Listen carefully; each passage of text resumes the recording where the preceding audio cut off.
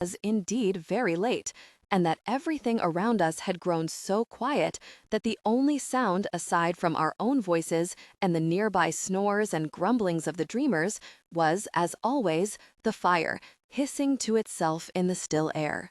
I woke the next morning with my mouth dry with hate. My God, was I sick of the dreamers! I hated them. I hated their stingy, teasing way with information. I hated their stupid, flat faces, their unintelligent eyes, their clumpy hair, their bulbous figures, their poor memories, their recycled conversation. I hated their village and their island and their weather.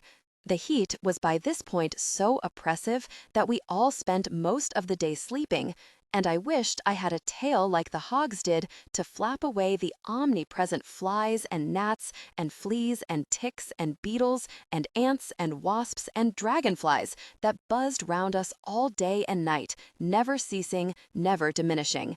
And their fruit that moved, and their endless supply of meat, of which we had not been offered one morsel, and their kin with their braying children and grunting women and taciturn men. I hated the way the breeze was so seldom that when it came it felt begrudging, that something that should have been consistent and plentiful had been made into something rare and capricious. I hated that talent would not let me walk alone up the path to the open field, that he would not give me an answer as to why I couldn't, that he wouldn't let me take Mua to show me the way. I hated the sloths who acquiesced so meekly to their deaths, their tiny, piteous voices, the way the hobs licked their skins clean as lazily as if they were lapping at ice cream. I hated talent, and I hated Esme, and I hated the guides, and I especially hated Mua and the chief, who I suspected could resolve the whole situation for us at once if they chose, and yet, for some reason, boredom, playfulness, who knew, had chosen not to. But most of all, I hated the smallness of life here, and how even though it was so small, I was unable to solve the mystery whose central question I could still not determine. And yet here I was, trapped on this island, for I knew Talent would never leave now, not when he was so close to unraveling something important, and my only way out was to resolve the problem. I should add that there were other factors that were contributing to what must sound like petulance. I had begun, over the preceding week or so, to notice that the village was abuzz with what seemed like an oppressive amount of sexual activity. Whether this was in fact unusual, or I had simply become alert to it, I was unable to determine, but each day brought numerous examples of coupling, so many that I, to whom nothing human is foreign, began to feel somewhat assaulted. A walk through the village meant encountering a couple engaged in intimate activity, their bodies close, their sounds audible. Something had even been reawakened in the dreamers, and now when I tried to sleep, it was often to a chorus of intimate sounds, one evening so loud that I finally roused myself to investigate. There they were, engaged in intimate acts, their movements unrefined. My presence, however, did not deter them in the least, and when, in a moment of desperation, I tossed a manama into their midst to startle them into silence, there was only the slightest of pauses before they resumed their intimate activities, and I heard, faintly, the manama squish into the earth nearby. Returning to my mat, however, I noticed something else amiss. Both Talent and Esme were gone. Their mats were there, but they were not. "Esme?" I called softly. "Talent?" But no one answered. My mind immediately filled with the worst of thoughts. I saw Esme pressed against a tree, Talent embracing her, her ugly mouth open like a greedy carp's, the messy excessiveness of her body, her sprawling hips, her bulging stomach, her puckered, dimpling thighs, her frizzed dandelion head of hair, a repulsive foil to the trim discipline of his own form. I was, I am sorry to say, in a torment. Not knowing was unbearable, but so was knowing. Nevertheless, I found myself making concentric rings around the village, heading deeper into the forest with each lap, calling out their names in a low voice with every turn. Where could they have gone? I even, on the 7th lap, attempted to follow the path behind the 9th hut as far as I could, until it grew increasingly faint under a bloom of moss, and I was forced to retreat downhill. The panic of discovering them was beginning to give way to new concerns. Where could they have gone in our circumscribed world that I could not find them? Was this a regular occurrence? And, this thought came to me last but was the most alarming, did not their disappearance mean that I was alone, with only Fa with whom to speak some semblance of English, and the dreamers my responsibility? It was while I was contemplating these thoughts, only later would I realize that I had been running, my arms stretched in front of me like a zombie's to feel for unseen trees, that I encountered the boy. At this point, I was quite deep into the forest, maybe 9 rings or so in, and I first mistook him for a boar. He was turned away from me after all, and standing near a tree, and when my fingers first touched his rough bundle of hair, I mistook it for a hide, giving a little shout of fear and surprise when I did. He gave a shout as well, but I think it was just to echo mine, for when I knelt down beside him, there was a crack in the canopy above us, and a little moonlight leaked through, enough for me to see the outlines of his features. He seemed calm, and his eyes met mine without fear or suspicion. It did not take me long to identify him as the boy from the first Aina. He was, as I have said, an exceptionally beautiful boy, slim and well-assembled, with unusually good posture, although what was most striking about him was the steadiness of his gaze, which I could feel upon me, even if I could barely see it in the poor light. But it was disconcerting to come across him here, so deep in the forest, holding himself so still, almost as if he had been waiting for me to find him, although that, of course, would have been impossible. "What are you doing here?" I asked him gently, although he could not understand me and so said nothing. "What is your name?" But still, naturally, there was no response. I pointed to myself. "Norton." I pointed to him. "And you." But he only cocked his head, the way the chief had, before writing it and looking at me again. "It's late," I told him. "Shouldn't you be at home?" But then, before I could keep speaking, he placed one of his hands on the side of my face. It was such a strange gesture, so shockingly intimate and adult, pitying, wise, maternal even, that I found myself very close to tears. It seemed in that moment as if he were offering me a sympathy I had not even known I had been craving. But feeling his hot, dry palm on my cheek, a boy's palm, when I later examined it, sticky and faintly dirty and scuffed with small cuts, but underneath soft and somehow innocent, I felt the unhappiness and loneliness of the past few days, the past 4 months, the past 25 years, press upon me like a great, bony mass. We stayed in that position for what felt like a long period, me in my painful crouch, he before me, my cheek tipped now into his hand. Above us, the moon glided behind a cloud, and it was then, in the absence of light, that he reached down and lifted my hand, and an intimate touch followed. I immediately removed it. By now, the darkness was so complete that the only part of him I could see were his eyes, and he mine, and in them I saw nothing that one might expect. Nothing keen or conniving, nothing eager or lascivious, nothing hungry or fevered. I do not know how to explain it better. I do not wish to be sentimental and say that they had a wisdom or any sort of special intelligence, but I do think it fair to say that they did contain, at the very least, a kind of gravity. He took my hand again, very gently, like a seducer, and made another intimate gesture. Once again, I pulled it away, and once again he patiently replaced it. I am being bewitched, I thought as we went back and forth, my hand now feeling almost disconnected from my body, a floating white bird moving on its own accord through the darkness. The boy shifted position then to lie down against the base of the tree and tugged at my other hand. Oh, talent, I thought. Oh, Esme, save me. I am being held captive. I am being spellbound. I may even have said this aloud. But they didn't come, of course, and the forest remained quiet, the only sound the boy's breath, his face blurring in and out of focus as the moon revealed and concealed itself in an endless flirtation with some unseen lover.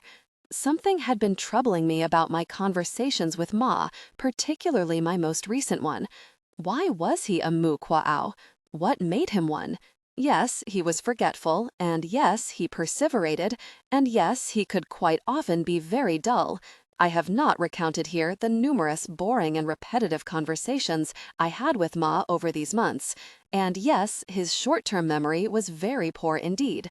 The day after our hike to see the Opaiwickus, I asked him a question about it, and he had no memory of our trip. Indeed, my insistence made him frightened and anxious. But his long-term memory was excellent, and his attention span, while by no means admirable, was no shorter than that of a child. Certainly all of these things combined to become very annoying, but was it really so bad? Was it worth abandoning someone simply because he was forgetful and repetitive? I had been working on a list of the dreamers' approximate ages, and now I separated them into two smaller lists, one group that was apparently known to the village, the other that apparently was not. Known, unknown. Ma, approximately 104 years. Eve, ? Vanu, Ma's father, approximately 131 years. Viu, ? Iviva and Vana, sisters, approximately 133 years. Ikana, approximately 176 years. Ukavi, approximately 108 or 1 years. Except for Loweka's father, the chief and Loweka were the oldest people in the village. We had, in a subsequent conversation, gotten both of them to confirm unambiguously that they knew Ma, Vanu, Iviva, Vana, and Ukavi, and that they remembered them being taken into the forest. But as hard as we tried, we could not get them to recognize Eve, Viu, or Ikana. Esme, being Esme, attributed their ignorance to willfulness. Of course they know them, she insisted. She was, however, unable to explain what benefit to them there might be from denying knowledge of the others. They have their reasons, she says. She saw conspiracy even in this simplest of civilization, a civilization so guileless that its people didn't even bother to conceal the fact that they abandoned their elders once they began to stray from the obscure behavioral strictures that governed their society. I, however, thought there was a much easier explanation. Surely the reason that the three dreamers remained unknown to Loweka and the chief was that they were so old they had been exiled when the two men were very young, too young to remember. This absolutely made sense in Ikana's case. If he was 176 now, and he had begun becoming a mukwa'au at, say, 100, he would have been escorted away well before either of them had even been born. That left the mystery of both Viu and Eve. Viu, I suspected, was younger than Ikana, though perhaps not by much. He had not, it seemed, been alive during Kaweha, for example, but when Ikana spoke of it, he nodded wisely, in the way of someone who had heard about the event so often that he had almost forgotten that he had not experienced it. But he was very impaired, there was no doubt of that. I remembered how poorly he had performed on the basic neurological tests I had given him, how he was unable to identify any of the objects I had placed before him, how his attention drifted the moment I began to speak to him. Last and least then, there was Eve, who was her own special problem. Even in the company of the dreamers, she remained singular. There was so much she could not do. She could not speak, she did not listen, she could not interact with the others. She was without shame or manners or niceties or logic. Often, when I regarded her from a distance, I felt as if I were watching something inanimate that had been unlawfully given breath. She staggered about and yelped when she felt like it and crammed things into her mouth and scrutinized the inconsequential and ignored the fascinating. With her coloring and lumpy shape, she occasionally resembled nothing so much as a sweet potato, one set upon two legs and plopped amid us. It was not a life, but that she breathed and sighed and ate.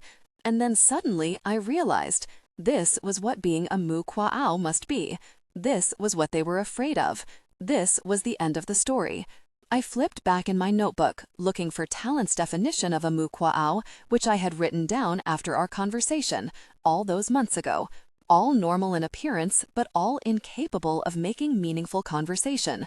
All they could do was jitter and babble and laugh at nothing, the neighing laughter of the brainless. And knew, Eve was a fully transformed mukwa'au. She was what the others would become. All it took, that occurred to me, was time. I flew back toward our Camp Lawakis, father, I screamed as I ran. All we had to do now was ask Lawakis father to identify Ikana and Viu, who would surely have been alive and been present in the village at the same time. We would also ask him to identify Eve. If he couldn't, it would confirm what I suspected, that Eve was so old that not even Ikana and Viu knew her from the village. That would make her well over 200 years old. Lawakis father, I shouted at Talent, who was, with Fa, leading some of the dreamers back from the stream. When he saw me, he passed them to Fa and started walking toward me. Talent, I gasped. I could feel myself grinning. We need to talk to Lawakis father right now. He may have said my name, but I was talking too fast, and he stopped to listen to me and my theories, which I knew for certain were correct. I had never been more certain of anything, it seemed, and the feeling was exhilarating. Exhilarating and also somehow completely natural, as if such a feeling were my birthright. This, I caught myself thinking, was what my life should be like, this sensation, this breathless excitement. Norton, said Talent finally, when I was at last able to calm myself. Lawakis father is gone. They took him into the forest last night. I was, of course, devastated. I railed away at Talent, demanding that he retrieve for me the chief, so I could, what, shout at him, rebuke him? Or the hunters who had taken him, who had yet to return, and that we ask to borrow one of the hogs to sniff a path toward Lawakis father. I had no idea if hogs were even capable of doing this. I was also struck by the unfairness of the entire situation. Here we were in a place where nothing, sometimes almost literally nothing, happened for days and days, and then, exactly when I needed things to remain the same, they suddenly changed. But finally, he was able to convince me that there was nothing to be done. But we can still test your theory, he said sensibly. Not that I was in any mood to be sensible. If what you're saying is correct, Ikana should remember Eve. Why? I asked sullenly. Because she can't be so old that she'd have left before Ikana was even born, he said. That would make her, what, almost 300 years old? That's impossible. He was so grave, so certain, that I wanted to laugh. Ah, how quickly we had grown accustomed to this absurdity, this world in which 300 years was an impossibility, but 176 was not. Who knew? Perhaps 300 years was not impossible at all. Perhaps Eve was 300, 400, 500, 1,000 years old. Perhaps she had been exiled long before Kaweha, long before Ikana had been born. So long ago that monstrous Ope of Wakis roamed the land by the thousands. So long ago that the trees around us had been saplings, tender and girlish, and from where we stood, she would have been able to see in every direction the blue sky and the blue sea, stretching before her in endless plains. As it turned out, however, Talent was right. Ikana did remember Eve. She had been exiled when he was a young boy, after Kaweha, when he was 5 on us, but shortly before, he thought, his Ainaina. He didn't know how old she was when she was taken, but Talent and I had determined, based on the others, that people began exhibiting symptoms of mu kuaonis anywhere between, say, 90 and 105. Even if Eve had experienced an early onset, it would still make her, today, no younger than 250. How, I wanted to ask Talent, was that possible? She had had children, but none of them, according to Ikana, had lived to 60 annas, and neither had her husband. She had had grandchildren as well, but none of them had lived as long as their grandmother either. In the end, there was only Eve, living in the forest alone for more than a century, trudging up and down its hills, eating her grubs and manama fruits and whatever else she could find, with only herself for comfort, her whole world at once oppressively narrow and oppressively huge.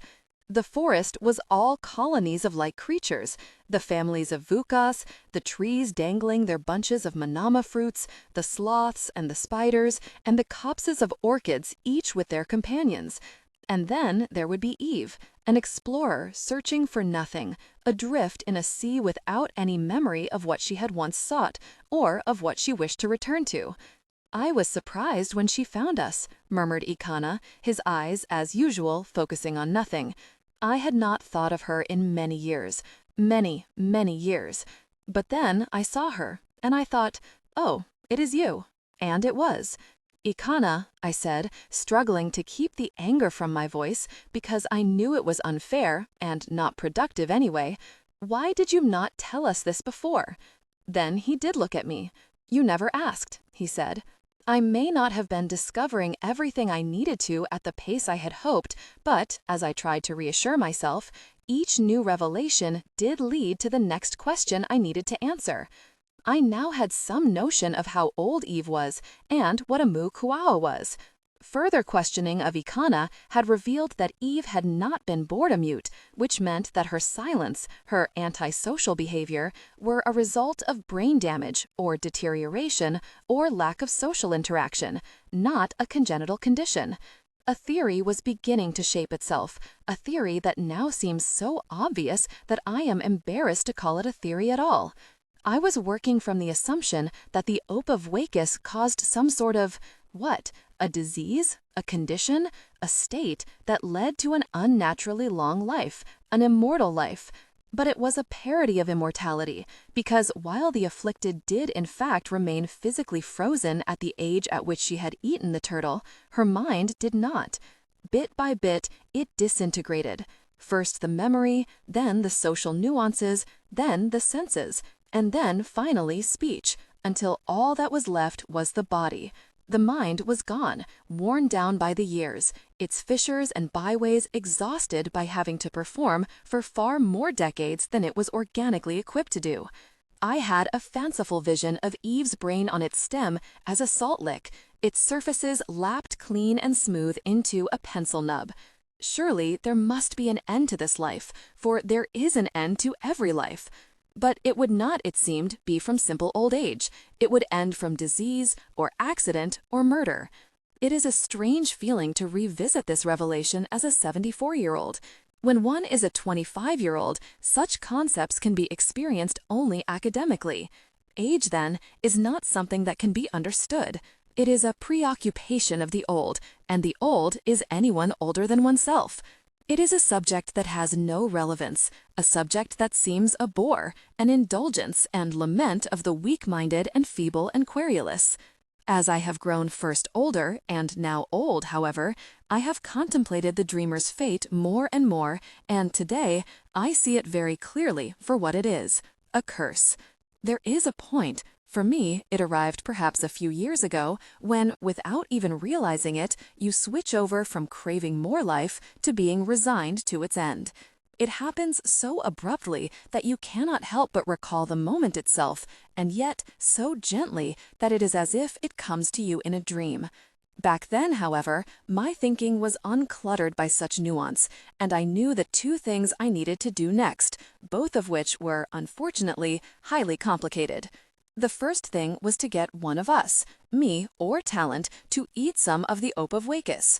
This was not ideal, of course. I knew in advance what a production it would be and what a risk it presented.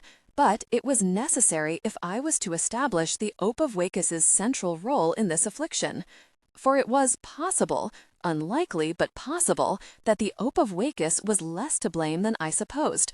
Perhaps it was a genetic misfiring, particular to the Ivuvuans. If they somehow were able to pass a certain threshold of age, they were guaranteed something close to eternal life. The second and more important thing I needed to do was to get at least 2 of the dreamers off the island and back to a proper lab so I could run tests and do some blood work. I had no idea how to begin doing this. But without that step, we had wasted more than 5 months, which seemed an eternity. The irony of this thinking did not escape me. Without conclusive blood work, I was left with nothing more than a series of fairy tales, and I had never been interested in fictions. I began with the slightly less difficult operation, securing an opus for future experiments. Talent and Esme were, predictably, horrified by my plan.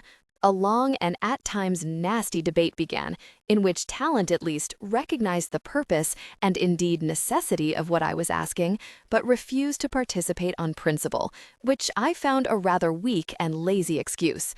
Esme, however, refused even to acknowledge that such an action was the next logical step. I screamed at them for being intellectual cowards and sentimentalists. She screamed back that I was a monster, cold-hearted and disrespectful, and that I was on the verge of ruining all that she and Talent were trying to accomplish. "What are you trying to accomplish, Esme?" I screeched back at her. "Recording the details of people's gosh is hardly what I'd consider useful work." We were now shouting so loudly that a number of the villagers had ventured to the border of their property and were watching us with interest and some amusement, pointing back and forth among us and whispering and snickering to one another. Talent made attempts to calm us both, but it was too late. In retrospect, it was somewhat ignominious. "How dare you belittle me? I want to help them." "You don't want to help them at all. If you did, you'd do what's necessary. You don't want to help them. To you, they're nothing more than insects, and you don't care what you destroy in the process. I didn't even want to come. I came because you needed me. I never wanted you to come." Yes, the argument had soon reached those depths, and we would have gone deeper still had not Talent, for the first time since I'd met him, truly furious, physically inserted himself between us. "Both of you are behaving reprehensibly," he said, and his voice was cold. "Esme, go take the dreamers to the river and get them something to drink." "Norton," he glared at me, and I realized suddenly how little he asked me to do with the dreamers. But instead of being relieved, I was wounded. Did he too not trust me with them? "Go take a walk. Both of you stop this outrageous behavior at once." "But what about the Opivuk?" I whispered, hating the whine, the pleading in my voice. "Norton," said Talent, and he said my name as if he had spoken an entire page. "I understand why you want to carry out this experiment." "Wait," he said, raising his hand as I was about to interrupt. "But I'm afraid it's just not going to be possible. It's not possible logistically, and furthermore, it's simply not advisable. May I remind you that we are guests here, that we are here by the chief's grace? Don't forget this, Norton. Don't forget that those spears are used not only for killing sloths and spearing vuwakas." I was silent, and he was silent too, the two of us staring at each other. "Promise me," he said, his voice regaining its plush tones, its bottomless calm. "Promise me you won't defy me." "I won't," I mumbled. "Norton," he began, and then stopped until I looked at him. "I'm warning you. There are ways we can test your theory, but this is not one of them." "I understand you, Talent," I said, but I knew he was wrong. There was no other way to test my theory, and if he refused to help me, I would have to do so on my own. There was a certain brief period every night when the village seemed to pause in its activities, an hour or two during which the daytime hunters overlapped in sleep with the nighttime hunters, and the fire finally burned low, and the only sounds were the myriad cracks and croaks of the myriad unseen creatures who crept through the woods in the gloom. It had been a very tense evening, spent first in a silent meal with Talent and Esme, which was followed by a silent collective journal-writing period, and which concluded with a silent unfurling of our mats. Later, I would ask myself why I decided I needed to act so quickly, and I suppose there was something rash about it, though I would also argue that I needed to act quickly, both before I lost my nerve and before Talent realized the inevitability of my actions. Once I was certain that the villagers were all asleep, their snores seemed to reverberate through the trees, I crept over to Mua. I had stolen Talent's flashlight from his bag while he was helping bathe the dreamers, though I was determined to use it as little as possible. I had to use it now, however, to find Mua. The group of them slept in a muddle, a jumble of limbs and hair that always looked and smelled faintly unwashed despite their daily ablutions. I found him lying near Ikana, his head resting on Via's back, one arm flung out over Iviva's breasts. Slowly, I knelt and shook him awake. "Mua," I whispered when he at last woke with a grunt, struggling up through layers of sleep. "I need your help." And then I remembered that he could not speak English. I grabbed a stick and drew the sign of the opaivuke in the dirt beside us, the circle bisected with the line, and then pointed to myself. Opaivuke, I said, to clarify. Vakaina, and then pointed again at myself. Ah, he said, and clambered to a sitting position. One of the useful things about the dreamer's impaired state, I reflected, was how little explanation they demanded. Even if we had been able to communicate, Mua would not have asked me why I was waking him so late at night to fetch the opaivuke, or why I needed it right now.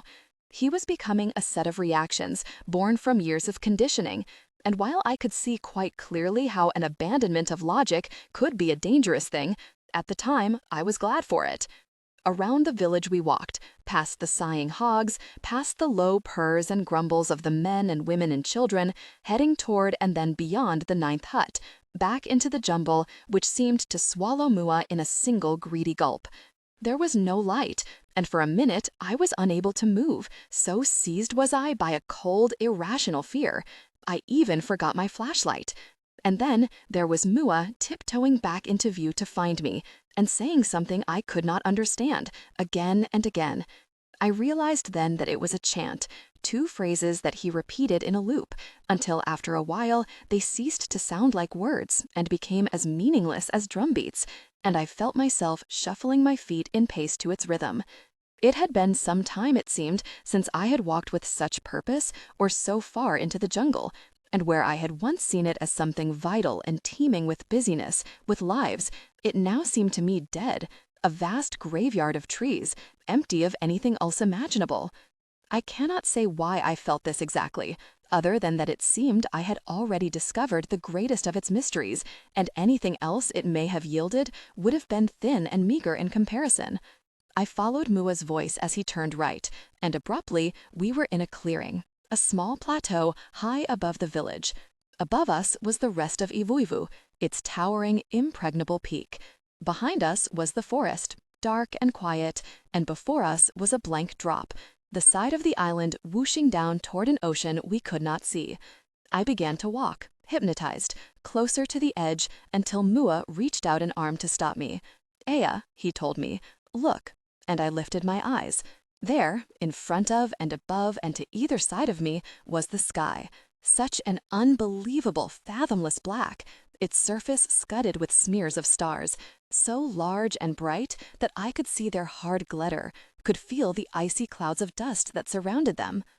There were so many of them that the sky seemed more light than dark, more full than empty. It had been so long since I had seen the stars, and looking at them, at the great vastness of the sky curved above me like an embrace, I thought of Owen and wondered where he was, still in Connecticut, or had he gone somewhere else, as he occasionally threatened to do. And it was then that I found myself crying, and although I tried not to make a noise, it was somehow comforting, as was that distinctive, almost forgotten taste of tears, as salty and hot as blood in my mouth. Mua seemed not to be bothered by my tears, and we stood there for a while longer. Above us the stars winked and shone. Then he made a grunt, and we began walking again. For a moment I was perplexed. Had we stopped on this plateau on our first visit to see the opavikes? And then, abruptly, frightened, where was Mua leading me? But when I turned back and saw the forest, so blackly impenetrable, I knew I had no choice but to follow him. By the time we reached the final clearing, I was so anxious I was shaking. In the darkness loomed monsters and ghosts, and in what I could not see, I saw everything I had ever feared. But then, "Opavike," Mua intoned solemnly, and there before me was the lake, the turtles' air bubbles skimming the surface like pearls. He gestured to the lake with one hand and then stepped back to watch. For the first time, I began to feel that my plan had perhaps not been as well considered as it might have been. While the village had been eating, I had managed to sneak into the palm storage hut and steal a large woven net, which I had carried uphill draped over my shoulders like a cloak. But as I approached the lake, it occurred to me that I had no idea whether this would be adequate to snare an opavike. Were they fast swimmers? Would they try to bite me? Had there been a weapon I could have stolen easily, I would have, but as it happened, there hadn't, and so I had had to settle for the net. I looked back to Mua as if for advice, but he merely crossed his arms and gazed off into the distance, as if what I was undertaking were a private event and one he had no right to witness. I need not have worried, however. As I approached the lake's edge, the Opavikes seemed to notice me, and as a single unit paddled slowly toward me, their limbs cleaving the water so softly that they sent only the gentlest ruffle across the still surface. Their trust made my mission both easier and more difficult, and as I stood there contemplating which of them to take, I had to unexpectedly and sternly remind myself of the necessity of what I was about to do. I chose one of the largest of the turtles. I assumed that its size meant it was among the elders of the lot, and I wanted to give the young ones a chance at a long life. All I had to do, it turned out, was reach into the water, cool and so clear that I could see the moon gliding along its mucky bottom, and heft it out. He was quite heavy and a bit slimy, but not difficult to handle, and the other Opavikes reassembled themselves at once to fill the space left by his absence, watching me with their large eyes. Unusually for a turtle, he did not burrow back into his carapace upon human contact, but instead waggled his legs a bit, rotating his head so that it felt like I was holding a large anteater, something shelled and armored but baby-like in its defenselessness. Staggering, I carried the turtle over to the edge of the forest, far enough away from the lake that his companions would not be able to see what I was doing.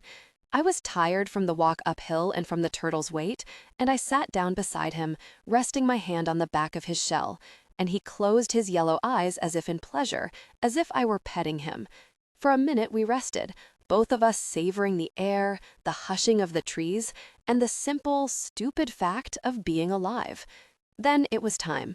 I had a penknife in my pocket, also stolen from Talent, and a roll of large palm leaves, stolen from the palm hut.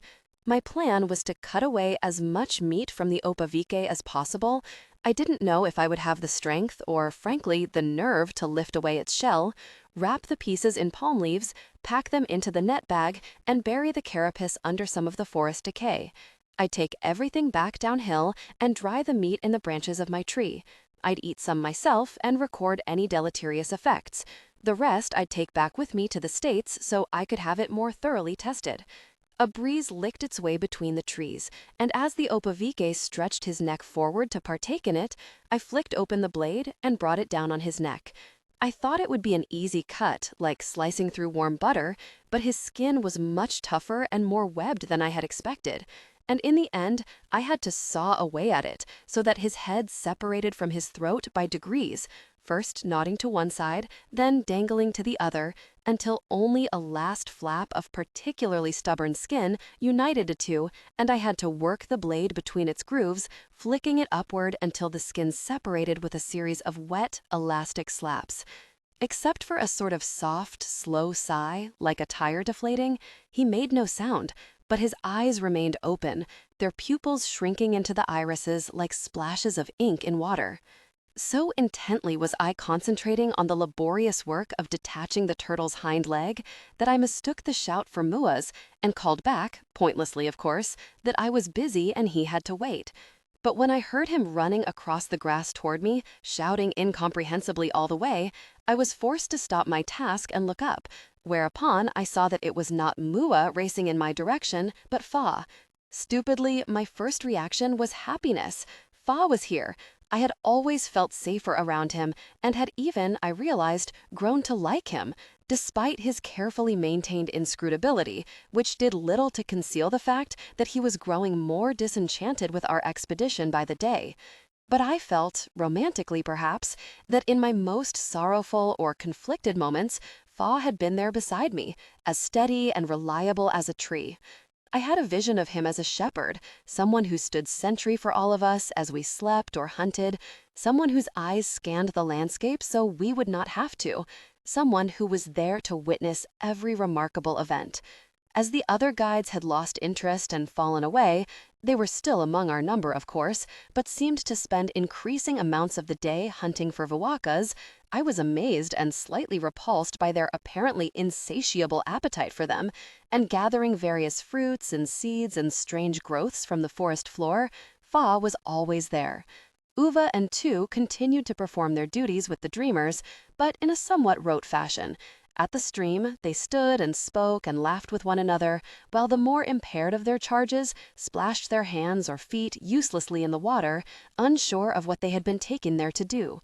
But when it was Fa's turn, he scooped handsful of water over their backs and shook out their brushy hair and murmured back at them when they sighed with contentment. Certainly, I respected him. Perhaps I even admired him. But I was very quickly made to adjust my reaction once I saw Fa's face and recognized the tenor of his voice. He was shouting, truly shouting, one hand playing worryingly over his spear, the other pointing to the dead Opavike, its head, its eyes still open, arranged decorously in the middle of the largest palm leaf, waiting to be wrapped like a gift. He was so angry that his eyes were bulging, and bits of foam, as white as stars, sailed forth from his mouth, and I found myself wanting to laugh. It was only then that I recalled how reverentially he had chanted when we had encountered the Opaivukas the last time, and with what awe he had watched the Vakaina, and so there seemed to be little to do but let him have his rant. I had felt certain Fa would never touch me, but suddenly, and I will never know his intentions, he raised his arm with the spear. Not threateningly, I will admit, nor even in my direction, but the mere act of his wielding a weapon alarmed me, and I instinctively lifted the turtle's corpse before me, his rounded shell a shield, and thrust it toward Fa just at the moment he was leaning in my direction. And it was then, as I was wriggling the turtle in front of me, cowering behind it, that I heard Fa emit a shriek. I looked over the top of the carapace and saw that I had brushed Fa's outstretched hand with one of the turtle's dangling forelegs, and in that moment I heard his shouts become keens, and he dropped to his knees on the ground, holding his affected hand before him and wailing. Had I been a less sensitive person, I surely would have succumbed to laughter, but that was only initially, and soon, as I watched Fa bent on the ground, his right hand, his spear-carrying hand, stretched toward the turtle as if in a sacrifice, that I began to sense the sincerity of his despair. His keening quieted to weeping, and then to nothing at all. Just a constant juddering of his shoulders and back, his face turned to the dirt, his spear abandoned at his side. For once, I was glad not to speak Uivuan, for he believed he was now doomed to become Mukuo, or that he had doomed someone in his family to it, and nothing I could have said would ever have been able to convince him of the contrary. And so I watched him for a while, in fascination and sympathy, until finally there was nothing left to do but continue my tedious work, bundling the flaccid pieces of the Opaivuka in the satiny palm leaves, the ground beneath me black with its blood. Our trip down was muted and hurried, and by the time I had sent Mua and a stunned, staggering Fa back to the group and tied my 6 packets of turtle flesh to the highest branches of my tree, the air was beginning to lighten and the first of the morning birds were starting to chatter. We had all, it seemed, resolved to pretend, talent that we had not fought, Fa that he had not been cursed, I that I had not done what I had needed to without permission or encouragement. Throughout the day, I would intermittently be struck by the courage and resolve I had exhibited the previous night, as well as by my resourcefulness, although there was no one with whom I could share my story. I passed Fa once. I was on my way to the creek for water. He was just returning, but as I walked toward him, he turned away, and I saw the planes of his face slide and lock into one another in an expression of utter unreadability that I never saw him without after that day. I knew then that he would never reveal to the others what he had witnessed that night. To do so would mean having to confront his own stain, his own ruination. Only Mua seemed to have forgotten everything of our nighttime adventure. That afternoon, I happened to see Fa, both hands wrapped around his spear, his chin propped on its blunt end, staring at him, though whether with envy or pity I could not say. Earlier, I had sneaked over to my tree and retrieved the packages, and then dug into the ground as deeply as I could, the soft, flowery earth as rich and moist as cake, before placing the packages in the hole and covering them with dirt. One, however, I set aside and unwrapped. For several minutes I remained there in a crouch, preparing myself to gag down the wet red flesh of one of the Opaivuka's feet. This, I reminded myself, was why I had disobeyed talent and gone to the lake, to taste and swallow, to prove to myself that there was nothing to fear. But instead, I found myself paralyzed with my own ambivalence. Not to eat it was to admit that I was frightened, that the impossible was possible after all. And oh, I wanted it to be true. I wanted to be correct. I wanted to know that my discovery was real. And yet, I also didn't want it to be true. I didn't want everything I had always thought upended, to have certainties and practicalities tossed away like molding fruits. To eat the turtle would be to admit that I was wrong, but it would also be to admit that the world I knew would continue as it had, unruffled and unchanged, its laws unchallenged and unassaulted. But I couldn't do it. In the decades after, I would recall this moment as if it were a hallucination and remember how close I had come to joining the ranks of the dreamers. What if I had not rewrapped the foot and placed it among the others, but had instead allowed my tongue to touch its surface? If I had allowed myself to succumb to the tide-pole illogic of that strange and haunted evening? That night my dreams were wild and diverse, the ending of one leaking into the beginning of the next. I dreamed I was wandering through the forest, making our uphill climb to the village, and that all the trees had become uivuvuans, their babble filling the woods like bird call, their feet bleeding into the trees' roots, and their hair weaving itself into branches. I dreamed that the chief and I were riding side saddle atop a car-sized opaivuka who trudged through a dried mud-flat landscape denuded of all trees, but faint on the horizon, against a plum-colored sky, was a miniature city of parched cement. I dreamed that I was sitting at a table in a wooden house where the ceiling was trussed with thick grooved pieces of lumber, with a metal platter before me on which sat a strange pink creature, four-legged and with saggy pooling flesh, which I came to realize was a carapaceless opaifuka. Across from me was Fa, dressed in a pale button-down shirt, his hair trimmed short around his ears, his hand holding out to me a knife and fork, and as I came to understand that I would have to eat the turtle, it twitched its head and opened its head and mouth, and its mouth, when it opened it, was the boy's mouth, with his little jagged teeth and his small bright tongue. I woke then to the forest unremarkable around me, and with Esme and Talent beside me as they should be, and still on Uivuvu, in the midst of one of its dense black nights. Nothing around me had changed. The next morning, Talent announced that we were leaving. It made sense, I knew, and it was inevitable. I had been told that we were to be there for at least 4 months, or at least some finite amount of time, but still the news came as a shock. First, despite all appearances, there really had been something of a plan all along, and even up here in the village, where governments and technology and clothes and books and schools and hospitals had no place, we were not free from its tentacles. Then there was the shock of time itself, its sudden reappearance and relevance in our lives. Here, time twirled itself into long spiraling whorls, defying biology and evolution. Not even the human body respected it. And yet, the definition of time we had to obey was the one determined in the part of the world where people consulted clocks and made and kept appointments, in which time was measured in increments smaller than seasons. It was unsettling to remember that that world existed still, and that, as foreign as it was that world that still commanded us, that made our decisions and determined our arrivals and departures. I had the sudden fanciful thought that perhaps the reason the villagers lived so long was that no one had ever thought to tell them they couldn't. That last week was very crowded. There were final interviews to conduct, final measurements to take, final physical evaluations to make, final drawings of the village to be rendered, final head counts and numbering of the stores in the meat hut, the dried goods hut, the palm leaf hut to do.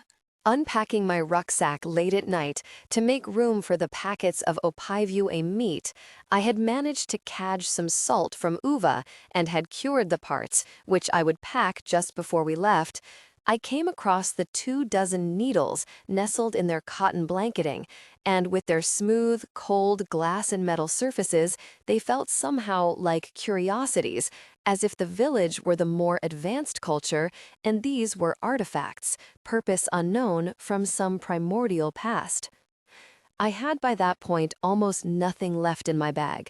My clothes I had for the most part given away to the village women, who stared perplexed at my jacket and button-down shirts until I demonstrated how they might be ripped and their sections used to bind 2 pieces of palm rope together, for example, or a sloth's legs to a spear. And the microscope had broken early in our journey, And more recently, so too had the thermometer, with whose spooky silver beads of mercury the village children had played, coating them with a powdery fluff of dirt and rolling them into one another until I had collected and removed them. It had occurred to me belatedly that Sereni must not have thought very much of me at all. The entire medical school, in fact, must not have thought much of me. Had I even been requested? Or had they convinced Talent, or whoever had ill-advisedly given him the funds for this expedition, to let me come along? Had I even been wanted? The brief, as I understood it, was that Talent would search for his mythical lost tribe, and he had, however improbably, found it. But who would have thought that the greater discovery would be mine, and that it would be what it was? There had been no knowing in advance that a scientist would be needed. My presence was the consequence not of luck, but of the school trying to get rid of one of its least promising students by sending him off on an absurd mission that was doomed to failure. I was humiliated for not having seen it before, and humiliated that I should have been such a pawn in such a poorly played game. And yet, despite this unpleasant revelation, I was determined not to think like Smythe. I'll show them, I'll prove them wrong. Although I also could not help but project my thoughts into the future, for I knew with certainty that I had found something spectacular, something bound to change science and society forever. I had found nothing less than immortality itself. It sounded so grand to say aloud, and so I didn't, but its import could not be ignored, even with its hovering cloud of fairy dust. What did you do, Fitch and Brassard? We injected mice with viruses. Why, what did you do?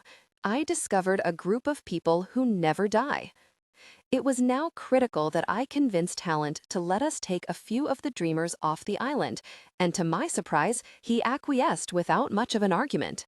Naturally, there was a longish lecture about the dangers of removing native peoples from their context and the extreme unlikelihood that they would ever be able to assimilate back into their society. But his arguments seemed a bit wan, not to mention absurd. Soon, if I was correct, they would have no conception at all of their context anyway, and their society had already rejected them, so why shouldn't we remove them? Well, he said at last, lamely, we should at least ask the permission of the chief.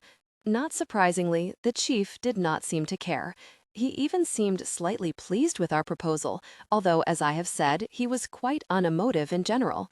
And why shouldn't he not have been pleased? We were volunteering to take away 4 useless mukuaos, and with them gone, there would be 4 fewer people looking for vukas and eating manamas, 4 fewer people who might someday, in their endless perambulations, happen once again upon the village. Then, what about the others? The chief asked. What do you mean? Talent replied. They cannot stay here, the chief said. Talent opened his mouth and shut it. There was nothing for him to do. We will take them away, he said, and the chief nodded. Then he turned and left. I don't know why, movies perhaps, or fables, but I had thought there might be some longer leave-taking, an exchange of gifts, or perhaps a ceremony, especially given the culture's love of them. But there was none of those things. Just the chief's back receding from us and his hog's hooves scuffing up little bursts of dust behind him. It occurred to me then that there was no ritual for leave-taking because there were no visitors. No one ever arrived, and no one, except the mukuaos, ever left. Then I remembered something. Wait, I told Talent, get him back here for a moment. And Talent called out to the chief, who turned and walked back to us with great reluctance. "Kay," he said flatly. "What?" Ask him, I instructed Talent, if he's ever known of anyone who has celebrated his vakaina who hasn't become a mukuao. He didn't want to answer, I could tell. It wasn't only because he was exhausted by the topic, it was because his answer would be an admission of his own fate. Until this moment, he had been able to avoid the question, to imagine, as surely every other 60-year-old had before him and would after him, that he might be the first. In his daydreams, he was chief forever, eating every few years at a new person's vakaina, his wives and children and grandchildren and great-grandchildren following him in a flock, the meat house never empty, the palm frond hut constantly replenished. He would grow so old that he would initiate his own great-great-great-great-grandson of his Ainina, so old that he would watch this same boy grow up and initiate his grandson. He would grow so old that the little sprout-like shoots of manamba trees that fringed the border of the village would grow to maturity and die and be replaced again. So old that someday he would be as old as the gods themselves. So old that one day they would reveal themselves to him, Aaka and Ivuvu, and maybe he would one day be a third in their union and be granted some realm of his own. The stars and rains and winds and waters and sun had their guardians, but maybe something would be assigned to him, the trees perhaps, or the flowers, or the birds whose claws pinched the branches high above him. These were his daytime envisionings. No wonder he often looked heavy-lidded, sated. He was drugged on them, and they were lovely things, savory and enchanting and easy to indulge in as often as he wanted. But by night, he would have different dreams. Of one day being led into the forest, perhaps so far lost to himself that he would no longer remember that he had once been chief, and that he had had a shiveringly awful hog who had followed him everywhere like a retainer. Of his spear being taken from him, perhaps by a grandson he had initiated. Of walking day after day through the forest looking for food, of hearing the calls of birds and monkeys above him and being unable to remember how to catch them, of not even remembering how easy it had once been, or worse, having a half memory of it tug at the edge of his consciousness, reminding him of what he did not know but almost did. Of discovering a pinkish fruit at his feet, worms medusaing from its scalp, and not remembering that it was for eating, and that he had once enjoyed it, had in fact been able to consume them by the dozen, had liked them dried, so that the edges were thin and crispy with crystallized sugar, or mashed into a paste and dabbed on a chunk of sloth meat, the sweet slobbering into the salty. Of being alone when he had once led 65 others, of day becoming night and then day again, but with nothing to mark the passage of time, no ceremonies, no events, no chance or close companionship or hunts, nothing but his own diminishing relevance to himself, which would happen so gently and smoothly that he wouldn't even notice it. It was those dreams that were the real ones, and he knew it. It was why he would yearn for the daylight, when he was in control of his own mind and in control of everything else besides.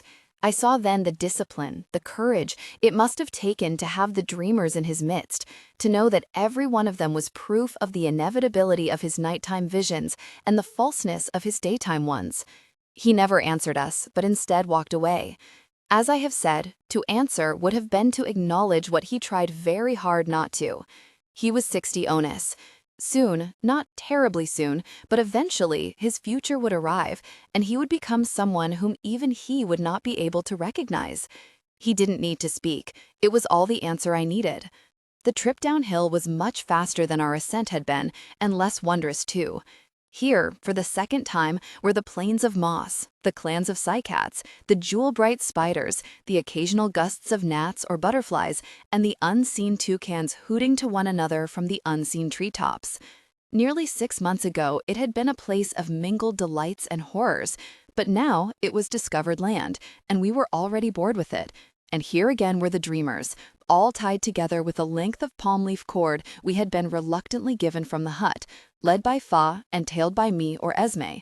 Before us walked Talent, and far ahead of him, so far that we had lost sight of them, Uva and Tu. We had agreed, Talent and Esme and Fa and I, to abandon the dreamers we could not take with us in the more forest-like part of the jungle, the antechamber to the village. The chief had not specified how far away we had to take them, but Fa had suggested at least 3 days' walk, and as the end of the 3rd day approached, I could feel us all slowing our pace, matching our strides to Eve's stumbling instead of yanking her along as we normally did.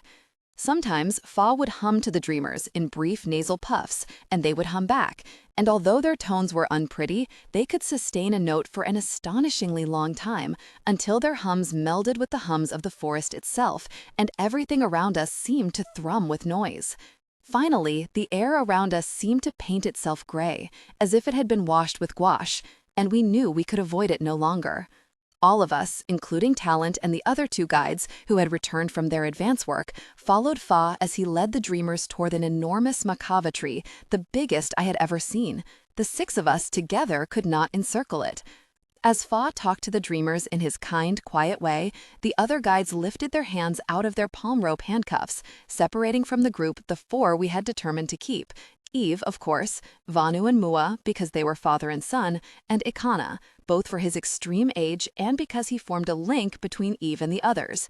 Uva worked a different length of palm around their wrists and led them away, the 4 of them following him obediently and without question.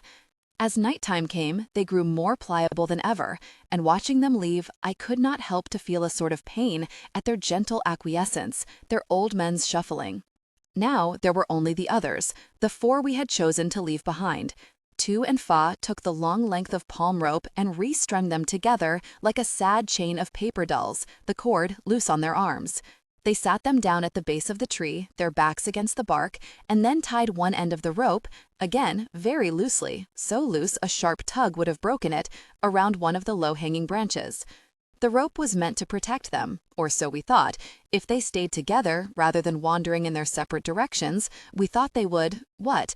Be able to watch one another die instead of dying alone, but at the time it seemed a kindness, although it is difficult now to remember why.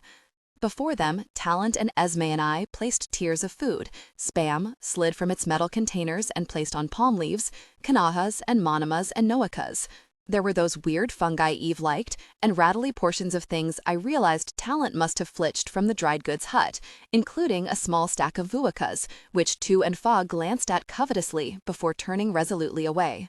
When we were finished, we stepped back, and something about seeing them all looking at us, their eyes as large and black and trusting as a sloth's, and the ground at their feet decorated with gifts as if it were Christmas, and these were the presents under the tree, wrenched something inside me, and for a moment I was paralyzed by the cruelty of what we were doing. I think we all must have felt the same way, for although I could not understand him, I could hear the anguish in Fa's voice, and saw the tenderness with which he laid his hand on each shoulder, gesturing toward the food as he spoke to them. Later, Talent would tell me what he had said. Don't leave one another. Take care of one another. Eat the food when you get hungry. Stay by this tree. We'll soon return. And then we left. Don't turn around, Talent warned us, and we all stumbled forward, driven by our desire to move as far away from them as possible, when they suddenly, as a group, began to hum. A fat, buggy drone that sounded mysterious and full of portent, a chant of goodbye, although really it was nothing of the sort, just a sundowning reflex, a bit of echolalia. We walked later than we ever had that night, so late that soon the only light we had was the red glint of bats' eyes as they flapped noisily above us, and the phosphorescent gleam from a flock of hard-shelled beetles that crested above us in a clicking, clackety gaggle, knocking into one another with crisp little tucks and careening off branches. It was imperative that we put as much distance between the abandoned and ourselves as we could, but even after our walking became first inconsequential, as we were going so slowly, and then counterproductive, had we been moving in circles? It was impossible to tell. We seemed unable to stop ourselves. In the forest's dark, in the absence of sight, all sounds became magnified, and out of the darkness loomed visions and nightmares. At one point, I swore I felt something large and furred skim fleetingly over the top of my head, almost as if the air itself had grown feathers. But when I asked the others if they had felt it too, no one had. I found myself aware, as I had not been in the village, of the woods beyond and what might be living past the tiers and tiers of trees we had not even thought to access. Earlier in the day, I had watched as a swarm of moths, so densely clumped that they appeared to be one creature, threw themselves at 2 canava trees in a barreling kamikaze mission. But to my surprise, they disappeared between the trees, vanishing into what I saw was the barest of fractures between them, an opening so slender I hadn't even seen it. What else had managed to muscle through the tree's barrier? There was the forest we knew, but beyond it, perhaps there was a whole other forest, an entirely different ecosystem, with its own distinct set of birds and mushrooms and fruits and animals. Perhaps there was another set of villages as well, protected by the trees for centuries, whose people lived to be 1,000 and never lost their minds, or who died when they were teenagers. I could hear Fa and Talent speaking to each other, and eventually, when Fa fell back, I asked Talent what they'd been saying. "He's upset," said Talent, and he sounded upset as well. "He says we should never have tied them to the tree. But the cord's easy enough for them to break. That's what I told him," said Talent. "But he says he never should have told them to stay. He says they'll never break the cord. They'll just sit there, waiting for us to come back, because we promised we would. But won't they forget we said that?" He sighed. "I explained that to him," he said. But he didn't say anything more. We were quiet for a moment. The ground crunched and squished beneath us. "So what does he think will happen?" I finally asked. "He thinks they'll just stay there, not touching the food, waiting for us to return until they die of starvation. Isn't that a bit extreme? They had," I reminded myself, "coped well on their own for years, for decades. And yet a part of me understood Fa's distress. Now that we had entered the dreamers' lives, now that we had named them as dreamers, now that we had cared for them, now that we considered them ours, something found and given meaning, it was somehow difficult to imagine them capable of living on without us." He sighed again. "He wants to go back for them. He wants to take them to his village. I told him he couldn't. He said he was a killer." "Poor Fa," I said, although my answer was more reflexive than anything else. He was a good, kind person, and although I thought he was being melodramatic, I appreciated his compassion. In the absence of action, poor Fa seemed to be the only thing to say. "Poor Fa," repeated Talent, his voice low. "Poor Fa." And then we were almost at the end. I had experienced the journey of almost 6 months before in reverse and was surprised at how familiar the sensations felt, and how friendly too. Here I was stumbling over the same slippery crosshatch of roots and growing heartily tired of the endless march of green, and feeling the wet air press upon me like a water-soaked mattress. Even with the dreamers, who, it must be said, were very good, obedient and placable, we were a day ahead of schedule. The boat would pick us up at midday on Tuesday, and by late afternoon on Sunday, we had only another 7 hours of walking to go. Once again, I was impressed that Talent had all along been keeping track of time. He even produced from his rucksack a small calendar, and seeing the days ticked off by a pencil mark made our stay on the island feel somehow both longer and more real. He decided that we would stop early for the night and have an easy amble the next day. On Tuesday morning, we would walk the final 2 hours to the shore, but it wasn't worth going earlier because that would mean sitting by the shore, getting bitten by the mosquitoes that were becoming more and more frequent the closer to water we got.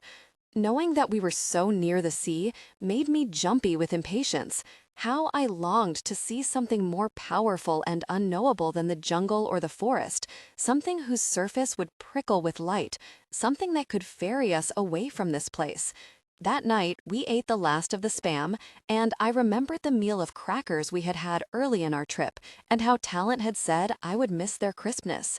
There were no crackers this time. They had been consumed long before, but their absence made me think of what an imperfect place this island was. Above, in the village, there was fire but no water, and here everything sagged and burped water. The trees were swollen with it, the ground was fecund with it.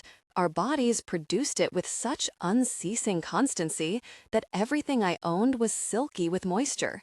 Still, it was a nice penultimate meal on the island, and the food we ate and what we lacked were only incidental. Even the dreamers seemed to realize that something grand and exciting was about to happen, for they smiled their silly smiles and chattered away, and at one point Mua even rose to do a funny little half-dance that resembled the one that the women did after the cessation of their menses. Uva and Tuho had taken advantage of the leisurely day to go vuaka hunting, and had returned with a sack that squirmed with so many of them that it resembled nothing so much as a gigantic, bloated manama fruit. Were particularly joyful, laughing and talking, and showing their pointy teeth, relieved that their time in this impossible place was almost over, and that they would soon be home, alive, and, even better, with a rich man's haul of monkeys. Only Fa remained locked into his fugue state, and as the rest of us clapped our hands and shouted at Mua's dancing, he sat apart from us, staring in turn at each of the dreamers, fidgeting with his spear. It was impossible not to intuit what he was thinking. In the dreamers, he saw not only his fate, but his responsibility. Their presence was an unbearable reminder to him of what he'd done and of what he'd become. When he murmured something to Talent and left, stalking into the woods beyond, I thought nothing of it, only that he wanted to be alone, away from us. And why would he not want to be alone, to prolong considering the inevitability of his departure? He was returning home a cursed man. What would he say to his family? I woke the next morning to screams, to Uva and Tuho running toward us, shouting at Talent, startled groups of bugs and birds rising up and screeching away in their wake. Fa, they were shouting, Fa, followed by something else. He was up and running after them at once.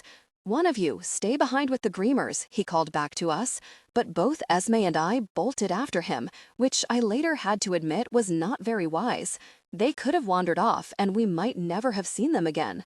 We ran, and for once, the jungle, as if recognizing our panic, seemed to adjust itself to us. Our feet did not land in the hollows of roots and did not skid over the ankle-breaking rimes of moss, but instead floated over every impediment, each footfall landing as cleanly and solidly as if we had been running on lawn, on tarmac. Before us, in the distance, was a tree, an enormous macava. Its branches stretched low and long like an octopus's tentacles, and from one of them hung Fa. He had used a length of palm frond rope, the same we had tied the dreamers with, and made an imperfect noose. So imperfect that when I examined him and felt his neck intact, I realized that he had suffocated and that his death had been a slow and agonizing one. Uva and Tuho were howling, their heads thrown back and their eyes seemed shut, their slabby tongues working muscularly in their mouths. Esme was crying. "Oh," she said. "Oh, Fa." Talent looked exhausted, his face pulling itself down toward the ground, his hands hanging at his sides. It took all of us to bring him down. Ta climbed up the tree and onto the branch and sawed at the rope with Talent's knife. Talent and I caught him as he fell, and we all carried him back. Talent and two on one side, the rest of us on the other, Fa a solid, swinging weight between us. I had not witnessed a death the entire time I had been in the village. A birth, yes. The baby, like any other baby anywhere else in the world, had slid out, snarled with fleshy cord, and colored that particular unattractive mauve color that newborns are, as I watched, barely breathing so as not to betray my presence from behind the hut. But not a death. So I did not know how the Ivuivuans would bury their dead, or even if they had many occasions to do so. But the Uivuans' treatment of their dead would be different from the Ivuivuans anyway, Talent reminded me. In Uivu, they would take the body to a remote location high in the hills and leave it to be consumed by animals. Then, 6 months later, they would return and move the bones somewhere secret. Only the deceased's family would know the location, and they would never tell for fear that someone else would steal the bones and with them the dead person's spirit. But here, there was no high hill nearby. That afternoon, we had kept Fa's dead from the dreamers. Tu and Uva took Fa away. They were gone for so long that, although we did not voice this fear to one another, I think we were all concerned that they might not return, even though they hated the island, and even though they had left their sack of vuicas behind. By the time they did walk back to us, it was daybreak, and the sky was lightening, and we could see small dust-colored insects, their wings webbed and traced with veins so fine and yellow they looked like strands of saffron, clogging the air before and above us. They were spent, gray-faced. They spoke to Talent. "They've hidden him somewhere," he reported to us. "They said they'd return in 6 months to hide his bones." But we knew, all of us, that this would not happen, that Fa's body would remain wherever they had left it, to be nibbled away at by ants and bats and birds and beetles until it was picked clean, its bones as white as butter. In the end, we had spent so long waiting for Tu and Uva that we had to hurry the rest of the way downhill to meet the boat. Two carried Fa's spear, which he would return to his family, and which would serve as evidence that he was truly gone. By the time we reached the little shore, where the water lapped so far up onto ground that there was a span of about 10 yards that was not quite ocean and not quite land, where you could see the two worlds coming together into one fish swimming above grass and orchids shimmering beneath the ocean's oily slick, the sun was so high in the sky that for a moment I feared that the boat had already come and gone, and we would be trapped here forever, too far from one civilization and unwilling to return to the other. But then we heard a far-off chugging and watched the boat materialize in the distance as a gray-brown smear before it drew closer and solidified into shape. After these months, it looked, for all its crudeness, impossibly sophisticated, a creation of a bold and ingenious society. At the prow, the boatman held up his arms, and Talent waved back to him. I wondered what the boatman would think of his extra passengers, and what the dreamers would think of the boat, and, later, what it would feel like to be on the open water, to have the ocean bouncing away beneath us. With each yard, we would be drawn farther away from this place, which was already beginning to feel like a dream, a series of events and meetings that had never happened, and back toward our own society. I asked myself if I was happy about this, and was surprised to find that I didn't know that I was. The boat was now close enough for its driver to see who we had with us, and even from the shore I could see his mouth form itself into an O. "Bring them closer, get ready to board," Talent told us, already wading out into the shallows to help pull the boat in. We drew them along, Tu and Uva and Esme and I, each of us holding one of the dreamers' hands. They were reluctant to put their feet into the water, but once they did, they let out small sighs of happiness, although Ekana's hand tightened around mine, and I squeezed his back to reassure him. "Come on," I told him, even though he couldn't understand, and he looked at me trustingly, his eyes mild, and it was difficult to remember that he had once been a warrior, and had once carried a spear that he had protected with his life. "Ma la machina, Mama." We walked carefully toward the boat, the last in line. The quilt of rocks beneath us was uneven, and Ekana swayed a bit from the effort. I could see the boatman's shaking hands as he touched Eve's wrist and helped heft her up. Behind us, the jungle steamed, but I didn't look back. The villagers were engaged in their lilika, or small sleep, which traditionally begins directly after the midday meal and lasts well into the afternoon. The lilika was probably born as a matter of necessity. During the hot months, it was simply too difficult to get work done in the late sun. Second, Ivoivoans have traditionally stayed up very late at night, for it is then that the choicest hunting takes place. Many of the Ivoivoans' favorite game animals are nocturnal. Although the missionaries were, as Norton has noted, unable to win many converts, they were able, through the occasional envoy, to convince the king that Lilika was somehow backward and would thwart the country's rise. King Tuimaele therefore abolished Lilika in 1930, in what was to be one of the missionaries' most significant legacies. However, the tradition persevered on Ivuivu because, as Norton notes, they had no knowledge of the king, much less of his kingdom. Norton does not significantly address King Tuimaele in these pages, but he was, by all accounts, a fascinating man. Tuimaele was as old as the 20th century itself, so he would have been 50 when Norton arrived on the island, and had been ruling since he was 12. His relationship with the encroaching West was a complicated one.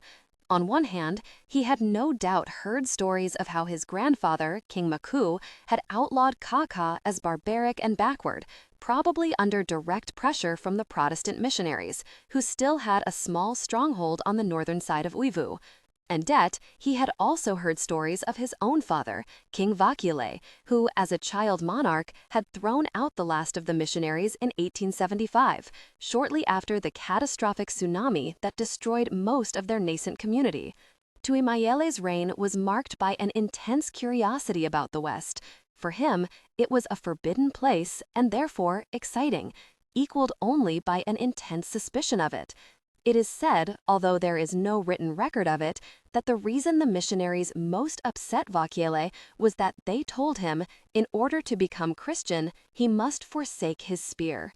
And with that one command, the settlers' several decades-long stop-and-start inroads into Ivu were halted. Vakiele banished them, and Tuimayele grew up in an Ivu completely without a white presence. Before they were banished, however, Vakiele had made friends with some of the missionaries, one of whom, his name is lost to time, gave him a series of picture books, which the king is said to have passed on to his son. Although Tuimayele was subliterate, the books were proof of a world outside his own, and it was he who would leave or try to establish diplomatic outposts in various South Pacific countries. Unfortunately, he was not able to allow himself to commit to these overtures completely, and Wivu spent the first part of the 20th century in semi-obscurity, falling in and out of notice in the West, until, that is, Talent and Norton forced it into public consciousness. 35. In previous renderings of this story, Norton has intimated that this beast might have been human. The New York Times reporter Milo Smoke quotes Norton at length in his book, The Lost Boys, New York, HarperCollins, 1989, as saying, "The first thing we saw upon entering the village was a fire, one that burned throughout the day and night. Suspended over it was a creature whose identity I couldn't quite discern. It was clearly some sort of mammal, for you could see, still edged along its crown, little bits of black threads that snapped like glass in the heat. But its head was too large to be a dog's, and its limbs too long to be a hog's. As I stared at it, I began to fancy that it might be a primate of some sort, although I had not until then seen any monkeys as substantial as the creature was, and I was scared to follow my line of thinking for fear of reaching the inevitable conclusion." 36.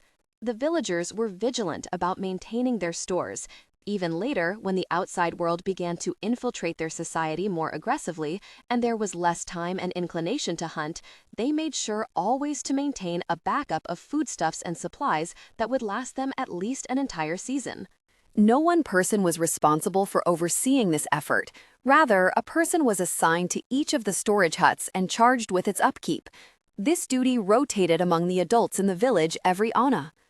But although the work of keeping their supplies replenished was a constant one, to be practiced year-round, the majority of labor harvesting, plucking, curing, sorting, foraging, hunting for game, etc. actually took place during Liliwaka, or small rain season Norton.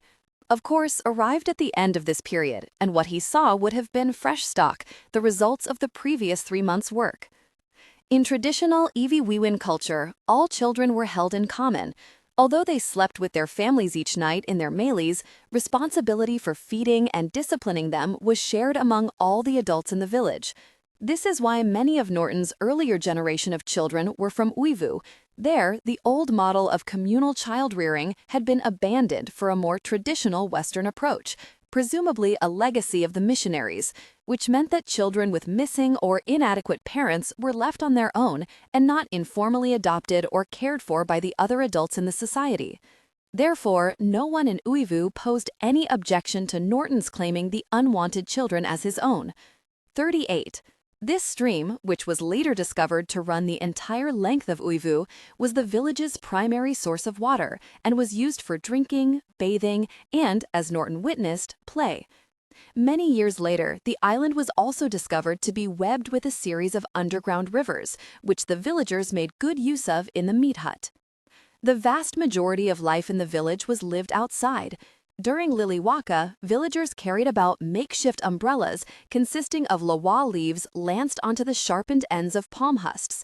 Every person had his or her own and carried it from place to place, sitting beneath it when the rain fell. Only during Waka, the big rain season, were the villagers forced inside their huts, which they hated. They spent most of their time during that season sitting at the mouths of their melees, looking mournful and shouting to one another over the sound of thunder. Norton once told me he never understood why they didn't just erect one large canopy that they could all cluster beneath and unfurl when the rains began. 40. Astonishingly, the villagers were not only not familiar with the sea, they had no notion of it at all. There is an account by Talent of a villager being taken to see the sea for the first time and him mistaking it for a sky without clouds. The poor man thought that the world had been tipped upside down and that he was entering the realm of Pu'awaka, goddess of the rains. See Paul Talent, The Island Without Water, Iwiwiwin Mythology and Isolationism, Journal of Micronesian Ethnology, Summer 1958, Volume 30. The 4 rituals that Norton glancingly mentions here are detailed in Talent's landmark book about Uivu, The People in the Trees, The Lost Tribe of Uivu, New York, Simon & Schuster, one of the canonical titles of modern anthropology. The last ceremony, the one in which 8 members of the village dance around the fire holding lizards to their head, is a fairly obscure rite called Tuwaina, which Norton was lucky to observe as it is performed only during a partial eclipse. The Iwiwiwin add a complex system of tracking the moon's waxing and waning, which is also described in excellent detail in People. In Iwiwiwin culture, the lizard, in this case a rare reptile called an eyoluke, is considered a sign of the moon, and the moon is considered to have 8 stages. During a partial eclipse, a specially elected village quorum pays tribute to the moon by urging him to return to his proper state. The lizards are held to the head as a sign of respect and then sacrificed to the fire so that the smoke will travel upward and its fragrance will appeal the gods of the skies. 42. Esme Duff, Life Among the Deathless, A Study of Uivu, New York, Harper Row, 1977, is a fairly sentimental memoir of Duff's excursions to the island. As Norton has noted, Duff was an excellent chronicler of the minutiae of village life. She provides exceedingly comprehensive accountings of the contents of the various storage huts, but there is something cloying about her renderings of the people. The children are described as fattened cherubs, and women are singled out for their gentle eyes. There is no mention of the Ainina ceremony, nor of the sloth-beating exercises that Norton details. Of Norton, whose presence on the initial 1950 trip she briefly acknowledges, there is only a single long paragraph, some lines of which I have excerpted here. In later years, Perina would prove almost single-handedly to be the source of the island's undoing. It is uncertain that he ever really cared anything for the Iwiwiwin culture, much less its people, evidence of which can be found in his willful disregard for their most sacred of taboos. Although he is credited, erroneously, with discovering immortality, as if such a thing can be discovered at all, he was, in my opinion, always more interested in achieving personal immortality, no matter the cost to the people he had to exploit in order to do so. Unfortunately, Duff's book fell out of print in 1980, just 3 years after its publication. 43. In a letter I wrote to Norton after receiving this chapter, I asked if he had ever submitted a paper to any anthropological journals describing the Ainina. He replied that he had in fact done so several times, but that the revelation of the Ainina seemed to contradict the idea of an idyllic and peaceful society that had been proposed by the post-Talent generation of Uivuan scholars, and therefore the report was never accepted. One can only hope that this second, newer batch of Uivuists are able to take a less romantic and more clear-eyed view of the island and revisit their long-held opinions about the culture, especially as regards children and sexuality. 44. Unlike on Uivu, the position of village chief on Iwiwiwin was earned, not inherited. Typically, it was awarded to the first male to kill a wild hog before receiving his malamakina. After receiving the honor, the boy would usually not actually assume his responsibilities until the current chief either died or abdicated in his favor. 46. Norton does not say so explicitly, but aside from the tattoo, another indication that a villager had undergone the Vakasaina ceremony was his sudden ornamentation. Anyone who had reached 60 onas thereafter wore some sort of embellishment, whether a necklace or a cape or a length of fabric. Of course, these were often lost or abandoned later when their circumstances changed. This sartorial edition is not thought to hold any special symbolism or significance. Rather, it simply seemed to be an easy way for the honored person to remind the rest of the village about his new status and remarkable achievement. 46. Norton later told me that one of his greatest regrets from this period was not also taking Iviva and Va'ana with him, and indeed I had always wondered why he hadn't. They were twins after all, and would have made for a particularly interesting study. But Norton said that at the time he thought he would be able to successfully corral and control only 4 subjects, and he decided that it was more valuable to chart the differences between 2 blood relations of different generations, which meant that the twins by necessity had to be left behind. 47. The Iwiwiwin's method of disposing of and remembering the dead is notable mostly for its brisk efficiency, especially given the enthusiasm and glee with which they commemorate the more mundane passages of life. The dead spend a day on display in the center of the village, lawa frills covering their eyes. That night, after dinner has been cooked, they are placed on top of the fire and left to burn overnight. Only during waka, the big rain season, were the villagers forced inside their huts, which they hated. They spent most of their time during that season sitting at the mouths of their mealies, looking mournful and shouting to one another over the sound of thunder. Norton once told me he never understood why they didn't just erect one large canopy that they could all cluster beneath and unfurl when the rains began. 40. Astonishingly, the villagers were not only not familiar with the sea, they had no notion of it at all. There is an account by Talent of a villager being taken to see the sea for the first time and him mistaking it for a sky without clouds. The poor man thought that the world had been tipped upside down and that he was entering the realm of Pu'awaka, goddess of the rains. See Paul Talent, The Island Without Water, Iwiwiwin Mythology and Isolationism, Journal of Micronesian Ethnology, Summer 1958, Volume 30. The 4 rituals that Norton glancingly mentions here are detailed in Talent's landmark book about Uivu, The People in the Trees, The Lost Tribe of Uivu, New York, Simon & Schuster, 1959, one of the canonical titles of modern anthropology. The last ceremony, the one in which 8 members of the village dance around the fire holding lizards to their head, is a fairly obscure rite called tuwaina, which Norton was lucky to observe, as it is performed only during a partial eclipse. The Iwiwiwins had a complex system of tracking the moon's waxing and waning, which is also described in excellent detail in People. In Iwiwiwin culture, the lizard, in this case a rare reptile called an eyoluke, is considered a sign of the moon, and the moon is considered to have 8 stages. During a partial eclipse, a specially elected village quorum pays tribute to the moon by urging him to return to his proper state.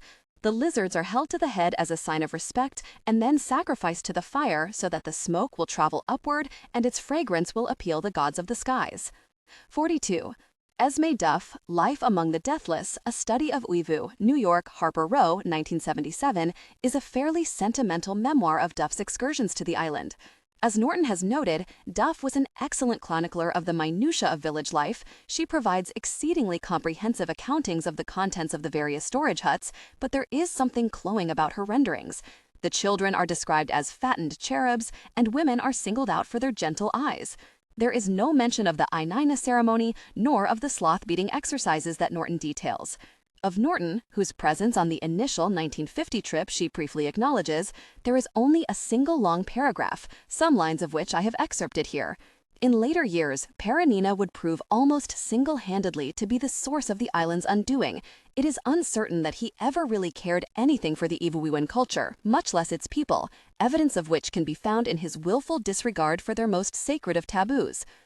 Although he is credited, erroneously, with discovering immortality, as if such a thing can be discovered in his book, Talent, who witnessed one of these outdoor cremations, gives a wonderfully vivid rendering of the little firecracker bursts that are audible throughout the night as various body parts explode and their contents simmer in the flames. The next morning, the fire is extinguished, the remains are collected, and a relative of the deceased is dispatched to bury them under one of the trees lining the village's rim. Each family has a certain number of trees allocated to them for these occasions. Talent notes that the days surrounding the death are marked not by keening or weeping, but instead by a dignified, almost majestical sense of quiet and contemplation. The deceased's immediate family continues to go about their daily rituals, but their silence, their lack of chatter in this busy, intimate community is a ritual in itself, and the other villagers give them peace until the bereaved signal their intention to return to the life of the community.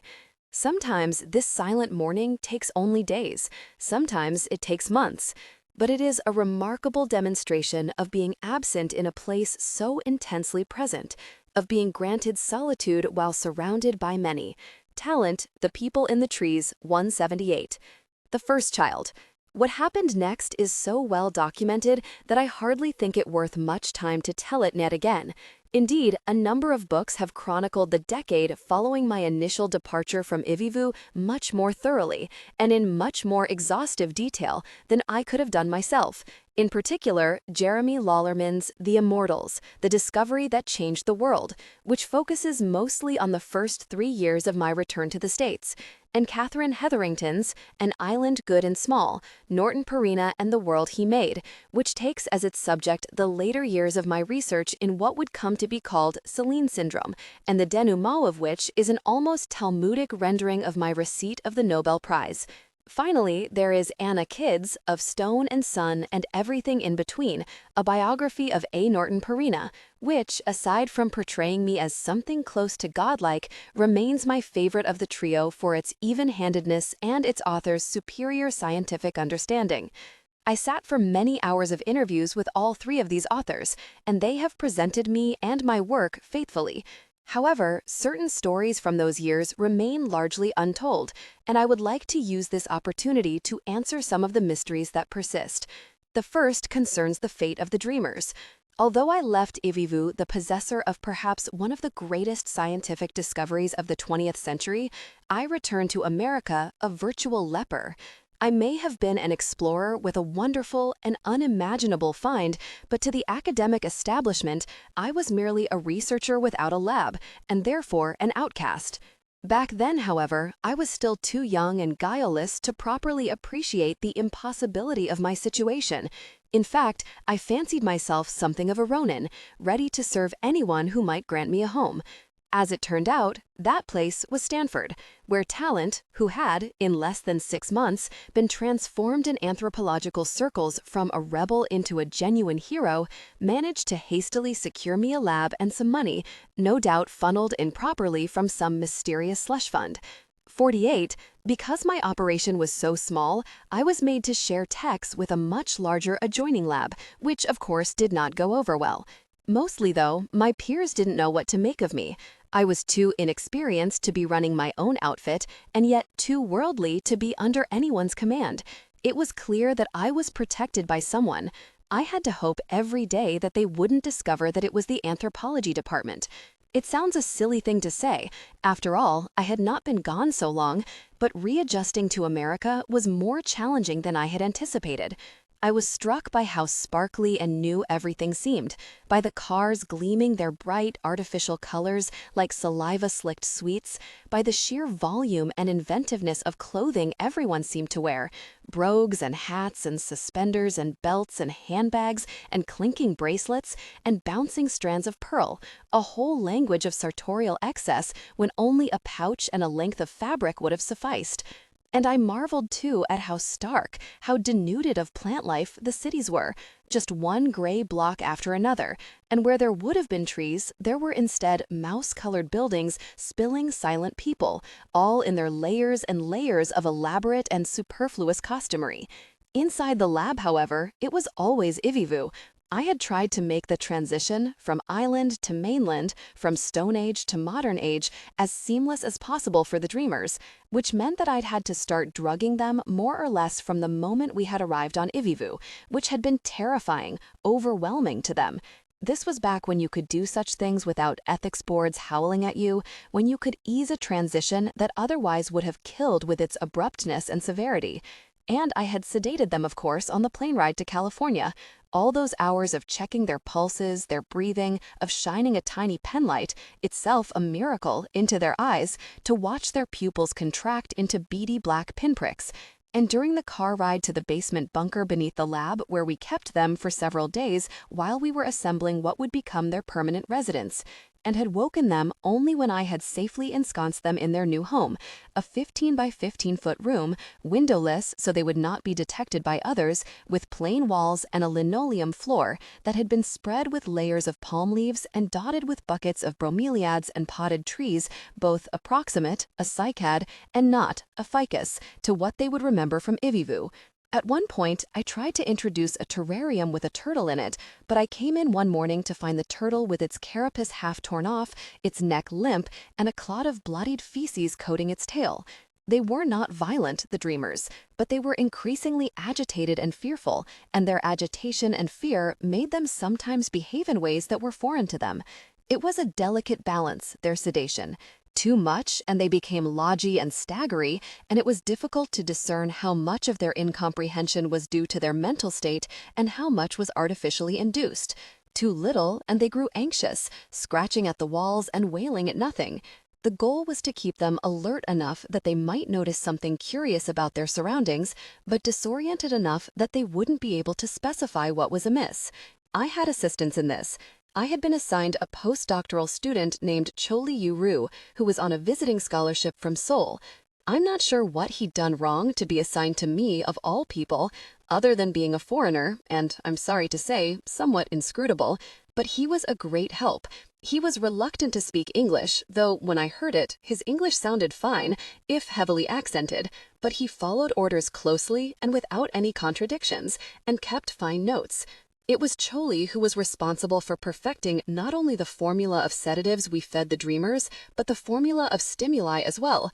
He knew exactly how much time spent outside their room would upset them, and was even eventually able to take them outside the lab entirely for short periods at night, when the electric lights were dimmed and the grass was cool under their feet, and the building's other occupants, from whom we kept the dreamer's existence, had left for the day. Sometimes this silent mourning takes only days, sometimes it takes months, but it is a remarkable demonstration of being absent in a place so intensely present, of being granted solitude while surrounded by many. Talent, The People in the Trees, 178. The First Child. What happened next is so well documented that I hardly think it worth much time to tell it yet again. Indeed, a number of books have chronicled the decade following my initial departure from Ivivu much more thoroughly and in much more exhaustive detail than I could have done myself. In particular, Jeremy Lollerman's The Immortals, The Discovery That Changed the World, which focuses mostly on the first 3 years of my return to the States, and Catherine Hetherington's An Island Good and Small, Norton Perina and the World He Made, which takes as its subject the later years of my research in what would come to be called Selene syndrome, and the denouement of which is an almost Talmudic rendering of my receipt of the Nobel Prize. Finally, there is Anna Kidd's Of Stone and Sun and Everything in Between, a biography of Norton Perina, which, aside from portraying me as something close to godlike, remains my favorite of the trio for its even-handedness and its author's superior scientific understanding. I sat for many hours of interviews with all 3 of these authors, and they have presented me and my work faithfully. However, certain stories from those years remain largely untold, and I would like to use this opportunity to answer some of the mysteries that persist. The first concerns the fate of the dreamers. Although I left Ivivu the possessor of perhaps one of the greatest scientific discoveries of the 20th century, I returned to America a virtual leper. I may have been an explorer with a wonderful and unimaginable find, but to the academic establishment, I was merely a researcher without a lab, and therefore an outcast. Back then, however, I was still too young and guileless to properly appreciate the impossibility of my situation. In fact, I fancied myself something of a Ronin, ready to serve anyone who might grant me a home. As it turned out, that place was Stanford, where talent, who had, in less than 6 months, been transformed in anthropological circles from a rebel into a genuine hero, managed to hastily secure me a lab and some money, no doubt funneled improperly from some mysterious slush fund. 48. Because my operation was so small, I was made to share techs with a much larger adjoining lab, which of course did not go over well. Mostly, though, my peers didn't know what to make of me. I was too inexperienced to be running my own outfit, and yet too worldly to be under anyone's command. It was clear that I was protected by someone. I had to hope every day that they wouldn't discover that it was the anthropology department. It sounds a silly thing to say. After all, I had not been gone so long, but readjusting to America was more challenging than I had anticipated. I was struck by how sparkly and new everything seemed, by the cars gleaming their bright artificial colors like saliva-slicked sweets, by the sheer volume. Sometimes I would go with him on these night rambles, each of us holding 2 of the dreamer's hands, and follow him across the short, well-kept lawns, avoiding the sidewalks and the buildings, waiting as they exploratorily lapped at the bark of a eucalyptus and rubbed their shoulders against a spindly cedar. At these times, he reminded me of no one so much as poor Fa. They shared the same indulgent patience, the same protective instincts, the ones that made him swerve the dreamers away from concrete and guide them toward a grove of beeches that might as well have been flowers. So little did they resemble manama trees, but were better, I suppose, than nothing. The dreamers were deteriorating very quickly now. Indeed, they had become more, well, mukuwawish in the first month following our return than they had in the 14 weeks or so that I had known them on the island. Again, it was impossible to conclude definitively whether this was because of their environment or organic, or whether it was for some other reason entirely, diet perhaps. Naturally, no manama fruits were available, but with Talent's help, I had recreated as closely as I could an Ivuvian diet. We had substituted veal for sloth meat, though I fear that that parallel was grounded more in sentiment than anything else. My logic, I seem to recall, was that sloths were slow-moving and fatty and gentle, and so were calves, and therefore the latter might make an even swap for the former. Small rotisseried chickens for the vacas, and mangoes for the manamas.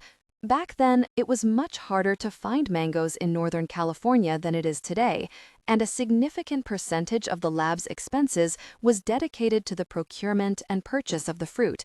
Still, one did not have to be particularly bright to recognize that the culprit was probably the lab itself.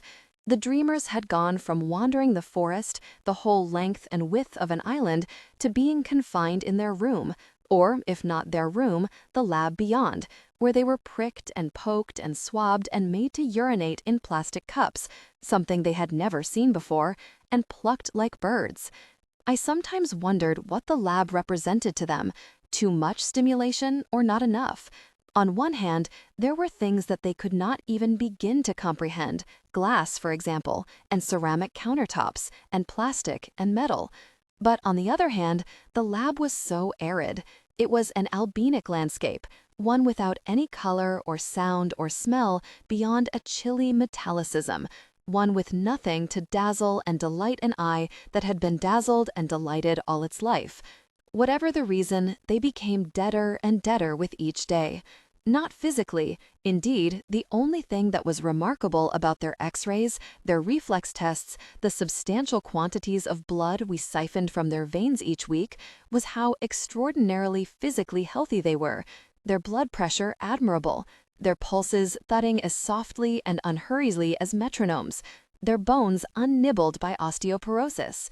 But as if in compensation for their bodies, which, once exposed to food other than manalas and those shingly mushrooms, grew sleeker and plumper, their minds diminished piece by piece.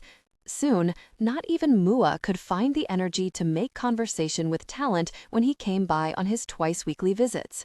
Mua, Talent would greet him, resting a hand on his shoulder, and Mua, as if from a great depth, would slowly raise first his eyes and then his head to see who was talking to him. He would open his mouth but make no sound, and there they would remain, until finally Talent would take his hand away and show him the mango he had hidden behind his back. But Mua would only gaze at that too, and at last Talent would have to cut it and remind him that it was to be eaten and enjoyed, opening his mouth and inserting a fibrous sliver of it, chewing and swallowing until Mua realized that this was something he was still capable of doing. In order to prove my theory that ingestion of the opaivuke was responsible for the dreamers' superannuated lives and eventual decline, I had to try to recreate their condition in animals. But owing to various administrative difficulties, that is, the perpetual twin problems of funding and space, I was not able to begin my experiments until the spring of 1951. My homemade curing seemed to have worked very well, but I guarded the packets of meat, still wrapped in palm leaves, almost maniacally, storing them first in plastic containers and then in the lab's freezer, the temperature of which I checked daily. I cursed myself for being too cowardly to rip off the creature's shell and save the meat within. Now I had only the 4 legs and head and the flap of tail, and who knew how much turtle the mice would have to consume in order to experience its effect? Who knew how carefully I would have to ration my remains? There was no way of getting more opaivuke. I was committed to the lab, and although Talent was already planning his return to Ivuvu for the summer, I couldn't ask him. He didn't even know I had this one. So I was very careful with the amount of turtle I fed the first group of 25 mice. I made Choli cut a section of the foreleg into 25 snippets, each no larger than a thumbtack. I had to hope that it would be enough. I was working under the assumption that the results would be apparent, or not, from only one feeding. Either it would work or it wouldn't. The other 25 mice I fed similar-sized portions from a box turtle I had bought from an animal supply company. The maximum lifespan for a lab mouse is about 1.5 years. If my theory was correct, the first group of mice would be alive not only 3 months from now. I had specified that all 50 be 15 months old to best recreate the age at which an Ivivuan would ingest his opaivuke, but after 2 years, 3 years, perhaps even 5 years. At some point, they would begin to behave in a disoriented manner, even as their physical condition remained essentially unchanged. I had also replicated, somewhat prematurely, and almost as a lark, the experiment on a second group of 100 mice, half of whom were fed the opaivuke and the other half the box turtle. These mice, however, were newborns and would essentially come of age in a controlled experimental environment. The days churned by. Choli took excellent care of the mice, and excellent care as well of the dreamers. I had somehow expected Talent to be a more frequent presence in the lab, but aside from his weekly visits, which were spent mostly in the company of the dreamers, I seldom had reason or opportunity to speak with him. And when I was in his presence, I felt more, not less, awkward. After we began the experiment, I was grateful for his brief visits and his apparent lack of interest in what I was doing. Explaining my intentions would mean revealing my theft of the opaivuke. Part of me suspected that Talent was somehow aware of what I'd done, and another part of me argued that he wouldn't care. We were off the island, back in civilization, and he no longer had any jurisdiction over me. But in the end, neither of those arguments proved compelling enough to convince me, and I found myself making excuses and scowling away whenever he stopped by. At least he came alone, unaccompanied by Esme, whom I hadn't seen since our return. I knew she was somewhere on campus, doing something or other, but as long as I didn't have to see her or contemplate further her still unresolved, at least to me, relationship with Talent, I was satisfied. A life in the lab is a lonely one, especially when you have only one colleague and your position is tenuous and you are sneaking around your suspected benefactor and concealing from him the true nature of your work, and you are in the period of your experiment when you are simply waiting for something to happen.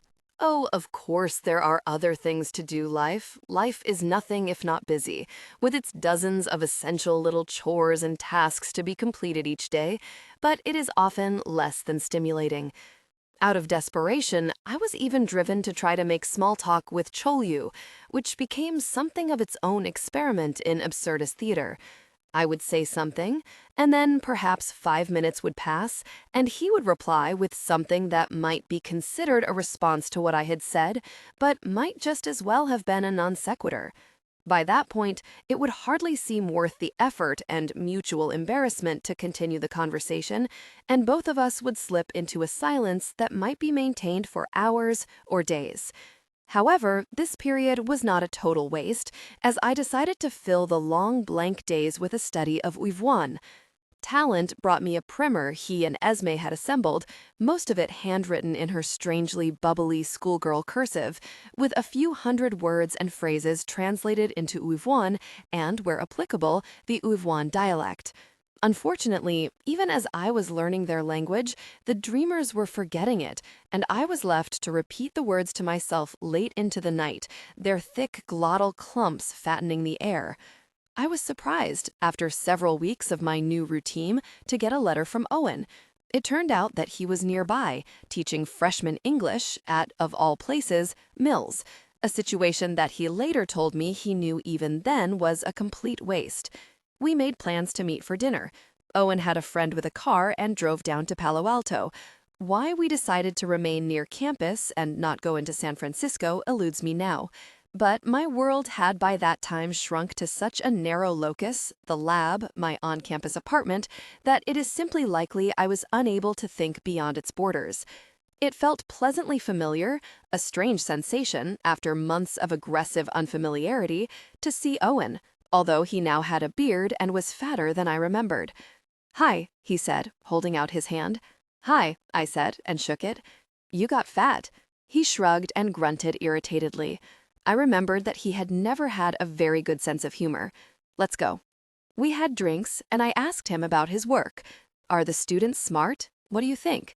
He grunted again. "They're silly girls. They spend most of their time here, actually, meaning Stanford, and at Cal, trying to meet husbands." He sighed. "I feel like a cow in a henhouse." "You mean a fox," I said. He looked annoyed. "No," he said, "I mean a cow.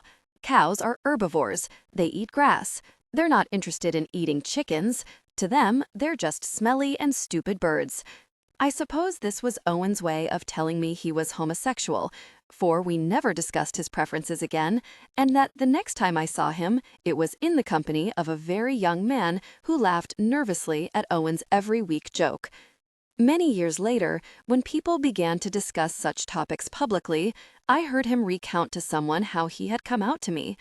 It was clear that he was still quite pleased with his cleverness, but hearing it again only reminded me of what a tortured and unsuccessful metaphor it was. Over dinner, as I half listened to Owen drone on about the college and how much he hated California, and some long explanation about something that seemed to have happened to my winter coat when he had had to use it to put out a fire in his room, I reflected upon how fundamentally naive he was, how small and plebeian his concerns were, and how he never could have endured what I had, and how profoundly changed I now was. I had no disdain for him, however, and indeed it was soothing to be with someone for whom life was a series of the familiar, whose every problem was solvable, who could find such pleasure in the everyday. It was startling to remember that I had once been one of those people as well. Now, however, I no longer was.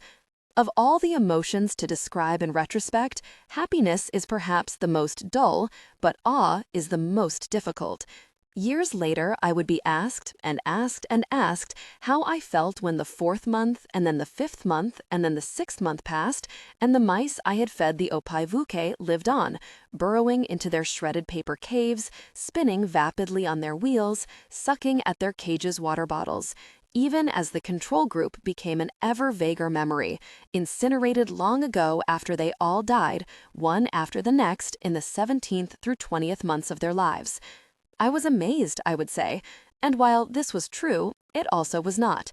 Although I could not say so until much later, I was still endeavoring back then to be humble, as it was notable displays of humility that won young researchers grants. Any initial shock I might have felt was eclipsed by a quiet sense of vindication. As I watched the mice live on and on, I felt no excitement of discovery. In fact, the whole thing seemed a bit anticlimactic. My theory had always made sense to me, and I had never doubted it, but now I would have to go through the necessary and tedious steps of proving it to everyone else. I had the second group of mice, the ones I had procured as pinkies, already started on the regimen.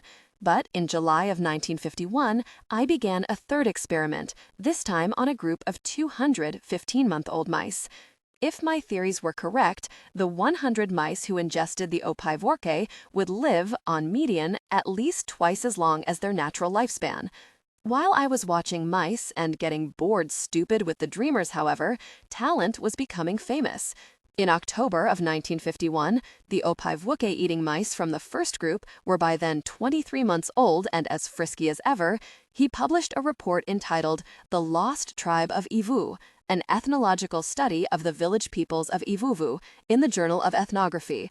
A fevered skim of the article revealed page after page of highly pointillist renderings of the tribe's family structures, rites, rituals, not notably the Ainaina, philosophies, origin myths, taboos, notions of time, and social workings, but relatively little, shockingly little, about their extended lifetimes.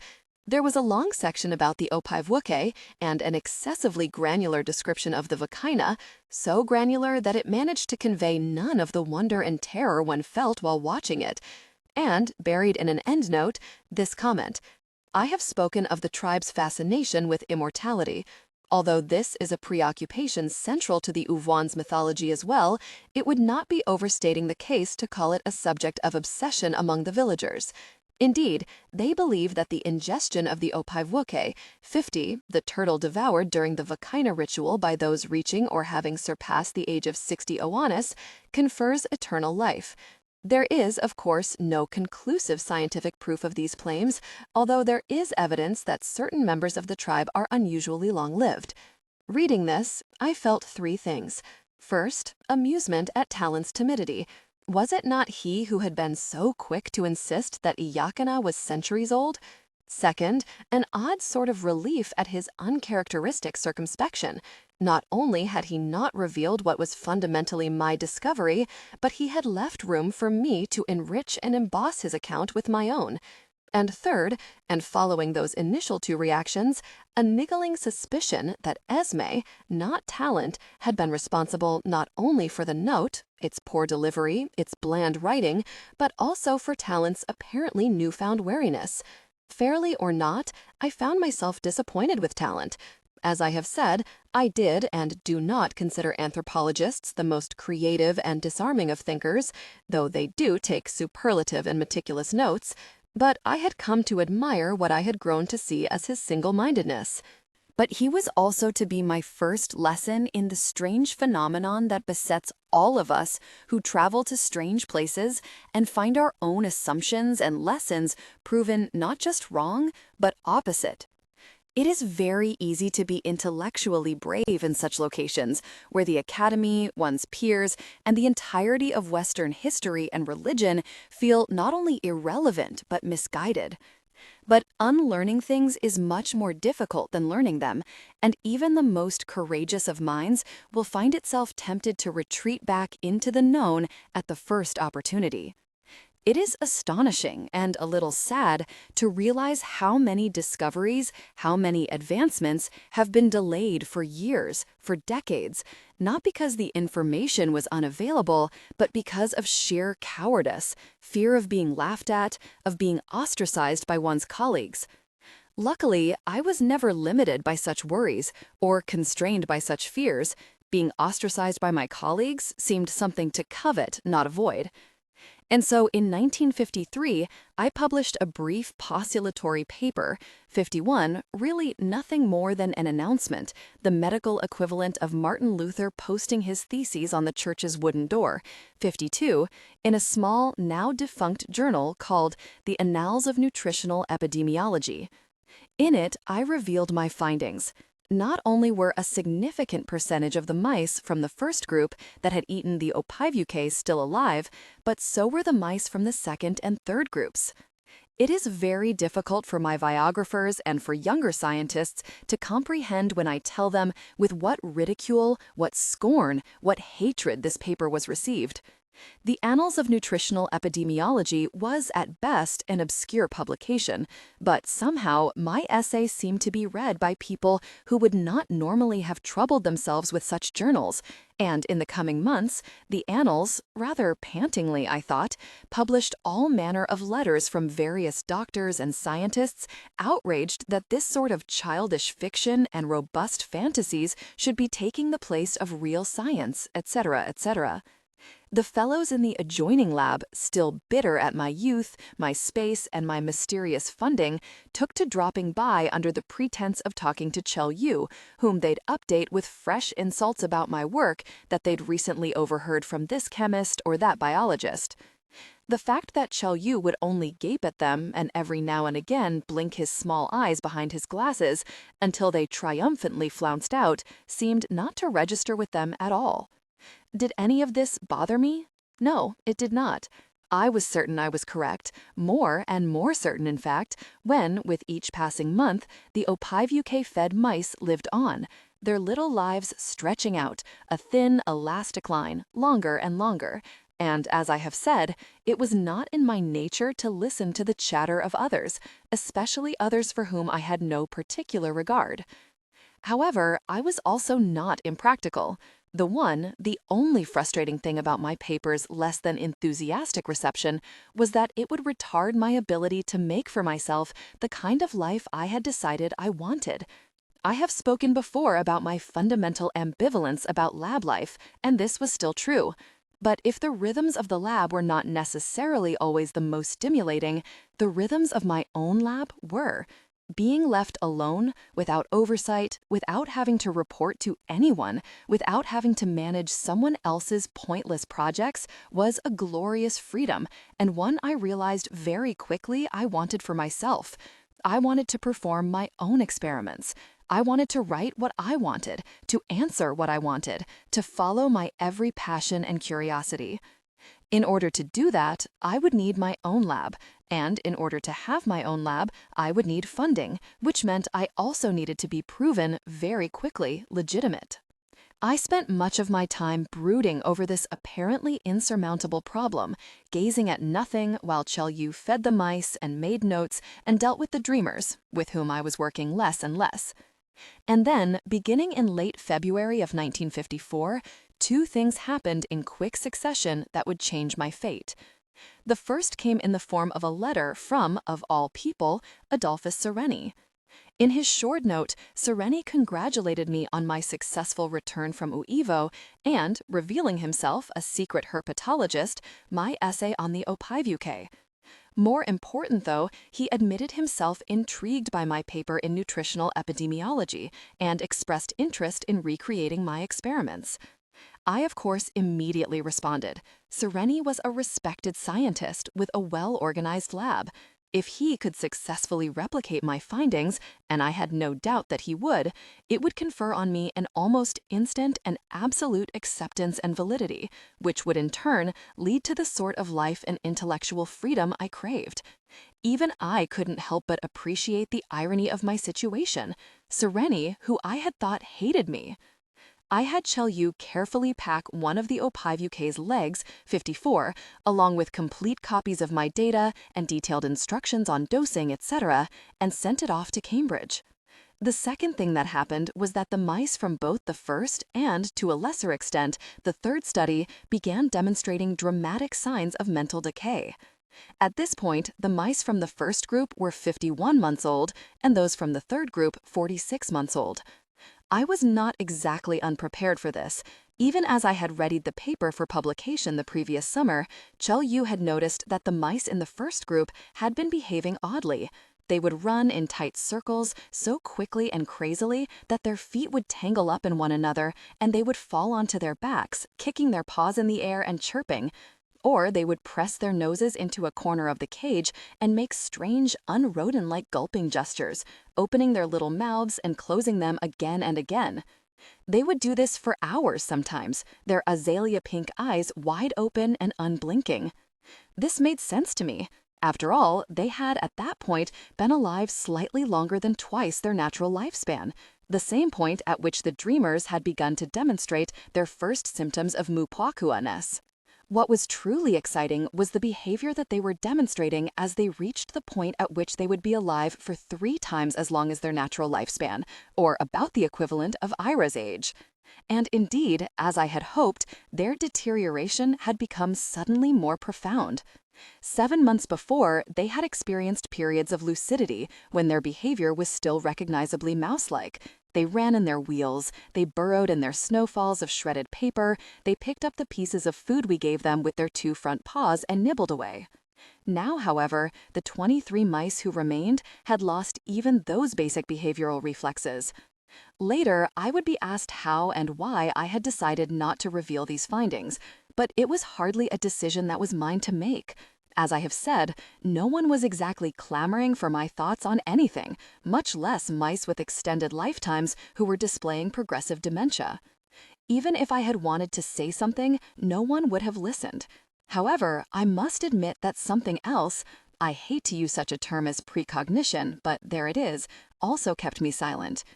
I knew even then that one day soon my discoveries would be legitimized, appreciated for what they were, and that in the mice's behavioral deterioration was not only the next step in the narrative, but my next challenge. I had already proven that the Ophiuchi could prolong life. Now I had to discover how it might do so without delivering in tandem its terrible punishment. Never had 24 months felt as long as the ones I endured after Serini began his experiment, which replicated my initial one exactly, 55. And yet now, of course, I realize that 24 months is nothing. 2 million breaths, a slur of vision-blurred nights, a series of meals eaten and books read. 24 months, exactly the time I will spend in this place, is brief, so brief that its days vanish before one can even record them. And it is not as if I was not kept informed. Serini wrote me letters, sometimes long and detailed, sometimes brief and perfunctory, keeping me abreast of the experiment. I made a chart so I could follow its every development, track which mice had died and which seemed sluggish, note how many days, weeks, months they had lived beyond their natural lifespan. Even so, even with Serini's information and my own endeavorings to discover why the Opivic's gift of prolonged youth and life soured so spectacularly and what might be done to reverse it, I felt time pressing against me. Each day passed under the thunk of a remorselessly ticking clock, each second in my mind as loud and hollow as a slap. I turned 30, then 31, and around me, my colleagues, all younger, all arguably no more talented than I, hurried toward grand appointments and glory and recognition, while I sat in a lab and waited for the day's packet of mail to thud to the ground before hurrying to it as the mice hurried toward their feed, desperate for a letter from Serini. But then, finally, came the day I had been waiting for. In early April of 1956, Serini sent me a note saying that he was readying his own paper for submission.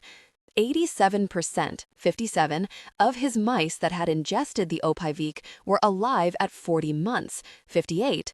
The control group was long dead. Serini, being much more respected and distinguished than I, had already spoken to his friend who was the editor of The Lancet. The paper would be appearing in the September issue. Was I to know what kind of reaction Serini's paper would receive? No, of course not. I suspected, naturally, but it was as if overnight I had gone from being a pariah to being something of a god. I had become my own Opivic, a creator of life and a granter of miracles, someone who had discovered something that made the impossible possible. In those days, news did not travel as quickly as it does now, and so in the 2 weeks or so between the publication of Serini's paper and the journal reaching its stateside readers, there was a period of silence. It was almost as if Serini had not written the paper at all. I had received an early copy of his report, which was quite satisfactory and essentially reiterated everything I had already said or otherwise knew, albeit from a much more trustworthy source. And in the days immediately following its publication, I called him and telegrammed him and wrote to him at what I will admit was an obnoxious rate, demanding to know what kind of reaction he had received and what it might mean for me. Serini was, I can now see, rather good about the whole thing, and even before the paper had been submitted, he had been kind enough to begin introducing me to various people at universities and institutes who might be able to give me some sort of permanent position. I talked, finally, to the head of Stanford's medical school and to the head of Cal's, and took a trip back east to meet with the neurology department at Harvard. Serini was mysteriously out of the country when I visited and was unable to see me, and assorted others at Johns Hopkins, Rockefeller, Yale, etc. While I was there, I stopped to visit Owen, who was fatter and more bearded than ever, and now lecturing at Amherst, which was apparently much more to his liking than Mills. We sat on the steps of the English department building. It was late spring, but still bitter cold, drinking tea that tasted as if Owen had left a shard of bark in some hot water and swirled it around a bit, and I watched as Owen watched the parade of undergraduates shuffle by, his eyes narrowed into greedy little slits.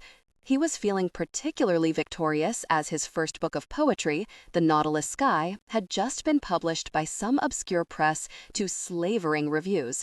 It was a very low moment for me, feeling him sitting next to me as hot as a radiator with his triumph, while I had nothing to show for my now many years spent in the lab with my silent Oriental assistant except Serini's promise and his paper, all my hopes suspended somewhere between Cambridge and London.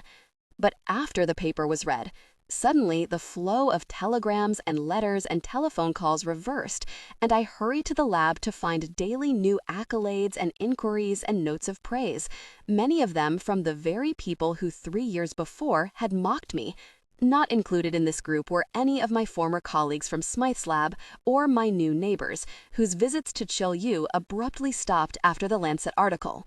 The only people I might have heard from but did not were Talent and Esme. They were in Ivuivu, where they had been for the past 6 months. Their paper had, I heard, won them an instant new round of funding, and I was glad of this. I was a scientist and in a different field altogether, and there was nothing to do besides, but I still dreaded the day when I would have to have the inevitable conversation with Talent about my theft of the Opivik. And then it was almost 1957, and once again events pressed up against one another and all became a flurry. I was in the lab late one night working on answering some of the many letters that were arriving daily when I heard a knock on the door and a tall, bearded man carrying a rattling paper bag walked in. It took me a few moments to realize that it was Talent. He had had a beard in Ivuivu, of course, I had as well, but it was somehow disorienting to see it trimmed and clean as it was now, not to mention out of context. So, he say, after we'd shaken hands and he'd sat down across from me on one of the high stools, I hear that congratulations are in order. The beard made it difficult for me to discern his facial expressions. I thought I heard, or perhaps I was just being hopeful, something like amusement in his voice, but I wasn't certain. I immediately began talking, apparently thinking that if I spoke fast and long enough, I might be able to make him, what, forgive me? Forget about the turtle? Until he finally held up his hand.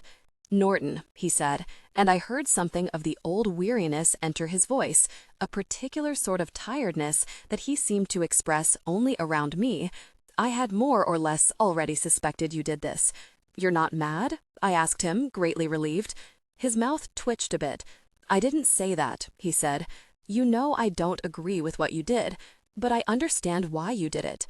We talked for a while longer then, he asking semi-informed but surprisingly intelligent questions about my work.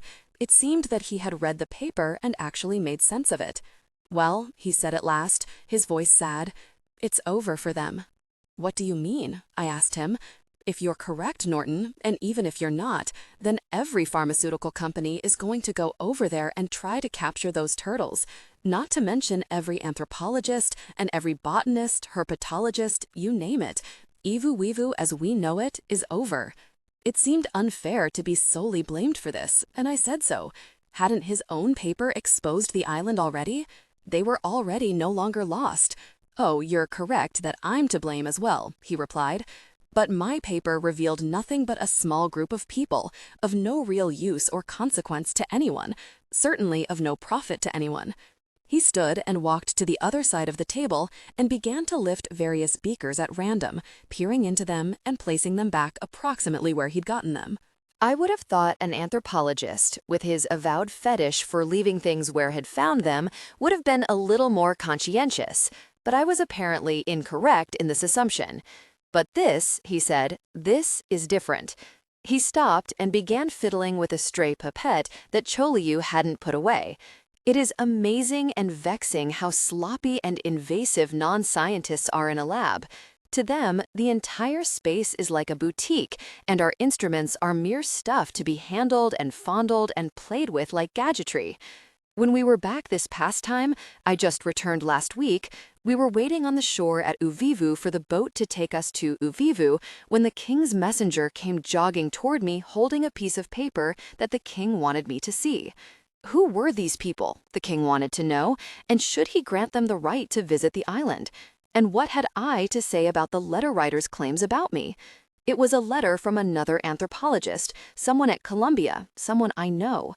It was written in Uvivu, but very crudely. He'd obviously had to look up every word and translate the sentences from English literally.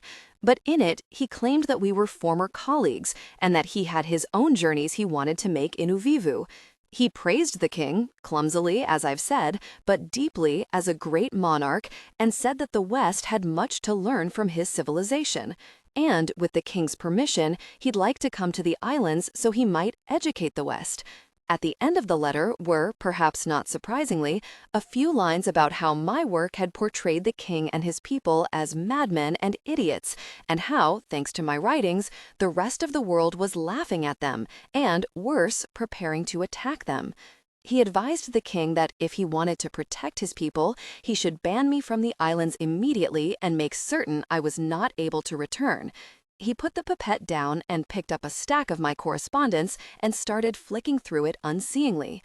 I had thought something like this might happen, but I hadn't thought it would happen so baldly, I guess. I wanted to get on the boat and leave. The guides were already waiting for us on Uvivu, but this was too important to ignore.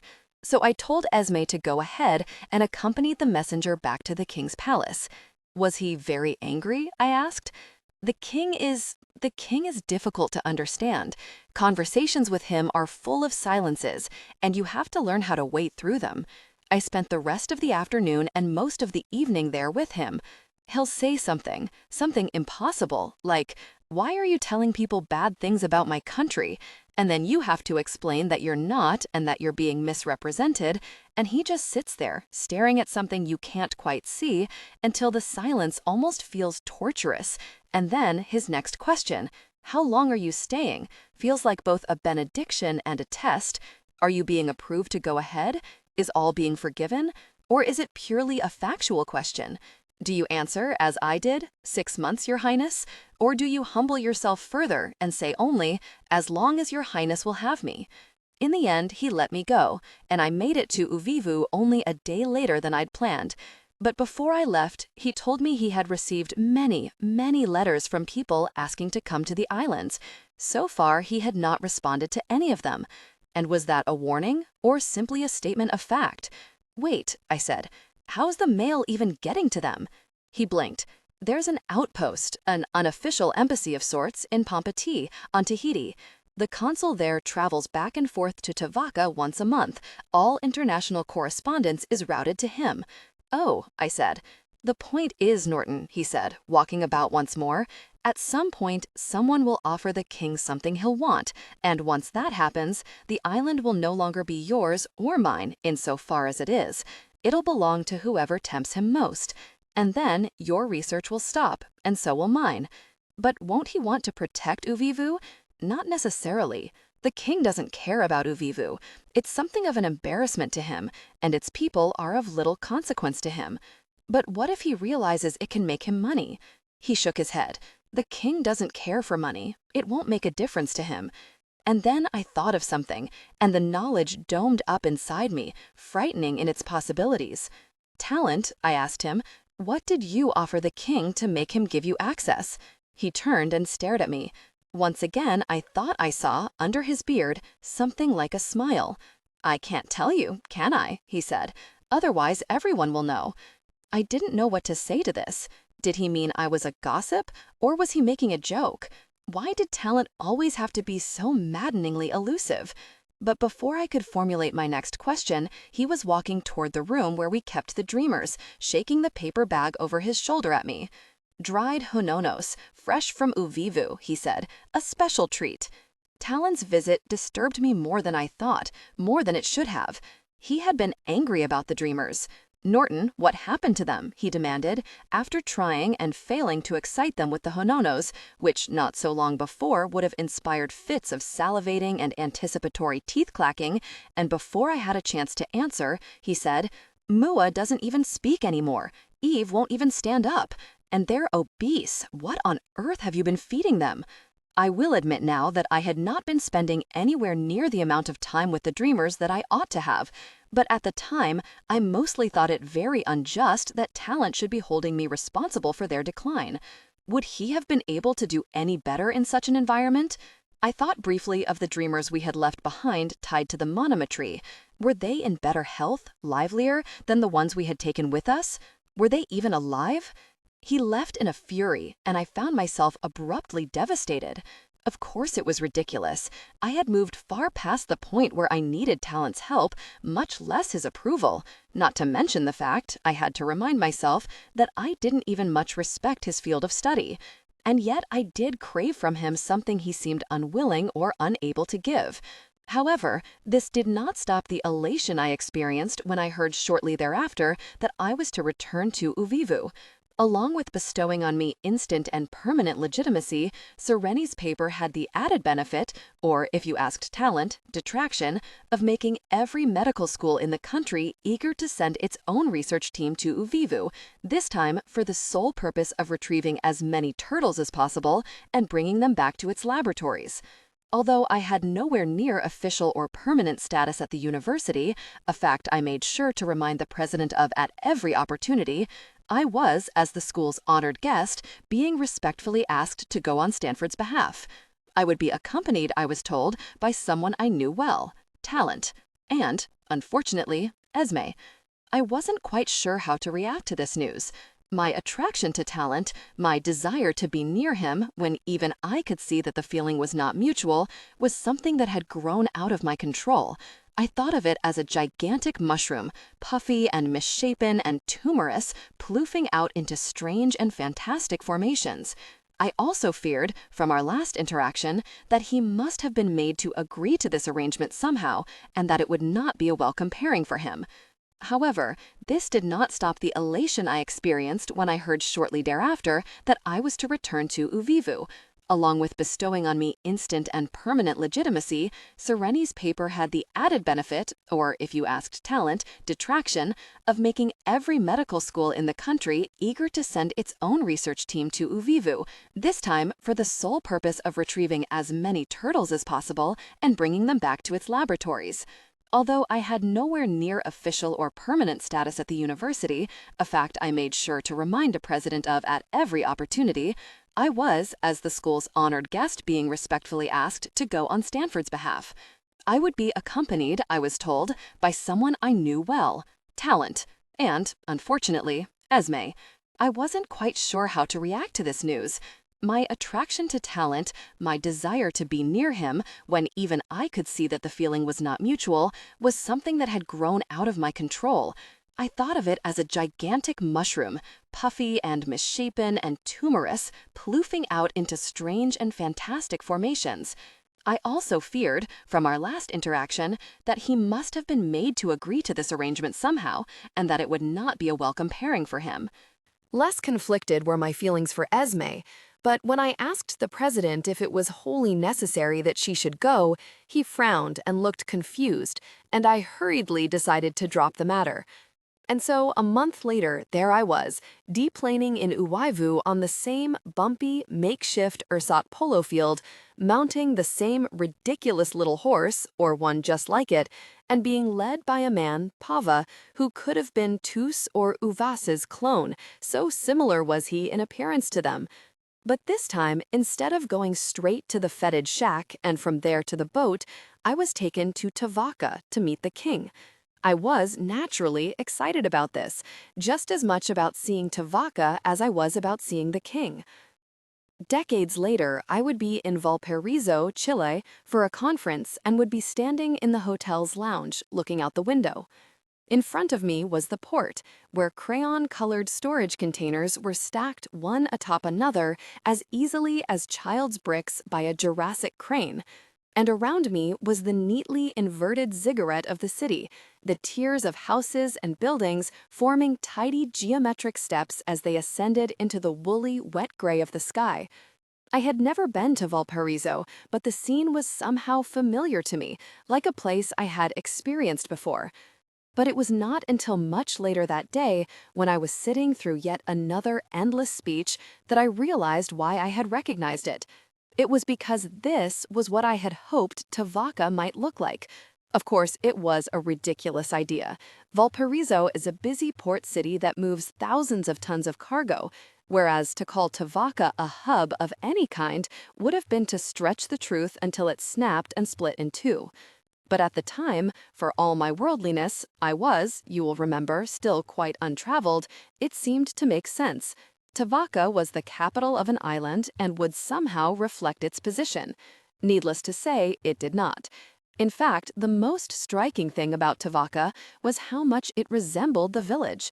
Here was the same basic layout, rings of houses surrounding an unpaved town circle, And here were hogs, albeit smaller and more pet-like, trotting untethered around the houses, and children, half-clothed, wandering about as well, calling to one another and falling down and giggling and crying, and generally doing all the things that children do everywhere. The houses were sturdier and more sophisticated, simple structures made of wood, with doors, but no locks, and thatched palm leaf roofs. And there were more of them, but from a distance it could have, and in fact did, pass for Uwaivu. The essential differences here were the presence of the sea, whose waves licked the same stretch of flat sand again and again, and which was only about 50 yards or so from the farthest ring of houses, and the king's palace, which sat approximately where the ninth hut would have been, and the fact that this town was surrounded not by forest, but by large squares of tilled land, the deep brown of its loam stitched with bright green fists of young crops. There was jungle nearby, of course, but it had been thinned so aggressively that you could see straight through it to the mountains, whose tops were covered with a crust of wildly tangled trees. I had at the very least expected something grander from the king's palace, and while it is true that it was significantly larger than the other structures, about 7 times the size of a standard house, and raised slightly above the others, its architecture was consistent with the others, and it was by no means particularly kingly. Over its door hung an opaivuke carapace, handsome but not nearly as beautiful as the one in the ninth hut had been, and draped over it a braided swag of leafy vines, which gave off a lemony, peppery scent as I walked beneath it. As I did, I noticed that the turtle shell was cracked in one section, and that it had been repaired with little butterflies made from wood. I was surprised by how pleasant it was inside. The house was arranged something like a Japanese temple, just one long, deep, low-ceilinged room with 2 small antechambers at either end, the doorways to which were concealed with woven palm mats. There was no privacy here, and yet there was no sound either. Where were the wives and their numerous children? Where was the king? Also resembling a Japanese temple were the floors, which were covered as well with palm mats. On the far wall, the one facing the entrance, hung a second opaivuke shell, this one much larger than the one outside. I could tell from the depth of its color and the way the plates had faded and softened at their edges that it was very old, and probably very treasured as well. In the gloom, it was little more than a shadow if you were looking at it straight on, but if you moved just a few inches to the right or the left, you could see the plasticky gleam it made as it reflected the sunlight. Then there was a stirring from the antechamber on the left, and here suddenly was the king. Upon his appearance, Pava scurried backward roachily in a crouch that was half bow over the lip of the doorframe and out of sight. The first thing I thought was that he was far less impressive than the chief had been. He had a pleasant enough face, if such a thing could be said of the Uvaivansa, a wide, amused mouth, and very round, very dark eyes, like those of a marmoset. His hair was spotted with white and tied into a frizzy tumbleweed, and around his waist he wore a sort of triangular flap of lustrous satiny cloth that I later saw was actually thousands of crimson and black feathers woven into a zagging pattern. The only exceptional things about him were first the beautiful crown he wore, an exuberant wreath of what I recognized were lawaa ferns, and through which was threaded some of the citrusy vine that adorned his doorway, which reminded me of the Ionina. And second, his spear, which was very long, at least 9 feet, and slender, swelling into a large white tip. Even from a distance, I could see that the spear was elaborately carved with shapes of opaivukes, and its base was etched with a series of whorls that talent later told me were meant to represent waves. There was only one man with him, one who was skinny and very brown, and wore around his waist a leather pouch made of what seemed to be boarskin, and around whose head was a single loop of the vine. He waited until the chief had sat down cross-legged before me, and then nodded at me before sitting as well. "I am translator," he said. In subsequent years, I would be asked and re-asked about this interview with the king, as if he were the last unicorn and I the last to see him alive. And each time I would have to send my inquisitors away disappointed, for the truth is that the conversation with the king was rather banal. Later, when I was to meet other monarchs of other countries, I would realize that the dullness of the conversation had perhaps less to do with Tuwaimayeli's capabilities in particular, and more to do with the position itself. He asked if I liked Uwaivu, and I said yes. He asked what in particular I liked about Uwaivu, and I, savvy enough at least to know not to reference Uwaivu, said I liked the beautiful trees and flowers and his lovely house. He nodded. I thought then, fleetingly, that I might have an opportunity to turn the conversation toward the Opaivuke carapace, but as anyone who has met a head of state knows, trying to introduce any topic of interest, which as a general rule they seem not to want to discuss, is next to impossible if one wants to maintain good relations. He said he understood that I worked with talent, and I, not knowing what he had been told, replied with great caution. Yes, I worked with talent. Yes, he was a good man. Yes, he loved Uwaivu very much. And then it was over. The king, who had not smiled once, but whose large, toady mouth made it appear as if he had been grinning throughout, gave a firm and somehow conclusive nod, and the translator gave a subtle flick of his fingers at me, and I crawled backward and out in the same rounded, beetly squat my guide had adopted. Outside, I found Pava at once.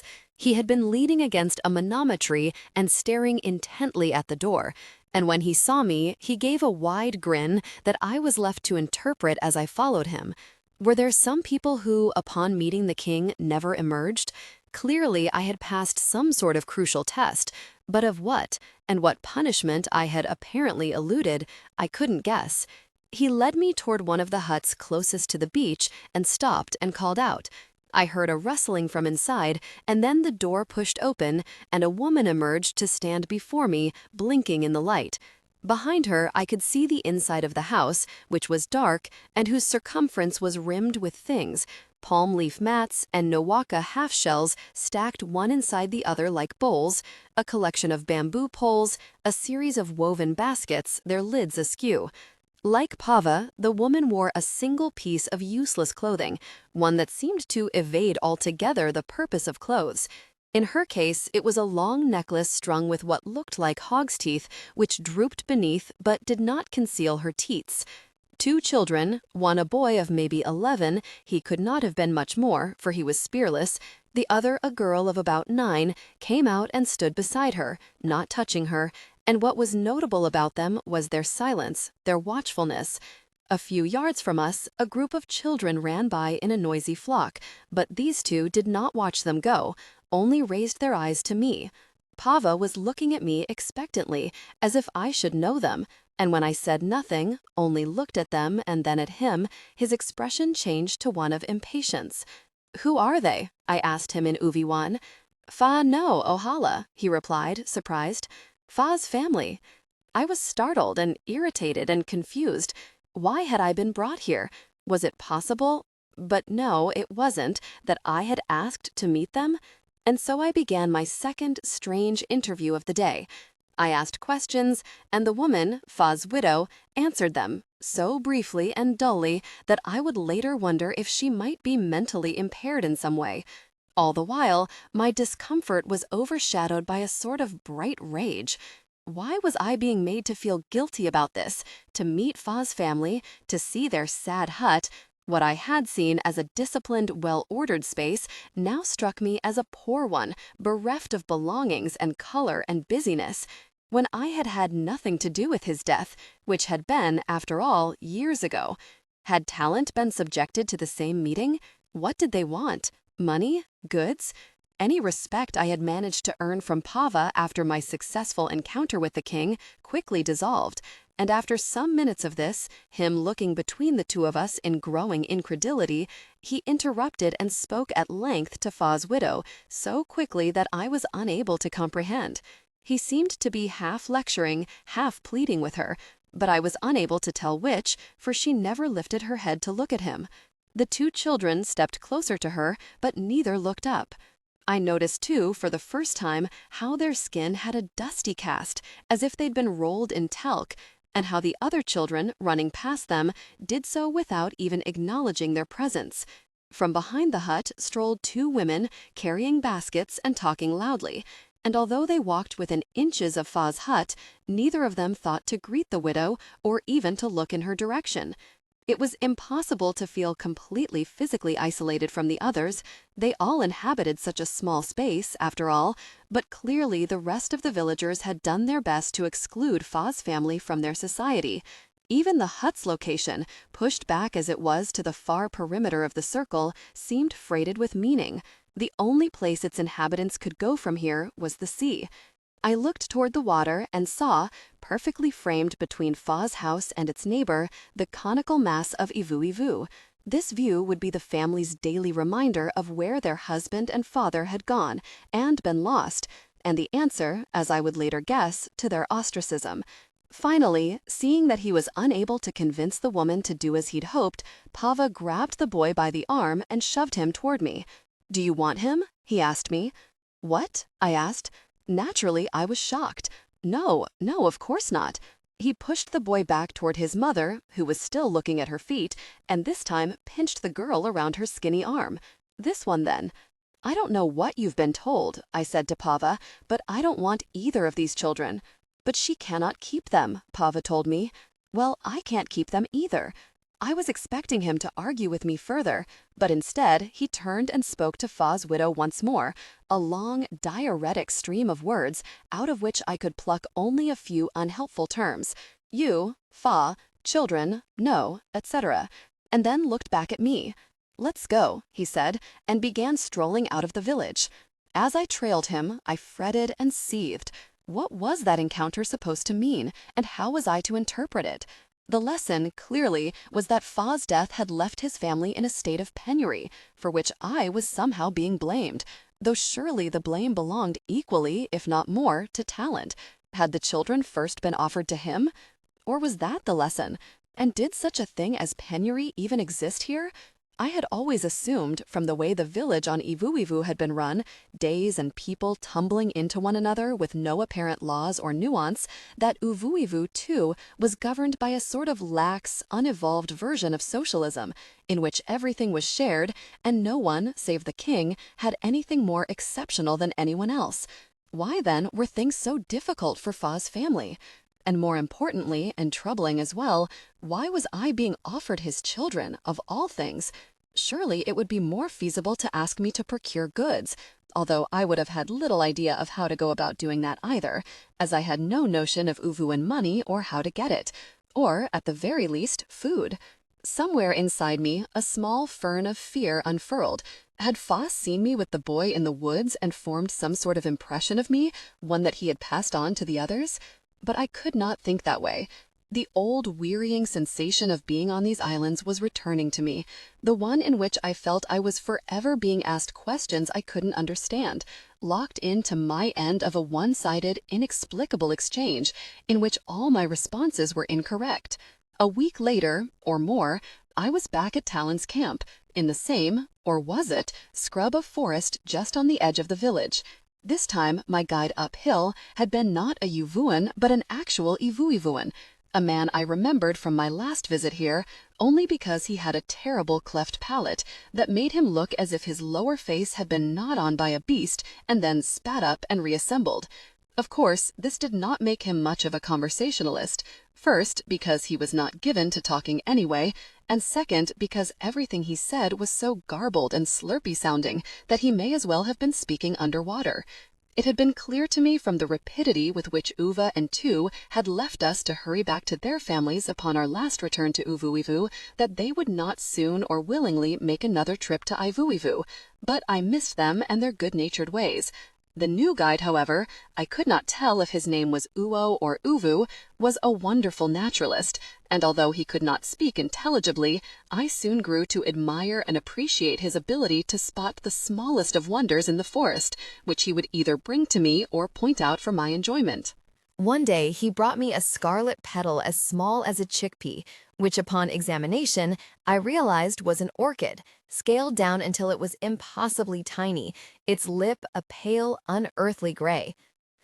When he saw that I liked it, Uo beckoned me to a canava tree a few yards off our path, and I saw that a small lake of them was painting the jungle floor a vibrant, bloody crimson. But what I loved most was their scent. one that mingled sweetness and decay at once and filled one's nostrils so completely that its very memory lingered for hours afterward. With Uo, I saw much of what had eluded me the last time, and since I was no longer as frightened, nor as anxious to reach our ultimate destination, I was able to examine everything more closely. And this time, I did what I ought to have done when I had first had the opportunity. When Uo brought me a creature that I assumed was an armadillo, but later saw was a monstrous beetle, its carapace jointed into 100 flexible plates that rippled and shifted upon one another as it wriggled in his hands, I made drawings and took notes and measurements. I pressed between my notebook pages the round, ginkgo-like leaves that grew in staggered tiers on a spindly, golden-trunked tree I'd not noticed before, the ones that changed color from green at their base to purple at their tips. The space in between filled by a strange, unnameable shade that made me think of dragon scales. I found a nest of plum-black lizard eggs the size of avocados, whose stippled shells reminded me of leather and which peeled off in thick, supple pieces like an orange's skin. Inside, I was surprised to see the fetal lizards covered in a strange cottony fuzz, one that began disintegrating as soon as the embryonic fluid was drained. Therefore, it was something of a disappointment when our journey was at last over and I was deposited by Uo among my own people at our camp. Talent was not even there to greet me when I arrived. Instead, there was only Esme, who, I am sorry to say, had not improved in appearance or temperament in the intervening 7 years. She did not look pleased to see me. "Norton," she said. "Esme," I said. And that was it. For all of Talent's fears about the island being overrun by various competitors and mercenaries, there was only one addition to our group, a minky little man named Johann Myers, who was a mycologist from Berkeley. He was one of those people you meet and are instantly wary of. Mostly because of his globular eyes and his rapid blink, he was very nearsighted, and his dreadful stammer, which was not helped by his insistence on narrating every small thing he encountered.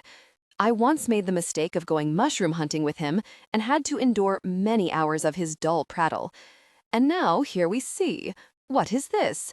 Oh, it's a sort of fungus that grows in these stepped formations on this manama tree.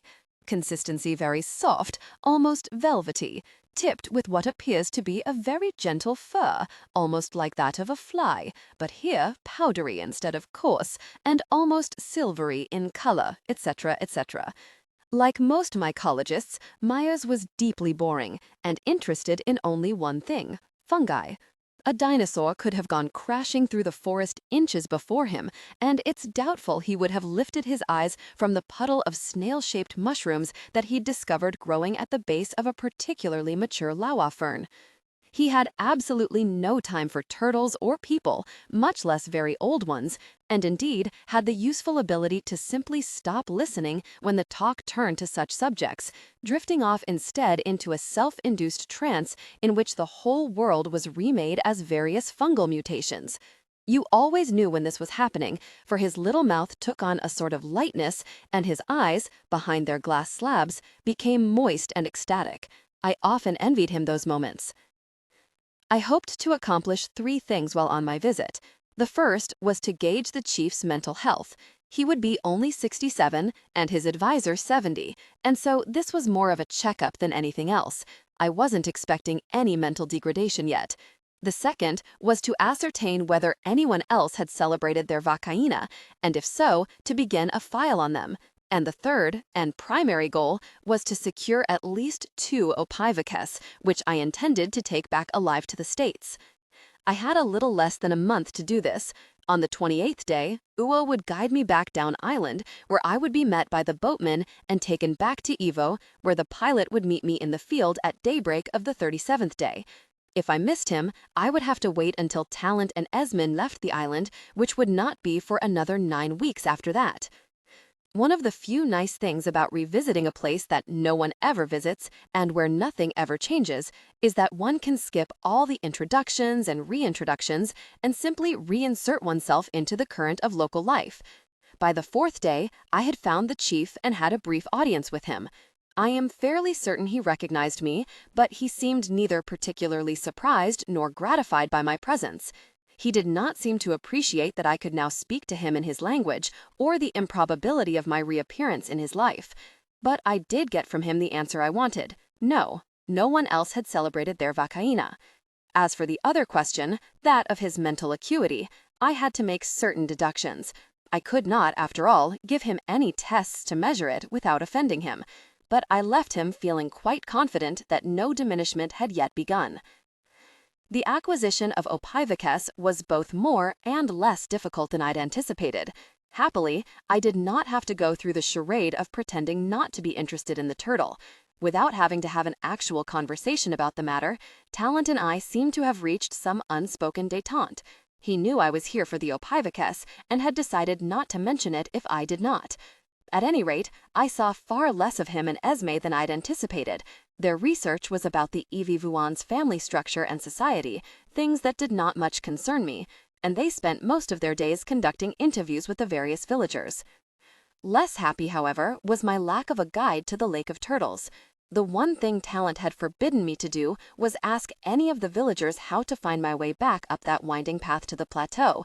To do so, he told me, would cause such grave offense we'd be lucky to escape with our lives. In later years, I would reflect on Talent's constant threats of the Ivivuan's violence and wonder how much of it was exaggerated to make me behave in a way that he thought I ought, and how much of it was real and based on actual experience. Certainly, I knew from the way that I'd seen the villagers kill their catch that they were skilled with their spears and unafraid to use them, but I never, in all my time in the village, saw one man turn his weapon against another. Was it because there was no need to, or was it because they were fundamentally incapable of such brutality? I was never to know. Naturally, I was not eager to make a stumbling, hapless nighttime exploration to the lake, and so I spent my days venturing farther and farther up the path, trying uselessly to remember what looked familiar and what did not. I began each journey by tying a string around the base of the manama tree behind the 9th hut, and concluded each path by tying the other end of the string at its natural end. I had foolishly never considered that the path might prong off in so many directions. But the only thing that saved me from becoming completely frustrated was that each of the routes I unsuccessfully pursued had finished in a dead end, one against a glossy grove of yellow bamboo that was so tightly packed I couldn't even squeeze my finger between them, another against a smooth, blank edifice of putty-colored rock. Yet somewhere high above me, was that snaking, illogical path that led to that improbable field and its lake with its gulping, wide-eyed turtles. Those were my days then. But in the evenings, I thought about the dreamers. It was difficult not to, especially when I was alone and in the forest. I kept expecting that one day I would turn and there, standing before that tree or slumped against that rock, one of them would be. Perhaps it would be someone I knew, one of the ones we had left with their gods' offerings of spam and hunos, or perhaps it would be one I had never seen before, a twin of Mua or Ikana. They might be single or in a group, sentient or not, terrifying in the moment or not. Sometimes, in certain late afternoon light, when the air around me seemed to shimmer and sag with millions of gold particles, I was almost certain that I saw one of them, a shadow of hair making a thundercloud against a curtain of trees, or heard one of their footfalls crunching the rug of dead leaves behind me. But when I looked, there was nothing, and I would have to remind myself that even if I did encounter one, I was fully capable of overpowering him, and that at any rate they would mean me no harm. One day, I was headed back from yet another fruitless search for the lake when I came around a large canava tree and found myself suddenly in front of the boy, the one whose Ainina I had witnessed, the one I had encountered in the woods that night. He was, of course, no longer a boy. He would have been about 17 by the Western calendar, and when I cried out in surprise, he looked back at me with a flat, level gaze, one that made me feel silly for being so expressive. I must admit that I had been looking for him since I'd arrived, albeit not very hard. Normally, it would not have been difficult to find him, but it was the peak of hunting season, the time of year when the biggest game monkeys and sloths and the wild boars you sometimes heard thundering through the woods were slaughtered and skinned, and many of the young men who otherwise would have spent their days lounging about the village were gone in shifts, making abrupt reappearances at odd hours of the night and then vanishing again before the rest of the villagers woke. He had grown up well. He was a man. In one hand, he clutched his spear, and his other hand rested on his hog, which was as mean-eyed and mud-flecked as all the other men's hogs. But still, I knew it was he. In adulthood, he had the same, somehow noble, well-composed face, the same lift to his chin, the same calm eyes. He would be married now, I imagined, and perhaps have a child of his own. Had his days as someone who lurked in the forest at night or embraced other boys under a tree ended then? Or, if I crept my way through the dark that night, my arms aloft as before, would I find myself being led to him once again, standing still and silent, waiting for me to happen upon him? I could think of so much I wanted to say to him, and yet in the moment nothing would come forth, and so in the end I only nodded at him. After a long pause, he nodded back, and then turned and made his silent way off the path and into an uncharted part of the forest, his hog swaggering alongside him. In seconds he was gone, the thin trees he'd pushed aside to make room for him slapping back into place at once, erasing his presence completely. I stood there watching the place where he'd disappeared. Had he remembered me? It seemed impossible that he hadn't, and yet the interaction had the strange effect of making me doubt that I had actually ever met him before. That night in the forest, when I had crashed through the underbrush with my hands stretched out before me, running until I encountered him, had been one of the loneliest and most desperate moments I had had on Ivowivu. When I had found him, I had been so grateful, not just because of the kindness he had shown me, but because it seemed as if he had been planted there to remind me of my own presence, my own realness. I often felt this way on Ivowivu, as if I were floating away from myself, my atoms rearranging themselves so that they were no more permanent or tangible than sunlight, so that the more time I spent there, the less certain I was of my own existence. I could have been lost that night in the forest, but I hadn't been. He had found me. One afternoon, I took a break from my scheming and turtle searching and, for lack of anything better to do, followed Talent and Esme for a bit as they made their rounds through the village. Myers had invited me to go look at some doubtless fascinating fungal fringe he discovered a short way downhill, but I had declined. However, watching Talent and Esme sit at the edge of the village and scribble away in their notebooks was not much more interesting. After a while, Esme marched off to harass the poor woman who was guarding the meat hut, and I sat next to Talent in silence, he scribbling, I staring at the small, busy lives before me, trying to see in the older children those whom I might have known as babies. I was thinking about the lake of turtles and all the paths I might still have to explore when a toddler bobbled up to me, holding a piece of grass in her hand. She was probably a little over a year, unusually fat for an Ivowivuan, and had a sort of solemnity about her that reminded me of the boy, to whom my thoughts returned again and again. "Hello," I said to her. "What's that you have?" She stared. I have never found it difficult, as some do, to speak to children. All one has to do is pretend that they're some kind of intelligent farm animal, a pig perhaps, or a horse. In fact, one should be much more intimidated by the prospect of speaking to a horse, since they can often be quite quick-witted and possessed of a great disdain for those they feel are not worthy of their attention. At any rate, we had a nice exchange, the baby and I, which ended with her giving me the grass, and I thanking her, and then her bumbling away. Somewhere in the middle of this interaction, I became aware that Talent had stopped writing and was watching us. As she left, he said, "You're very good with children." "Oh," I said, surprised. It had never occurred to me that there might be two different categories of people, those who were good with children and those who were not, and that I might be in the former group.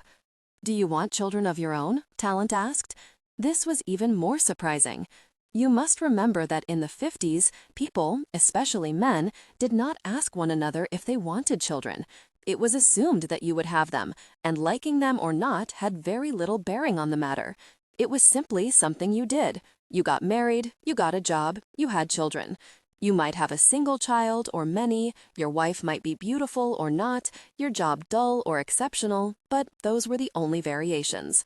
So, I don't know, I said. I've never thought about it. And I hadn't. Said Talent. I think you will. I found his confidence irritating.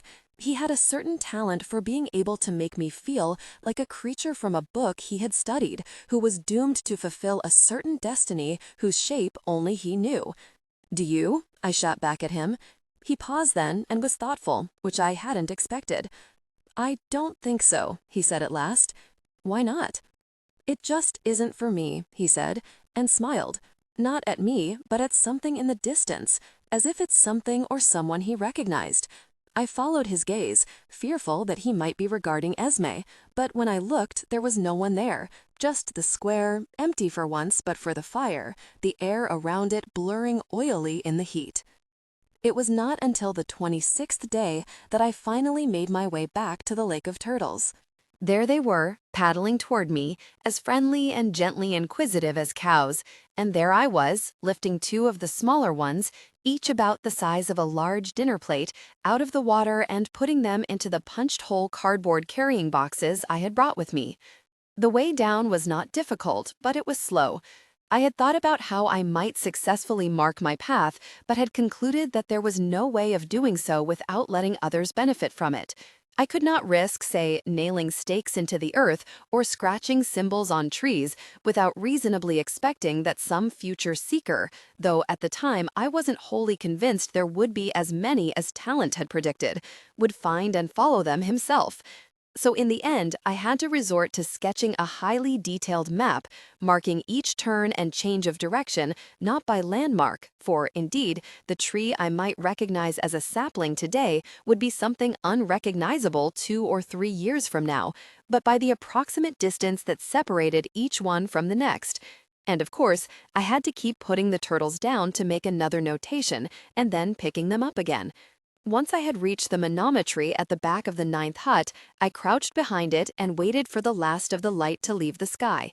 Esme and Talent had, on this trip or the previous one, finally been invited to join the dinnertime feasts by the fire, and they could spend hours there without looking around them. Myers generally spent his evenings back at the camp, dusting his precious fungi with one of the many stiff-bristled brushes he had brought and breathing humidly through his mouth. I crept around the back of the storage houses and toward my old tree, where I piled small branches and handfuls of moss on top of the boxes to conceal their presence. I had brought with me some turtle food pellets I bought at an animal supply store back in California, and when I placed some before the opaivuques, they stared at them for a moment or two before eating them, and I sat back, relieved. Later, herpetologists would write papers detailing the species' many unusual traits and characteristics, but all neglected to mention the one I found most appealing and singular about them, which was how they could project an almost canine friendliness combined with a feline centeredness. After eating, they padded about me for a few minutes, and when I stroked their carapaces, they did not retreat or take offense, but merely shut their eyes and enjoyed it, much as their predecessor had done all those years before. As I sat there my thoughts turned to that conversation I'd had with Talent about children. Over the past 2 weeks, some of the only comfort, and certainly the only amusement, I'd found had been with the village's children. I would encounter them playing on the borders of the village as I slumped back to the camp from yet another unsuccessful day of hunting for the Lake of Turtles, and after watching them, I began to see games and play acting emerge from what I'd previously been able to view as only a chaotic ruckus. They had one trick they especially enjoyed performing, in which 2 children would face each other, each with a bit of plant husk balanced on a finger. Then they'd twirl them around faster and faster, and whoever managed to find just the right speed so the husk remained on his finger would win. There was one child in particular whom I particularly enjoyed speaking with and watching. He was maybe 7 or 8, and in his stillness and attentiveness, he reminded me somewhat of the boy. He wasn't a social outcast or anything of the sort, but he did seem apart from the others. when they played throwing games, or chased one another around the village, or dared one another to go another foot and then yet another past the manometry behind the ninth hut, shrieking with fear and triumph as they ran back downhill, he would instead watch, a finger at the edge of his mouth and a worried expression on his face. I was moved by this frown of his, which was so adult and sad and somehow wise on a person so young. As he grew to know me and trust me, he would sometimes place a small hand on my arm or sit next to me and press his body against mine, and I would find myself babbling on to him, telling him about my life and the lab and Owen, none of which he could understand, and all of which he listened to quietly, as if my words were a warm rain, so comforting that he felt no need to seek shelter. One very hot afternoon, after his peers had gone galloping off toward the other end of the village, I realized that the boy had fallen asleep against me. I had been hoping to make one final sally uphill to look for the lake before the day passed, but something, maybe the deep contentedness of his breath, stopped me from moving, and I instead maintained my position and let him sleep. I could have a child like this, I thought, and then, but I do not want a wife. It was an impossibility, and even here, so far from home and its leaden social demands, I could not think of a way in which I might have one and yet not the other. I did not know a great deal about women then, but even my limited exposure to them had taught me that they were simply not for me. A wife, what would I discuss with her? I imagined days sitting around a plain white table and sawing away at a piece of meat burned crisp as toast, hearing the clop of her shoes as she walked across a shining linoleum floor, her hectoring conversations about money or the children or my job. I saw myself silent, listening to her drone on about her day and the laundry and whom she had seen at the store and what they had said. And then I also saw a different set of images, me lifting a sleep-heavy child and placing him in a bed, me teaching him about insects, or the two of us hunting beetles or butterflies together, visiting the sea together for the first time. But that night, awake on my mat, what I mostly thought of was the heat of that young body next to mine, the smallness of his hand. I felt both as if they were still upon me, and then mourned for what I had never had and what I probably would never have a chance to have again. Nothing had changed. Everything had. Back at the lab, the mice were still alive, dopier and less mouse-like than ever. They had developed a new habit of falling on their sides and kicking and screeching, apparently unaware of how to flip back onto their feet. That was fascinating and alarming to witness. As were the dreamers. I showed them the ophivukes in the hopes of extracting some sort of reaction, but they merely blinked at them and then ignored them. But those, and Choyoyu, of course, were the only things that remained from the life I had left not 6 weeks before. And here marks the beginning, although I was not to recognize it until much later, of my new life, and of a sustained period of time that was marked by both horrors and wonders. Every day, it seemed, so many things happened at once that it is very difficult for me to chart the events of the next few years in any linear fashion. What I can say, however, was that talent was proven correct. It took me some time to realize that I was in a race, one that I was simultaneously unaware of entering, yet had also begun. I heard through Sereni that this pharmacologist was trying desperately to get to Ivavuivu, and that physiologist too. There was no question of Sereni himself going. He was too old, he said, and not eager to make such an arduous trip. But he was in the minority. Every day brought new letters, some beseeching, some sly, some vaguely threatening, some opaque to both me and him, all asking for further information, trying to inquire what I planned to do with the information I had already acquired, or, more or less, announcing the writer's intention to best me at my own research. It says much about my innocence that none of this worried me, at least initially. In fact, I was a little giddy about it all. I even found it amusing.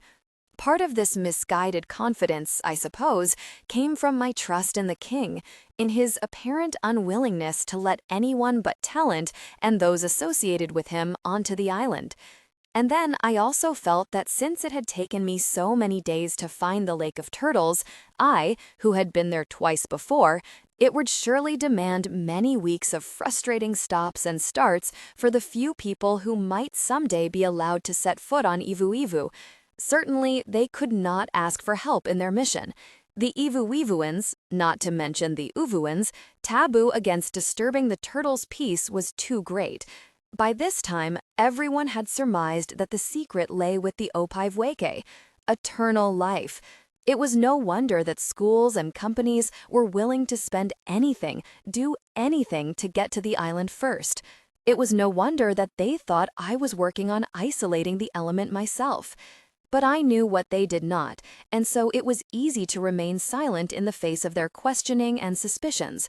I knew that this form of eternal life was horribly compromised. I knew that if it were to be pursued, a solution, an antidote, would have to be found first. It did not take Sereni long, however, to discern that something was amiss.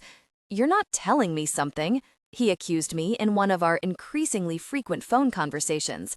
"I am not skilled at playing the ignoramus, and never have been. Still, what do you mean?" I asked stupidly. "There's something wrong with those mice," he said, and gave me a full description of his mice's deteriorating conditions. A full 79% of his were still alive. I had retained 61% of mine from the third experiment, 66, although my oldest batch, from the first group, were now 90 months to his group's 53 months. I was excited to hear that their symptoms matched those of mine almost exactly. And so I was forced to tell him how what we'd observed in our mice was merely a replica of what I had first seen in the dreamers. He listened with growing astonishment as I told him of what I had encountered on Ivu and of the state and alleged age of those I had brought back with me. "Norton," he said at last, this is incredible." But it was not, for proof existed only a few yards away from me, in the small fake Ivu I had created. We talked for a while about how I might be able to prove my theory on humans and the impossibility of doing so. No one would be willing to undergo such a risk. Sereni asked if I might be able to perform the experiment on some Ivuans, whom I could later bring back with me to the States. And I had to remind him that it might take decades for the turtle's effects to become apparent. Even if we could find subjects in their 40s or 50s, we might be waiting another 40 or 50 years, at least, for them to manifest any symptoms. No, I told him, the more important and pressing matter was to find an antidote, one that counteracted the turtle's effects. "And have you spoken to anyone else about this?" Sereni asked. His voice was mild, but I had learned never to trust a rival who feigns a lack of interest or ambition, or who pretends to be engaged only in an intellectual exchange for purely academic reasons. Therefore, I was somewhat triumphant, although I did my best to keep it out of my voice, to inform Sereni that I had submitted a paper announcing the mice's decline to the Annals of Nutritional Epidemiology just before I left, and that it had been, of course, accepted for publication. "Ah," said Sereni after a long silence, and I could not tell if he was angry or disappointed or both. At any rate, he was not happy. "Well, Norton," he said, "I hope you know what you're doing." He got off the phone quite quickly after that. Of course, I did not know what I was doing. I had sent the paper to the journal in something of a panic, trapped as I was between two unfortunate outcomes. If I waited too long, Sereni would no doubt make his own conclusions about the mice and write his own paper. His would have been much more speculative in nature, but it wouldn't have mattered. He would still be first, and anything I might write later would be seen as a furtherance of his discovery, not my own. But if I published too early, then I would alert the various buzzards circling the island and my work that there was a serious problem with their plans to bottle and sell eternal life. The Opaivuekes would become more hunted than ever, and I would be racing against the others to solve the very problem that they would know nothing of had I not told them of it. It was one bad choice or the other. Either way, I would have no one to blame but myself. And then, as many others after me would later recount, things got very bad. On my next trip to Ivu, about 8 months later, things remained the same. This time, it was only me. My visit preceded by another brief, unilluminating interview with the king. This was the last time I would be granted an audience with him, although I didn't know it then. In fact, there would be many things about that visit that, in retrospect, would be for the last time. The last time I would be the only Westerner on Ivu, much less in the village. The last time I would be able to make my way unmolested to the Lake of Turtles, see its surface scummed with their air bubbles, be able to watch them drift so trustingly and peaceably toward me, the last time I would feel that the villagers would pay no heed to their visitor and that a foreign presence would not interrupt even the smallest of their routines. It would be the last time I would see them make and store food in the way they had doubtless been doing for centuries. The last time they would have a diet free from tinned meats and packaged biscuits and cans of sugary cubed fruit. The last time that I would see them in their natural state and observe their movements as they went about their daily tasks, such as bending over a hill of seed pods or strolling back from a late-night hunt. But on that visit, I knew none of this. And I remember thinking, somewhat smugly, somewhat with relief, that talent had been wrong after all, that changes, if they came here, would be halting and incremental, but not life-altering. I had already noticed that the bases of several of the trees were wrapped with red twine, and that small areas around them had been staked with thin lengths of rope, and that little placards with Latin names, in an indecipherable hand, had been affixed to the trees. Meyer's work, of course. If this was the sort of change that would come to the island, I thought, then it was nothing to worry about. I was able to visit the turtles again, my map proved itself useful, and even sought out the young friend I had made the last time, who willingly followed me on my walks deeper and deeper into the forest. On hot afternoons we napped there, and in the early mornings we explored. I found numerous clusters of fungi that would have made Myers frantic with desire, and made some shavings and drawings to take back to him. I saw the chief and Uo and Lawake and many others I had grown to recognize by sight, if not by name. Later, I would ask myself if I had perhaps subconsciously timed this visit to coincide with my next paper's publication, so that I might be able to avoid having to think about the consequences that would arise from it. I do not believe this to be true, although many others do, and I cannot dissuade them from that opinion. What I do know is that by the time I returned to Stanford 6 weeks later, 2 more Opivwakis accompanying me, the scientific world was in an uproar. Accusations were made, counterpapers were being written, the Annals was being sent more letters than it had received about any other paper it had ever published. The news of my 2 discoveries had even infiltrated the popular press, and I was interviewed by writers from both the Times and Time. It was around then, too, that Talent ceased further contact with me, although I was never to know why.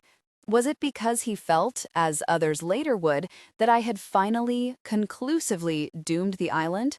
Was it because I had ruined the lovely, dreamy image of a never-dying people?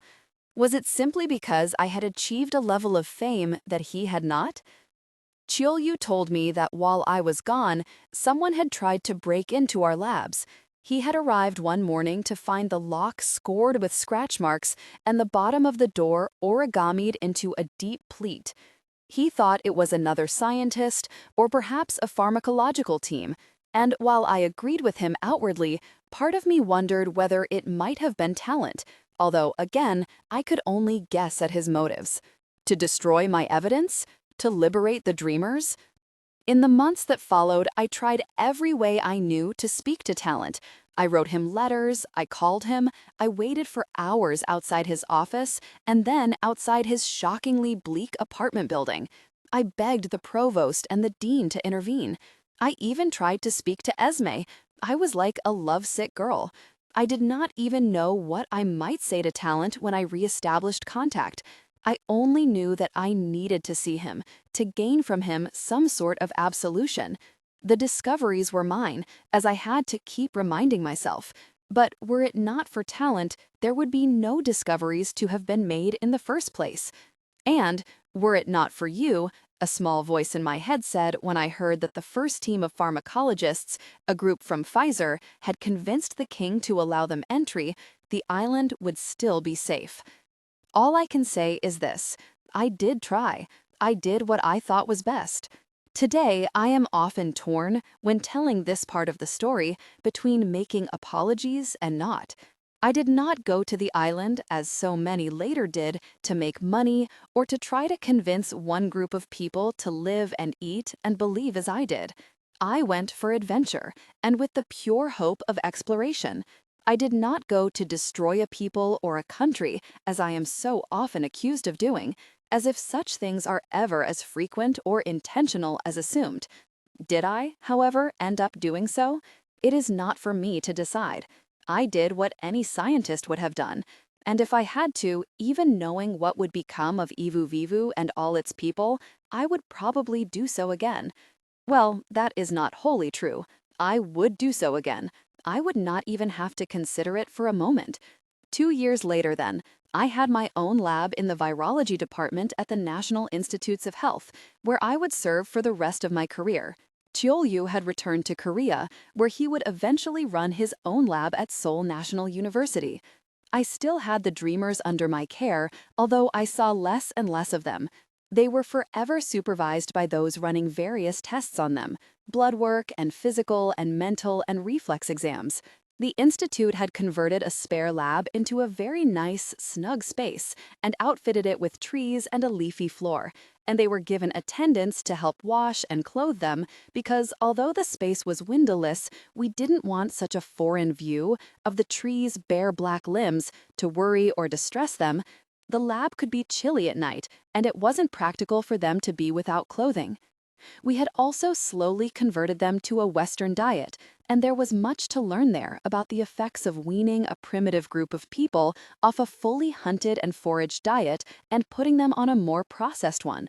I am sorry to say that they were nearly insensate by this point, and the first time I saw Mua in a wheelchair being pushed back to their sleeping quarters, after a day of tests, his head lolling back stupidly, his arms arranged slackly in his lap, his eyes open but skidding about, I felt a pang, remembering how quickly and purposefully he had once walked through the forest, how he had stretched his short legs into splits in order to straddle the enormous tree roots that calced from the ground. It was necessary, this work, and their decline was inevitable, but I still sentimentally wished it could have gone better for them. The Opavucas had not fared much better, and I admit now that I had underestimated how important their context was to their survival and well-being.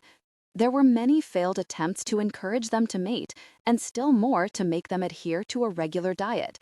It occurred to me, belatedly, that I had never thought to properly investigate exactly what the Opavucus ate, and so much time was lost in trying to find the right combination of food. The closest we got was a mix of sardines and various lettuces and fiddleheads that would both tempt them and help them maintain their equilibrium. But as time went by, they grew steadily more listless, and finally we killed the two older ones. One we preserved, one we dissected, and concentrated our efforts on the younger ones, although the results were not encouraging. I was more and more away from the lab, giving lectures here and there, writing papers, and so on, and therefore it was not until the end of 1961 that I was able to make my next visit to Ivu Vivu. Stories had reached me from different sources about how the number of researchers on the island at any time now surpassed the population of villagers themselves, about how a small settlement of tents had gone up for the roving brigades of Pfizer and Lilly scientists who traveled to and fro on their own planes and owned motorized boats, and who glared at one another across their self-imposed demarcation lines, each group determined to beat the other, about how swaths of the jungle had been trampled and cleared and the lives of animals and plants disrupted. Myers called me from Calm one night, his stammer worse than ever. He had just returned from the island, he said, and described a scene that sounded like something out of a hellish version of Bruegel, a filthy village square, dirt-smeared and fetid, and choking black fires and people everywhere. I hoped Myers might be exaggerating. I did not consider him wholly reliable on non-fungus-related matters, but it was with some trepidation and even reluctance that I set out on my journey. Now that I was a government employee, there was no waiting about for a transport to the island on which I might be able to beg a spot, and I sat in my seat at the back of the tiny plane, waiting for the jouncy landing that greeted one's arrival on Ivu Vivu. But to my surprise, our touchdown was smooth, silken almost, and when I stepped out of the plane, I saw the first major change, a runway, albeit just a length of perfectly planed dirt, but with all the bumps and stones and bits of shrubbery I remembered from the past removed. Indeed, the whole field had been razed and was now just a great acreage of emptiness. No grass, no little white flowers, just dirt so flat and clean it looked swept. I could feel something shift deep inside me, the first stirrings of dread. I was met by a guide, one I'd not had before. He could have been anyone, but he spoke a little English, and he was wearing a sarong in dull mustard below a white man's undershirt that was far too long for him. His hair was cut, cropped close around his ears. He led me not to a horse, but to an orange-rusted jalopy, a Frankenstein of a car, cut and soldered from many pieces and makes, of which he was very proud of, and drove me haltingly over to the dock, where a new deck had been clumsily built. There stood the boatman, the one from my original trip all those years ago, who pretended now, as ever, not to know me, but his vessel was, if not new, newer at least, and fitted with a proper motor that roared and belched as we bounced across the sea. And then, in half the time as before, there was Ivivu. But as we rounded the corner to pull into the lagoon, another shock. The jungle had been pruned back so far that there was now a real beach, a scoop of mucky gray sand, the greenery forming an untidy hairline to its rear. On the sand was a beaming man, waving his arms at me as the boat dredged itself up onto shore. "Notan, Notan," said the man, and I realized with a start that it was Uva, though not the Uva of my memory. This Uva was wearing pants, khakis, far too large for him, and a real button-down shirt, albeit one that had obviously been washed and rewashed and patched with runnels of stitches so dense they looked like scar tissue. His hair, like the boatman's and the guide's, had been hacked away at as well, and the bone had been removed from his nose, though on either side of his nostrils he carried a dark brown stain where the holes had closed over and healed. "How you?" asked Uva, smiling proudly, and this, his newly acquired English, and his pride in it, made my skin prickle for some reason, and the enormity of the island's changes loomed large and clear in my mind. Everywhere were changes. A real path had been dozed uphill, and although we still had to traverse it by foot, Uva now pulled my supplies in a wheeled cart. He was not used to wearing so much clothing and sweated copiously. At one point, he fumblingly unbuttoned his shirt partway, and when I took off my own to encourage him, he gazed at my nakedness longingly before turning away and buttoning back up. You could almost see the determination in his face, his new dedication to being fully clad. But why, I wanted to ask. One of the things the Ivivuans had gotten right, after all, was their adherence to their own nudity. In such humidity, clothes were not only foolish but ill-advised. As we went, I could not help but study the treescape around me, trying to map the developments. Was it quieter than it had been last time, less filled with bird call and monkey screech and insect flutter? Were there fewer manama trees and less fruit on the ground? Did the canava trees seem less grimed with vuwaka gosh than they had before? Did that moss always look so trodden, or had someone recently walked across it? Was the passage between that stand of palm trees always so forgiving, or had it been widened recently by hand?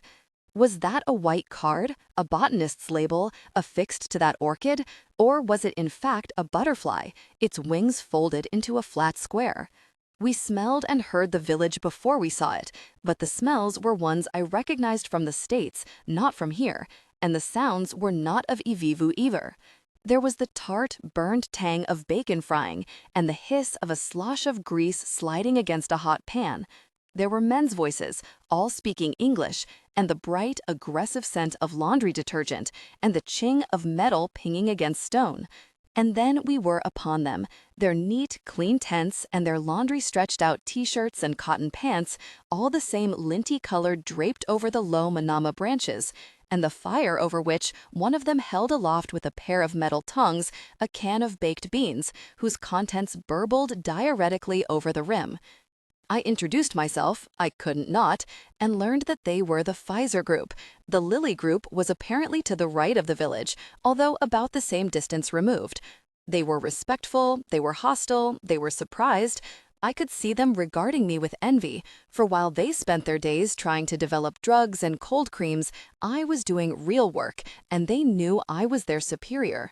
And yet, they had all the resources. It was clear, from my single rucksack resting in Uva's cart, that I did not, and it was already clear that the ones who had the resources would win. This is always true in science. It was true even then. I excused myself as soon as I could. But it was when we reached the edge of the village that the horror, the severity of the island's transformation really assaulted me. The huts were the same, as were the dirt floor's well-drawn boundaries, but those were the only things that had remained as I remembered. Lanced on a stick over the fire was a cube of Spam sweating lardy drops into the flames, and an already roasted block of it sat nearby, its heat wilting and curling the palm leaf on which it rested. And a few feet off, a group of men hovered over a third brick, squeezing off pieces of it with their fingers and feeding their hogs a bite for every 2 or 3 they took. But somehow, the worst thing was the clothesline that had been stretched between 2 manama trees on the left side of the village. The line had been made using some of the twisted palm leaf rope, a precious rope, a rope meant for repairs and hauling and hog leashing, and draped all across it was a junky selection of used clothes, yellowed undershirts and torn-pocketed trousers, and plain, prim, long-sleeved cotton dresses that would have been useless in America, much less in tropical Ivivu.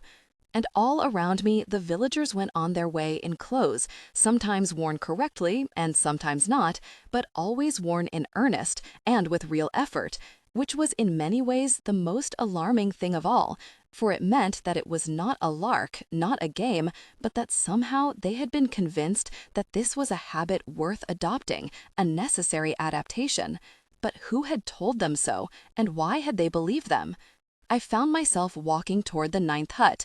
To one side, 2 of the pharmacists were kicking a soccer ball to each other and laughing as some of the village children, some in shirts so big that they resembled kimonos, the fabric of the arms sailing as they jumped and ran, joined in.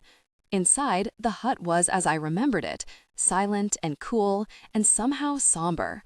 I was relieved momentarily, but then I thought, was it too unchanged? There was something about it that felt dusty almost, and I found myself absurdly studying the dirt floor for signs of neglect. It was as if, in the context of such enveloping changes, the 9th hut's sameness made it appear less, not more, relevant. It was clear that what had once been, from dress to food to even the children's play, was no longer valued. And the fact that no one had thought to update the hut with some recognition of the new world that had been visited upon them made me fear that it remained not as a symbol of something cherished, but as a relic of something outgrown. Later, I would realize that what had taken me weeks to find had taken teams of researchers only days.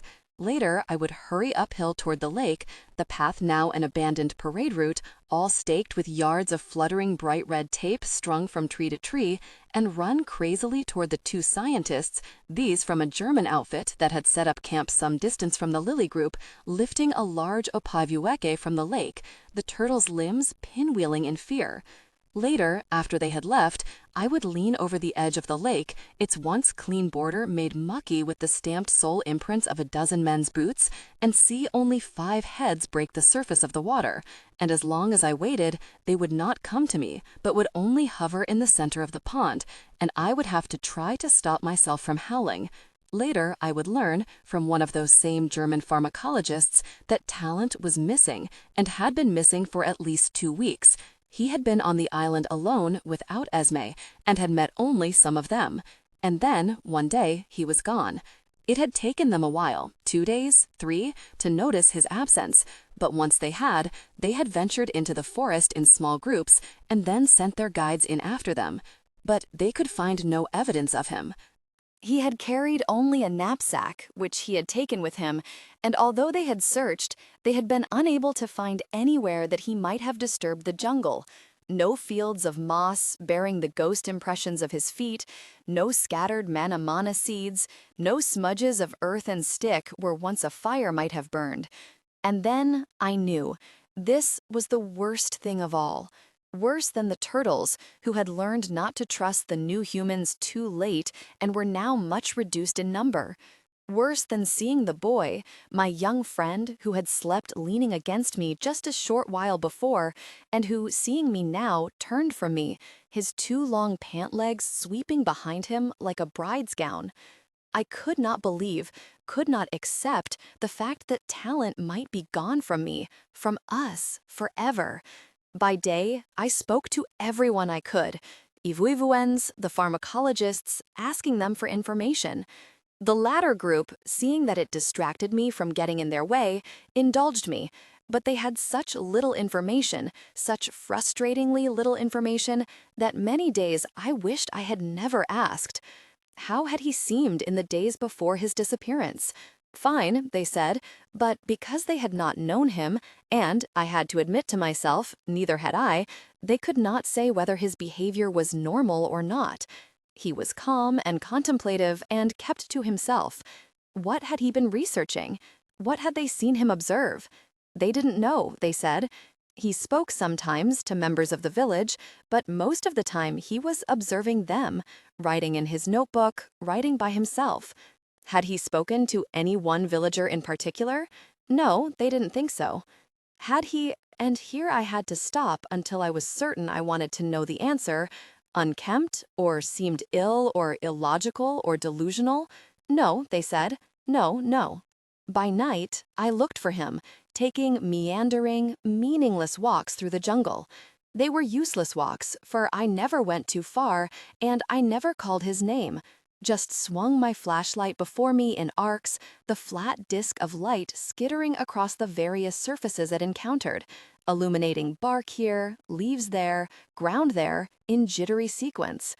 I do not think I seriously thought I'd find him, but on those walks I always remembered how I had first encountered Mua, stepping out of the shadows of the jungle like a nightmare come to life, and I suppose some part of me felt that it might happen again, that one night I'd move the flashlight just an inch to the right, and there, centered in its beam, would be Talent, his beard obscuring his expression, saying, "Well, Norton, what brings you here?"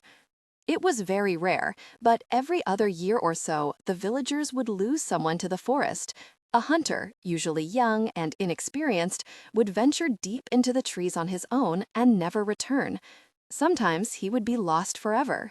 The Ivuivuens had a saying for such events, "Ka o lolu mumuwako." The jungle devoured him. The odd thing was that they would never consider that the disappeared person had died. He was simply away, unable to find his way home, but alive all the same, trying and trying and trying to return to the village. Many theories have since been proposed about Talent's disappearance. He had gone to find more dreamers. He had followed a dreamer into the forest. He had gone mad. He had found another, more secret society and gone to live among them. He had discovered something glorious. He had discovered something terrible. He had been murdered by the villagers and taken away at night. He had become obsessed with a species of flower he had found. He had run away with one of the village women, one of the village men, preposterous, as no one from the village was missing. He had yearned to escape civilization and had gone to found his own. He had escaped from the island in secret and was living under an assumed identity in Hawaii, teaching at the university there. He had killed himself. He was alive still. He knew exactly where he was going. He had no idea where he was going. I cannot claim to know what happened to him, but I think about him often, more often than I think anyone would expect. When he vanished, I am afraid, I have to admit, something I had once had vanished as well.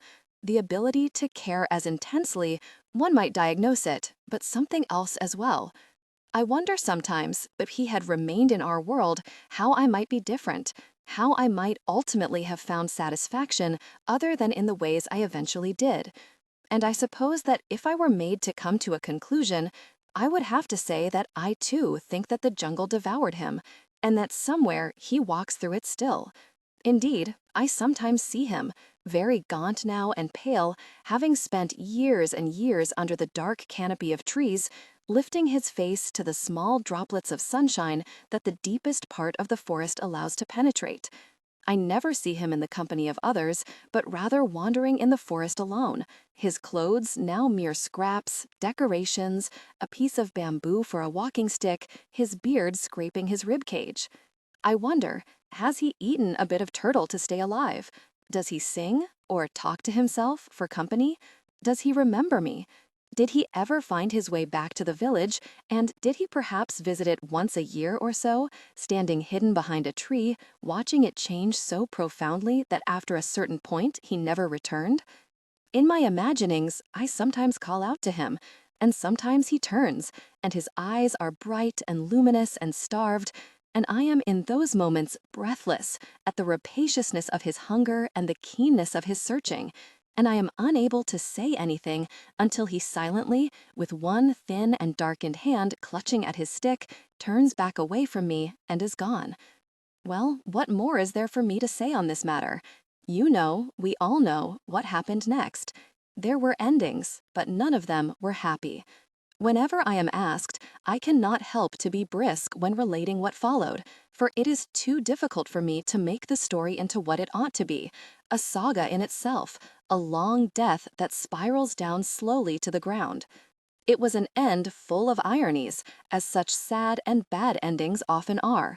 Shall I tell you of how the pharmacists and neuroscientists and biologists hurried home with their carrier bags heavy with turtles, and how test after test proved what I already knew and had already tried to tell them, that the mice, and later the rats, the rabbits, the dogs, the monkeys, the who knows what else, there were rumors, but none were ever definitively proven, lived double, treble, quadruple their natural lives, but all of them, every one of the survivors, went slowly but irreversibly and horribly mad. The mice kicking and mewling, the cats, their mouths fixed open into soundless yawps, beating themselves against their cages, the dogs tearing out their own eyes with their paws, the monkeys, the closest to us in temperament and sensibility, who chattered and chattered until one day they chattered no more, and whose eyes grew so blank and unfocused one could look in them and see anything one might wish reflected in them, the sea, the clouds, a lake of turtles. Shall I tell you of how by the time telomeres were discovered, and then by the time genetic sequencing became sophisticated enough to conjecture exactly how the opilike was affecting normal telomerase, there were no more opilekes to be studied? Shall I tell you how the lake had long been scooped clean, and although in the 1970s a group of a dozen scientists went back to dredge it and then walked the length of the river, its entire reach from the top of the island to its bottom, they never found another opilike? Shall I tell you of the recriminations, the desperation, the bemoaning of years wasted, the millions of dollars spent, the agony of knowing how close we were to eternal life and how it once again eluded us, all dreams of godliness turned into water glugging down a wide-mouthed drain? Shall I tell you of the disbelief, the plans that were made and then had to be scrapped for age-retarding drugs, for anti-aging skin creams, for elixirs to restore male potency? Shall I tell you of Pfizer's sorrow, of Lilly's dismay, of Johnson & Johnson's agony, of Merck's rage? Shall I tell you of the years of feckless, fruitless, desperate attempts to recreate the effect using every sort of turtle on the planet? Of months waiting for the mice to continue beyond their natural lifespan, and then, upon watching them die, beginning anew with a fresh batch and a new Hawaiian sea turtle, a new leatherback turtle, a new Galapagos tortoise? Shall I tell you about trying to recreate the effect using every animal, every plant, every fungus that could be harvested from Iwawiko? The sloths, the hogs, the spiders, the vukas, the toucans, the parrots, the hunonos, the monomas, the canavas, the weird lizard-like things, the fuzzy gourds, the palm leaves, the seed pods? Shall I tell you how the island was stripped of everything, whole forests razed, whole fields of mushrooms and orchids and ferns picked like fat red strawberries and shiny green lettuces and loaded onto the helicopters that were now able to land directly on the island because so many trees had been felled that there was open space aplenty?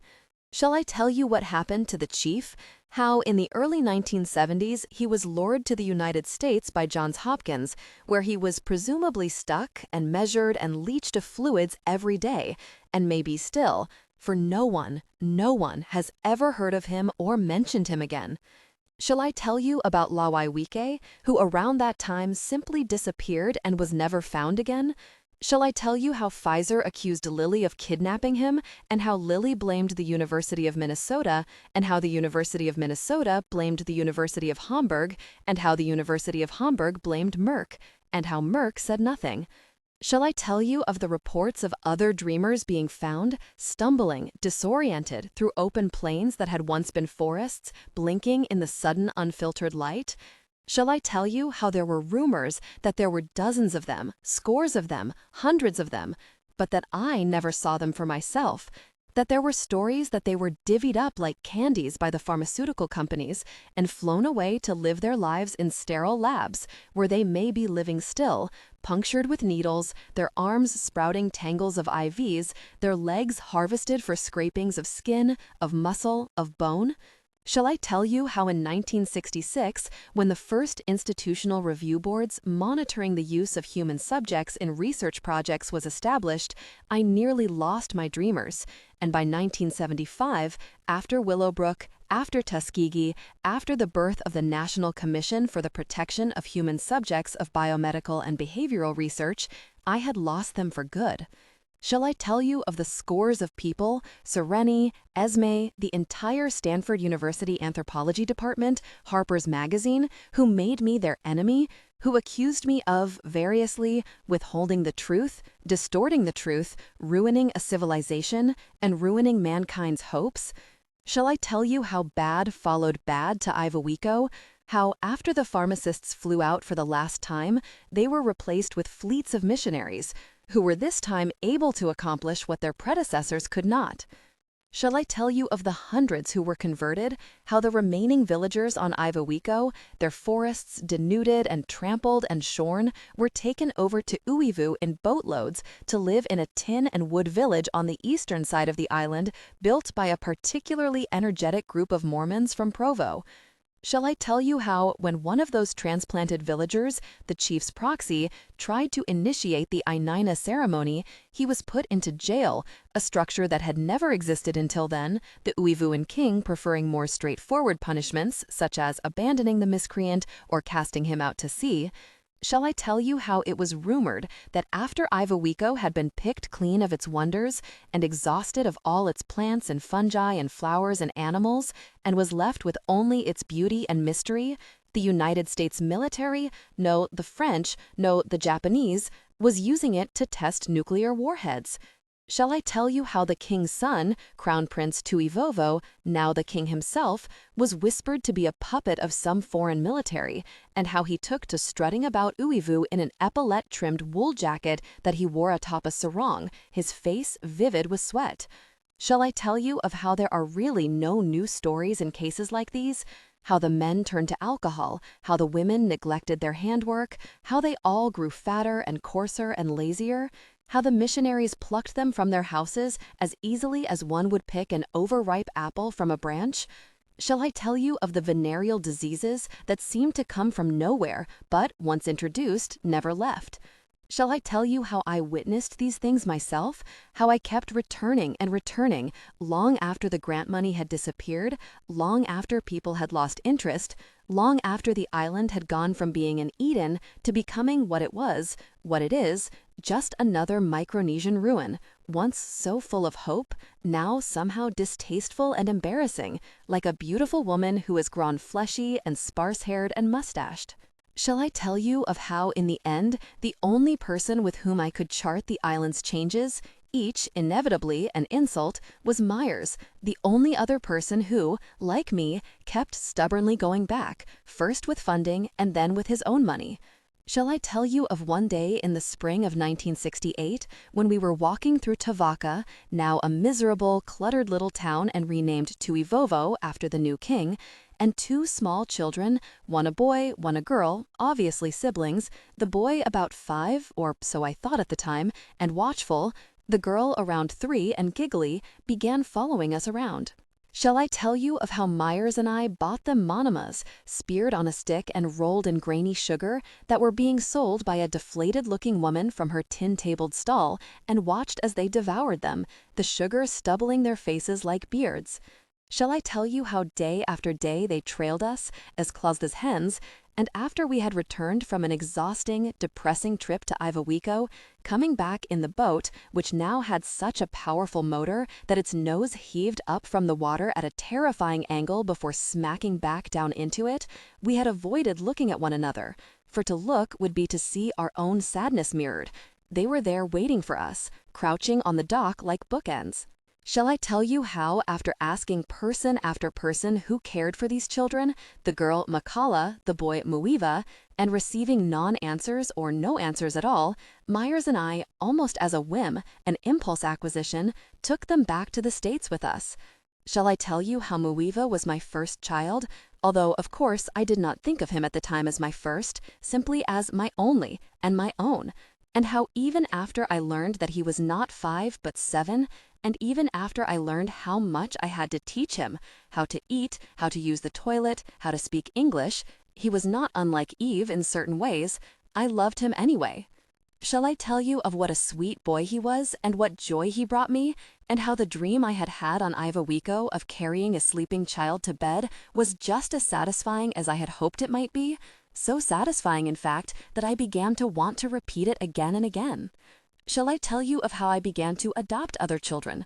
How, once I began to pay attention, I found there were dozens, scores, who were parentless or as good as, their parents were so useless, so lost to alcohol and God, initially only boys, because I thought I could relate to them more easily, but then girls as well.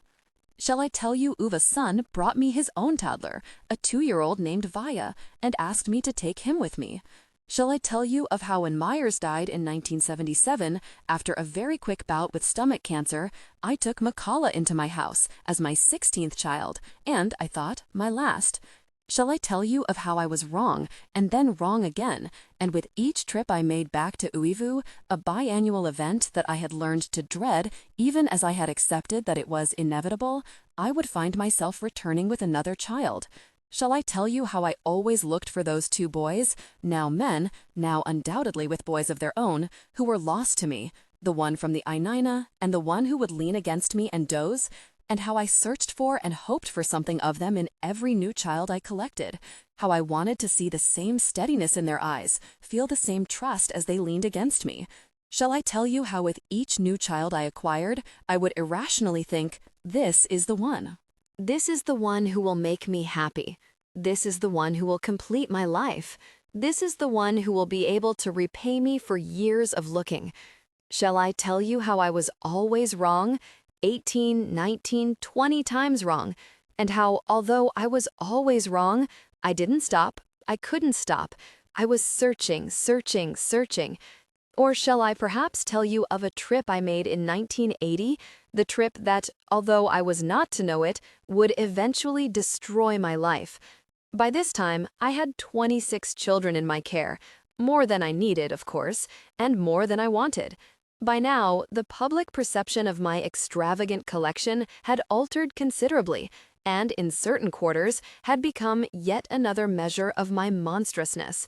When I first began accumulating my children, I was of course treated as something of a hero. An odd hero, perhaps, barely on the right side of eccentricity, but a hero nonetheless. I was a single man, I was a noted scientist, and yet here I was, opening my house, an 8-bedroom colonial just outside town that I had bought with some of my inheritance, to these undernourished and primitive orphans, whose pitiable state was compounded by their being dark-skinned and flat-nosed and completely uneducated. I would estimate that my heroism ran out after I brought back my 9th child. Suddenly, as if a bulletin had gone out to the brayers and opinion sharers and women of the world generally, for it was women who seemed to have the strongest feelings about my personal doings, as women often do, I was an object of suspicion. Why did I need all those children? Why did I have all these children and not a wife? What exactly was I trying to do? There was something unhealthy about it all, wasn't there? The suspicions never morphed into outright accusations, but I could feel them there, held just under the tongue like a dissolving cube of sugar. I am convinced that even Mrs. Tomlinson, a local woman I had engaged to serve as a housekeeper come nanny, I hired her on the basis of her looks alone. She was dense and sturdy and florid, a Dickensian scullery maid grown up and out and come to life in modern-day Maryland, who liked to ostentatiously share with me the many times she had defended me to her girlfriends and sisters-in-law, doubtless shared her theories with those same girlfriends and sisters-in-law. Well, what does he need with all those children after all? At the time, they were easy to dismiss, but in retrospect, I would agree with them. There was something fevered and grotesque, alarming even, about the rate at which I adopted these children. And then, in 1974, I won my Nobel, and once again I was the hero. My miscalculations, as the Times characterized my apparent failing of the dreamers. In the same article, I was also blamed in a roundabout way for Talent's disappearance and the destruction of Ivuivu, balanced against my obvious humanitarian inclinations, the one-man charity show I was running with as much color and elan as P.T. Barnum. In the months of interviews that followed, I was asked about the island, the dreamers, Talent, and the turtles, and to a lesser extent about my work and its implications, but mostly I was asked about my children. Could I pose with them? Had they had a hard time adjusting? Did I have any favorite stories about them? They were always looking for these stories, anecdotes about the children's adorableness, and I never had any to provide. They were children after all, and their store of adorableness was rather shallow. Again and again I was asked why I had adopted them, a question I found difficult to answer. The truth would be distasteful, and the lies, because I wanted to help the less fortunate, because I loved their company, seemed laughably simplistic and banal. But to my surprise, the interviewers all jotted down my responses without question, and later I would read my own words back to myself in their papers or magazines and see myself called a loving papa or a doting father and marvel. On Uivu, my Nobel made no difference. There, I was the white man who came twice a year and on whom all sorts of unwanted children could be foisted. It was one of the central ironies of the place that the very people who had enabled me to discover immortality were so far from immortal themselves. Weeva had died in 1965, at the age of 56. Two had died shortly after. Some of their children, Weeva's son, who had pressed his child on me, Tu's daughter, whose twin sons were now in my care, were dead as well, their brief lifespans hurried to a premature close by alcohol. I had the strange sense sometimes as I walked through Tuiuvo, its thoroughfares wide tracks of footstep-engraved mud, its boundaries stacked with the debris of long-abandoned and improbable projects. Here, a sagging sack of concrete, slit down the middle and dribbling silt that was once meant to build a roadway. There, a pyramid of orange-rusted rebar bound together with frayed lengths of palm leaf rope. That I had landed in the wrong place, and that somewhere on the other side of the island lay the capital as I had known it. What was this town, with its increasing number of beggars? I always wondered whom they were begging from, as no one in the town had any money, and the foreign visitors who had once descended here in great busy flocks were long gone, a decade gone, never to return. Burning small, sullen fires by the road's edge, and the slumping shacks, the palm leaf freckled with dark dots of mold. The only new structure was the king's residence, with its long, ugly facade of cement, its surface perforated by small, glassless windows. The king had run out of money before he could complete its painting or roofing, and so the whitewash stopped abruptly halfway through, and the entire thing was crowned with a flat top of layered palm leaves. They were new, at least, but the effect was curiously like a toupee, because no one in the village remembered quite how to knit together a roof that would be both protective and elegant. I stayed where I always did, in the second grandest and only other cement building in town, a 6-room inn in which I was always the only guest. In my room was an approximation of the bed, an ancient iron bed frame, a large muslin pouch half stuffed with crunchy bits of palm husk for a mattress, and a crucifix, made from bamboo and easily the prettiest thing in town, hanging on the wall. The inn was near the water, and from its roof, where I ate my dinner of spam and chunks of boiled sweet potato, I would watch the sky turn so dark that eventually Ivuivu would seem to disintegrate into the night, its bulk receding into the black. No one was allowed to travel there any longer, on penalty of death. The king was rumored to be convinced that someday the scientists and the money would return, and was planning to offer it to them for a huge ransom when they did. In the meantime, though, it was the property of whichever government had paid him for its use. But then I heard other rumors as well, that on the far side of Ivuivu was a team of scientists, from where, no one could say, who were scouring the island's underwater caves for any remaining opaivikas, or that the king was using the island as a penal colony where the punished would live the rest of their lives in near isolation. And sometimes I thought, there too is talent, and I would picture him, his face lifted to the sun, moving uphill through a mist of ivoried butterflies. Because I had grown to realize that I made these trips as a form of self-punishment, I never spared myself anything. I sought out the most depressing sights, the squalor of the town, of course, and the contrasting tidiness of the missionary camp on the north side of the island, where the jungle had been so eradicated that you often felt like you were in Montana. Here, there was a different kind of awfulness. No alcohol, no begging, no fires, but Uvuidwans working as messengers and farmhands and housemaids, and always smiling, smiling, smiling. But the worst thing was that none of the Yuvuan men who worked for the missionaries had their spears. They had given them up to become Christians, and the sight of them without their spears was somehow obscene, as if they were missing their heads. Even the most destitute, the most unrecognizable of men in Tuyuvo kept their spears. Often it was the only thing they had. I went to Ivaka, where once were great fields of vegetables and groves of trees, destroyed long ago when Lily bought rights to the land to begin a turtle breeding farm. Now the lake it had created was a brackish swamp, its water as black and thick as petroleum, the earth around it foul and greasy with poison, the air a hum with the ever-present tornadoes of flies drawn to the smell of death. The few seasonal workers from Yuvu who lived there stood guard over this sewagey mess, their eyes fixed on the horizon, waiting for the plane that would bring their employers back.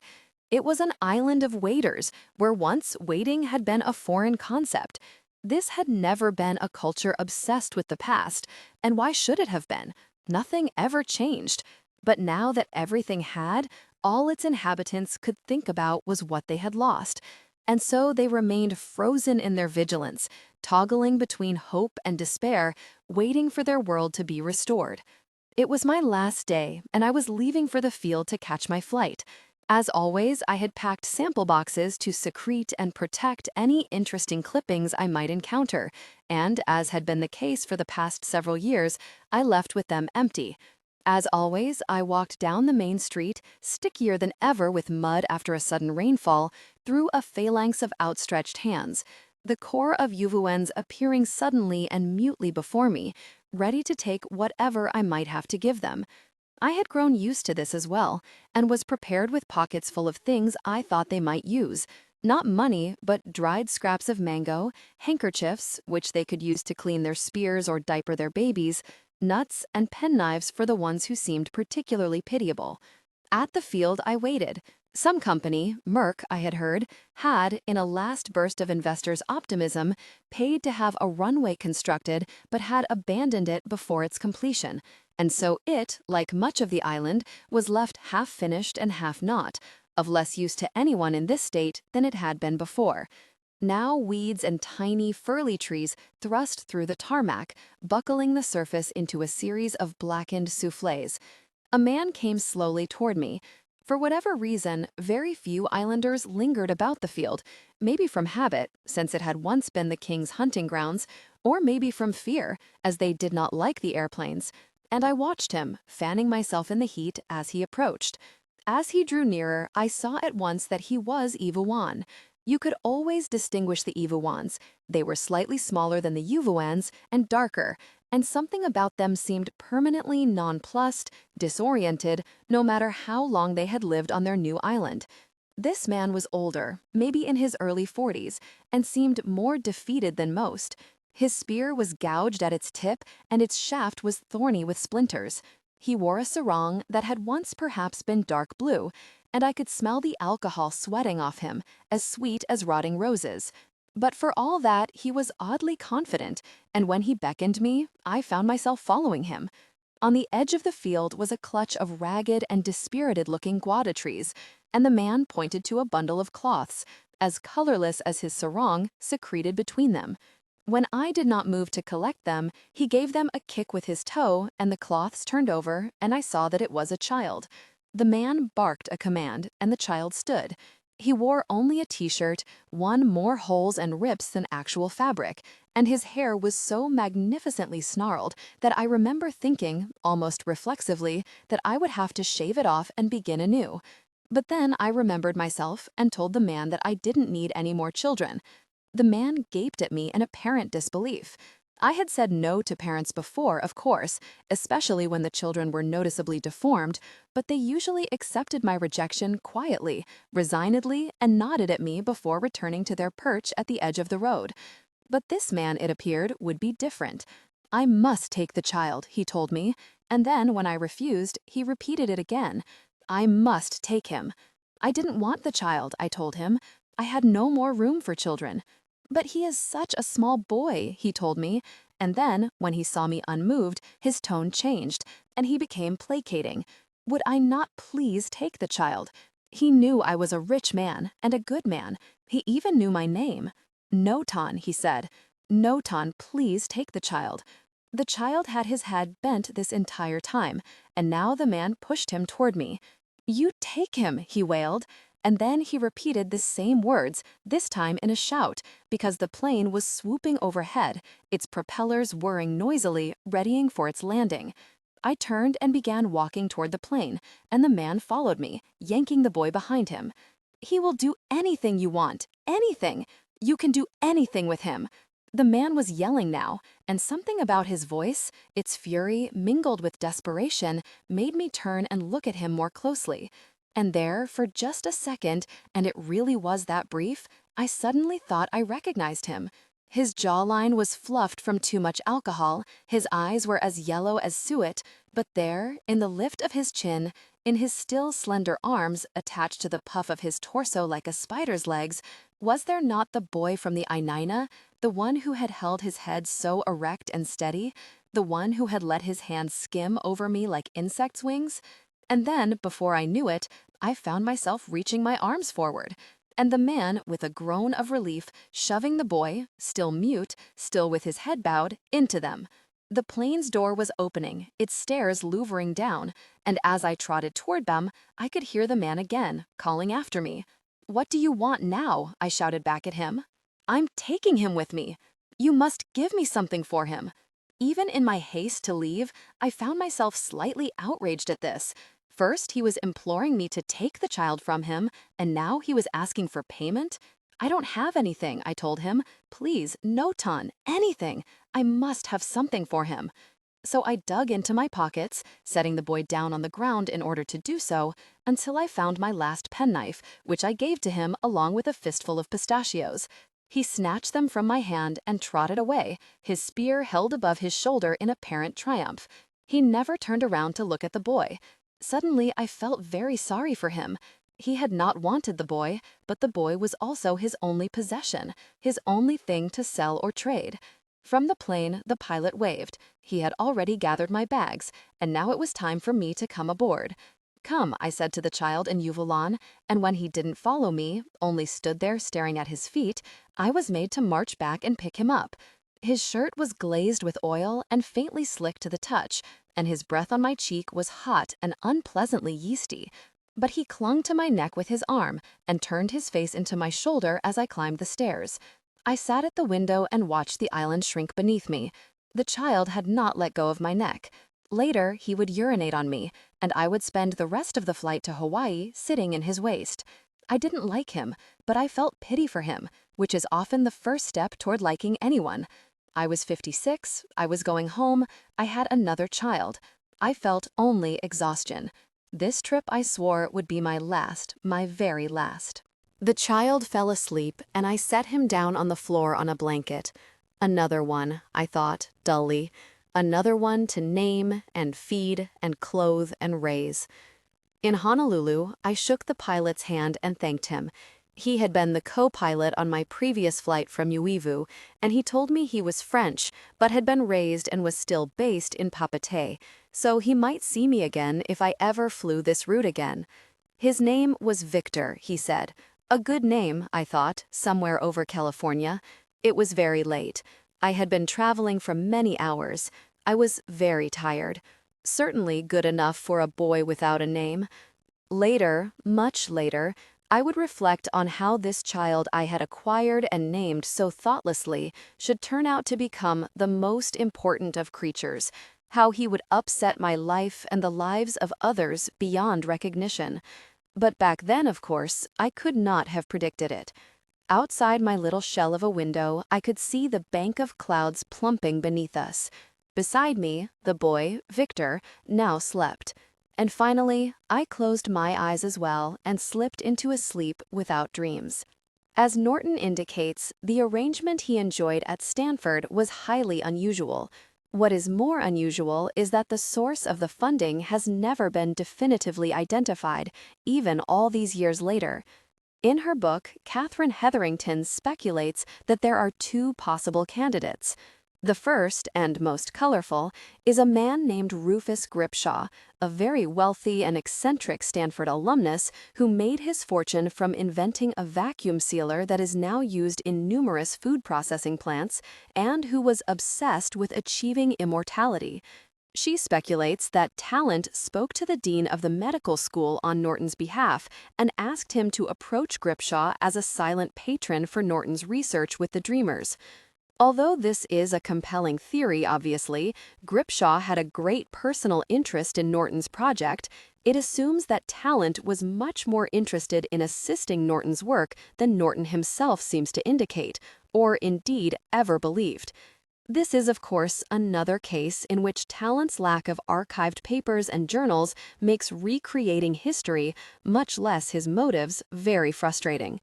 In the years that were to follow, Norton was never quite certain how talent felt about him and his work, and it is easy to imagine that talent himself was ambivalent about how and whether he wanted to collaborate with Norton. On the other hand, he had essentially abetted Norton in his plan to bring back the Dreamers. Besides Gripshaw, Hetherington suggests that Norton was funded out of, as he puts it, some mysterious slush fund, one bankrolled by a governmental agency interested in developing new drugs. This theory is actually less cloak and dagger than it sounds.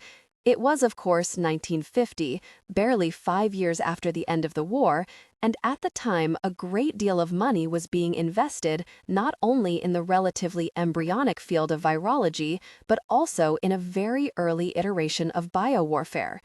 It is entirely possible that Stanford was one of the universities given a grant to pursue such studies and experiments and found a worthy recipient in Norton. Catherine Hetherington, An Island True and Small, 2518. In the meantime, Norton kept himself busy with a number of extracurricular projects, the most important of which was a paper published in April 1951 in the Annals of Herpetology, in which he identifies the Ophiueke as a previously unknown salt and freshwater turtle. The paper, while brief, is surprisingly charming.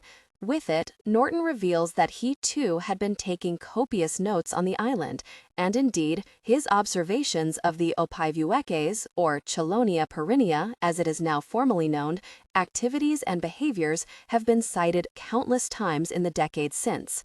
Aside from producing the satisfaction that comes from discovering and naming a new life form, this paper also laid necessary groundwork for Norton's future paper, the famous Eternity Claim, which he would publish nearly 2 years later.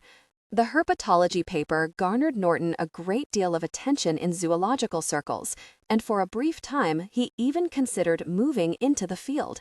The only thing that stopped him, as he later realized, was his fundamental lack of passion for reptilia. Not everyone was happy with Norton's report, however. In her memoir, Duff claims that she and Talent were the true discoverers of the Ophiueke and that credit should be given to them. Even if that could have been proven, however, all scientists know that, fairly or not, although fairness seems somewhat beside the point at this level, it's the person who actually reports the finding to the scientific press who gets the credit for the discovery, not the person who merely makes note of it in his logbooks or journals. It is unknown what Talent thought of Norton's report about the Opivueke. His few existing papers include no mention of it, and Norton has never revealed whether the two of them ever spoke of it. Norton's earlier study about the turtle was, of course, cited in Talent's paper. Norton's revolutionary paper, commonly known as the Eternity Claim paper, was not the only gauntlet thrown down to the mainstream medical and scientific establishment that year. In April, James Watson and Francis Crick had published their brief postulatory paper in Nature, A Structure for Deoxyribose Nucleic Acid, which first described the double helical nature of DNA. This, coupled with Norton's discovery, has led numerous scientific historians to identify 1953 as the year of miracles. Ironically, of course, as miracles were exactly what these scientists strove to disprove with their research. Although Norton was naturally highly impressed by Watson's scholarship, he was not in general impressed by Watson the man, whom he found far too obsessed with his pursuit of women, a quest detailed by Watson himself in his memoir, Genes, Girls, and Gamo, and his hunger for fame, which continues unabated to this day. The purpose of Norton's initial 3 experiments was to prove that the mice who were fed the Opivueke would, after a single feeding of the turtle, live on median significantly longer than their natural lifespan of 18 months. Of Group A, the 25-15-month-old mice, 81% of the animals were still living, making the median survival age in September 1953, when Norton submitted his paper for publication, 46 months, which meant that their lifespans had been almost trebled. Of Group C, the 100 mice who were also fed the Opivueke at 15 months, 79% were still alive at 41 months, which meant their lifespans had increased by 150%. The control groups from experiments A and C, that is, the mice who had been fed the box turtle placebo, had a median survival of 17.8 months, in other words, their typical lifespan. Not discussed in Norton's initial paper were the subjects of Group B, the 50 newborn mice fed the Opivueke in their infancy. All of them were, astonishingly, still alive at the time the paper was written, at 31 months old. But because their lifespan had not yet been proven to have been doubled by eating the turtle, Norton decided that publishing their results was still too premature. The scientific importance of Norton's experiment was twofold. First, he proved that an organism's lifespan could be controlled or manipulated by a foreign element. Second, he established that this extended lifespan, what he termed imaginable immortality, could be achieved by the ingestion of this element. In just over 2 years, he had solved the riddles that has preoccupied every culture since the beginning of time. It is perhaps no wonder, then, that his findings were greeted with such passion and anger, because it is only fear that can provoke such responses. Norton had used the Opivueke's left foreleg to feed the mice in the first and second experiments, and the right hind leg on the mice in the third experiment. He actually sent Serini both the remaining legs, the right foreleg and the left hind leg, so that Serini would be able to replicate the variables as closely as possible. Serini ended up using the left hind leg in his own experiment. It actually replicated the third of Norton's experiments. On March 14, 1954, Serini began an experiment in which he fed 100 mice aged 15 months a portion of Opivueke. The control group of 100 was fed the same species of box turtle that Norton had used. A voluminous and highly technical correspondence specifying the amount of turtle that should be consumed by both groups was exchanged, all of which can be found among Serini's papers, which are in the possession of Harvard Medical School.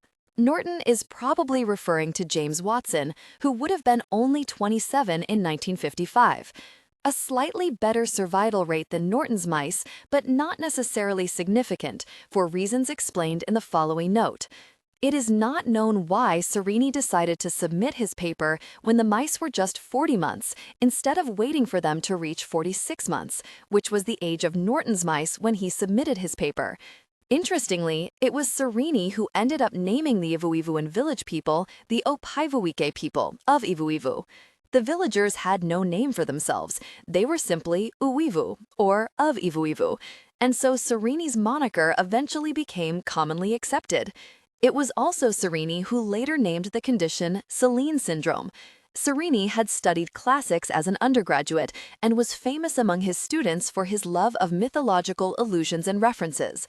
It was said that in order to succeed in Serini's classes, it was good to know the difference between the trochlear and the trigeminal, but it was far better to know the difference between Tiryns and Tartarus. In 1993, a much-debated book speculated that not only was Talent perfectly aware of Norton's theft, but he was aware as well that ingestion of the Opaivuike led both to a superannuated lifespan and to a highly compromised one. Henry Gombrecht, an American studies professor at Williams, claims that Talent never announced his findings for fear that the island would be overrun with fortune hunters and scientists. He further claims that once Talent figured out that Norton had come to the same conclusion, he and Esme plotted to kill him or abandon him on Ivoivo, but that Talent lost his nerve shortly before the deed was to be done. Gombrecht also claims that Talent's eventual disappearance was a sort of self-inflicted penance for what he considered his role in the destruction of the island, though in a curious bit of scholarly circumspection, he stops short of speculating whether Talent killed himself, as many believe, or simply vanished into some small, unreachable part of the world. As efficient and yet dramatic as Gombrecht's theory is, it is very difficult to see where he might have found proof for any of it, given that none of Talent's personal writings have ever been located. Gombrecht, though, who, if nothing else, proved himself tenacious in the face of the controversies that erupted after the book's publication, claims to have pages from Talent's first Ivuivu journals that an unnamed source gave to him.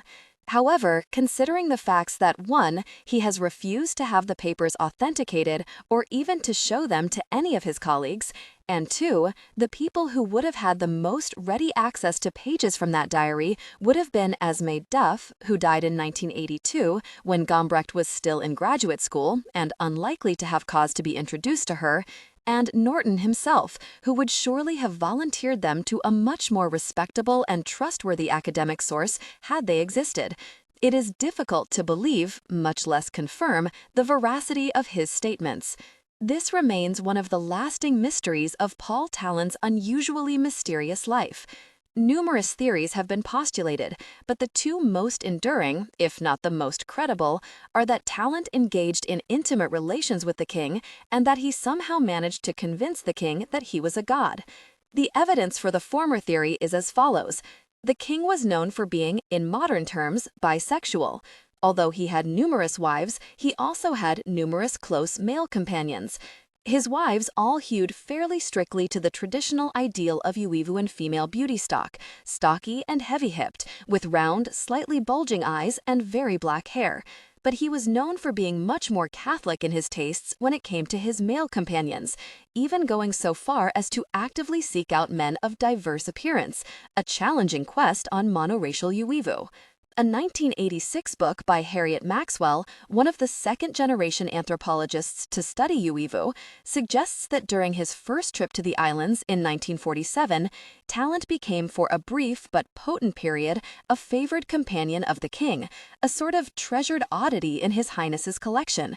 It is not known whether Talent was a practicing homosexual in his daily life, although even if he was, the story, if true, says a great deal about his ambition and determination. Their intimate connection was not long-lived, although Maxwell posits that Talent was thereafter compelled to provide intimate companionship to the king on each of his subsequent visits. But he apparently won the king's favor and for many years was the only Westerner allowed unrestricted access to Ivuivu. Eventually, however, Talent lost his sole rights to the island, in part, Maxwell suggests, because of the very miscalculation that Norton recounts. In the end, it turned out that the king could be tempted. Not with money, Talent was right about that, but with things. The pharmaceutical companies and explorers and various hangers-on that followed were able to purchase access to the island with gifts of planes, boats, refrigerators, and other appliances, although electricity was not widely, much less regularly available on the islands until 1972. And much cheaper flotsam as well. The Uwevo National Museum in Tavaka is full of glass cases of these embarrassing relics, cigarette lighters and record players and cigars and wheeled suitcases, all gifts from scientists and scholars hoping to convince the king to give them access to the wonders of Ivuivu. The most upsetting and cynical gift in the king's collection is a book whose jacket bears an image of the king and the title, His Royal Highness Tumayele, the Great King of Uwevu. The book is actually a biography of Abraham Lincoln that has been rejacketed, but the king would not have been able to read English, and it is likely that he would have been flattered and marveled at how far his renown had spurred. The gift is credited to an American scientist from New York, USA, 1964, by which point pharmaceutical companies were swarming throughout Ivuivu on the hunt for the Opaivuike.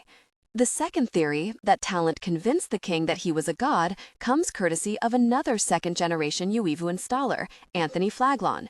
In a 1990 paper for the Annals of Anthropology, Flaglon relates a tale supposedly told to him by one of the king's advisor's sons, who claims that his father saw Talent leaning over His Highness and chanting in a deep and sonorous voice while His Highness lay back against his cushions, mouth open with enchantment.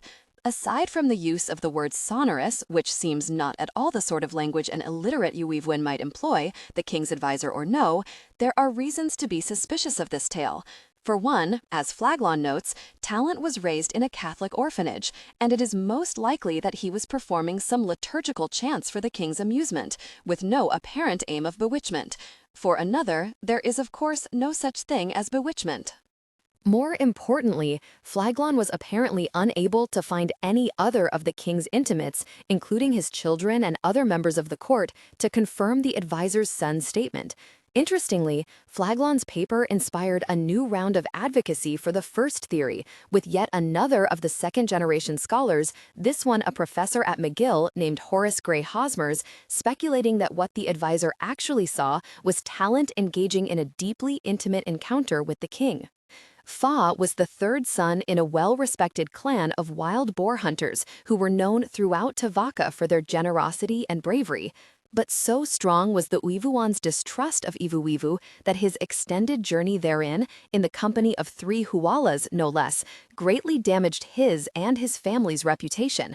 When it was revealed that he had died on the island, his family, although not, significantly, his wife, denounced and later disowned him. Norton later told me that he heard whisperings among the Tavakans about Fa's suspected fate, that he had been eaten by the Ivuivuans, a persistent fable, that he had become one of them, and, most damningly, that he had become the very thing that he had gone to search for, that not human, not beast hybrid that roved the island still, a mu kuau. It is unlikely that Fa would have confided in Uva and Tu that he had, however accidentally, come into contact with an Opavweke. The taboo was simply too powerful. But it is likely that they somehow contrived a story that rendered them unwilling participants in Fa's scheme and therefore blameless. At any rate, they joined the rest of the family in excluding Fa's wife and children, although they reportedly did give them gifts of food and supplies on an occasional basis. The fate of Fa's wife and children remains unknown. Because all Ivuans share a single family name, in this case, all 3 of them would have been Utuimael, or of Tuimael, because they were all born during that king's reign, Norton would later find them impossible to track down.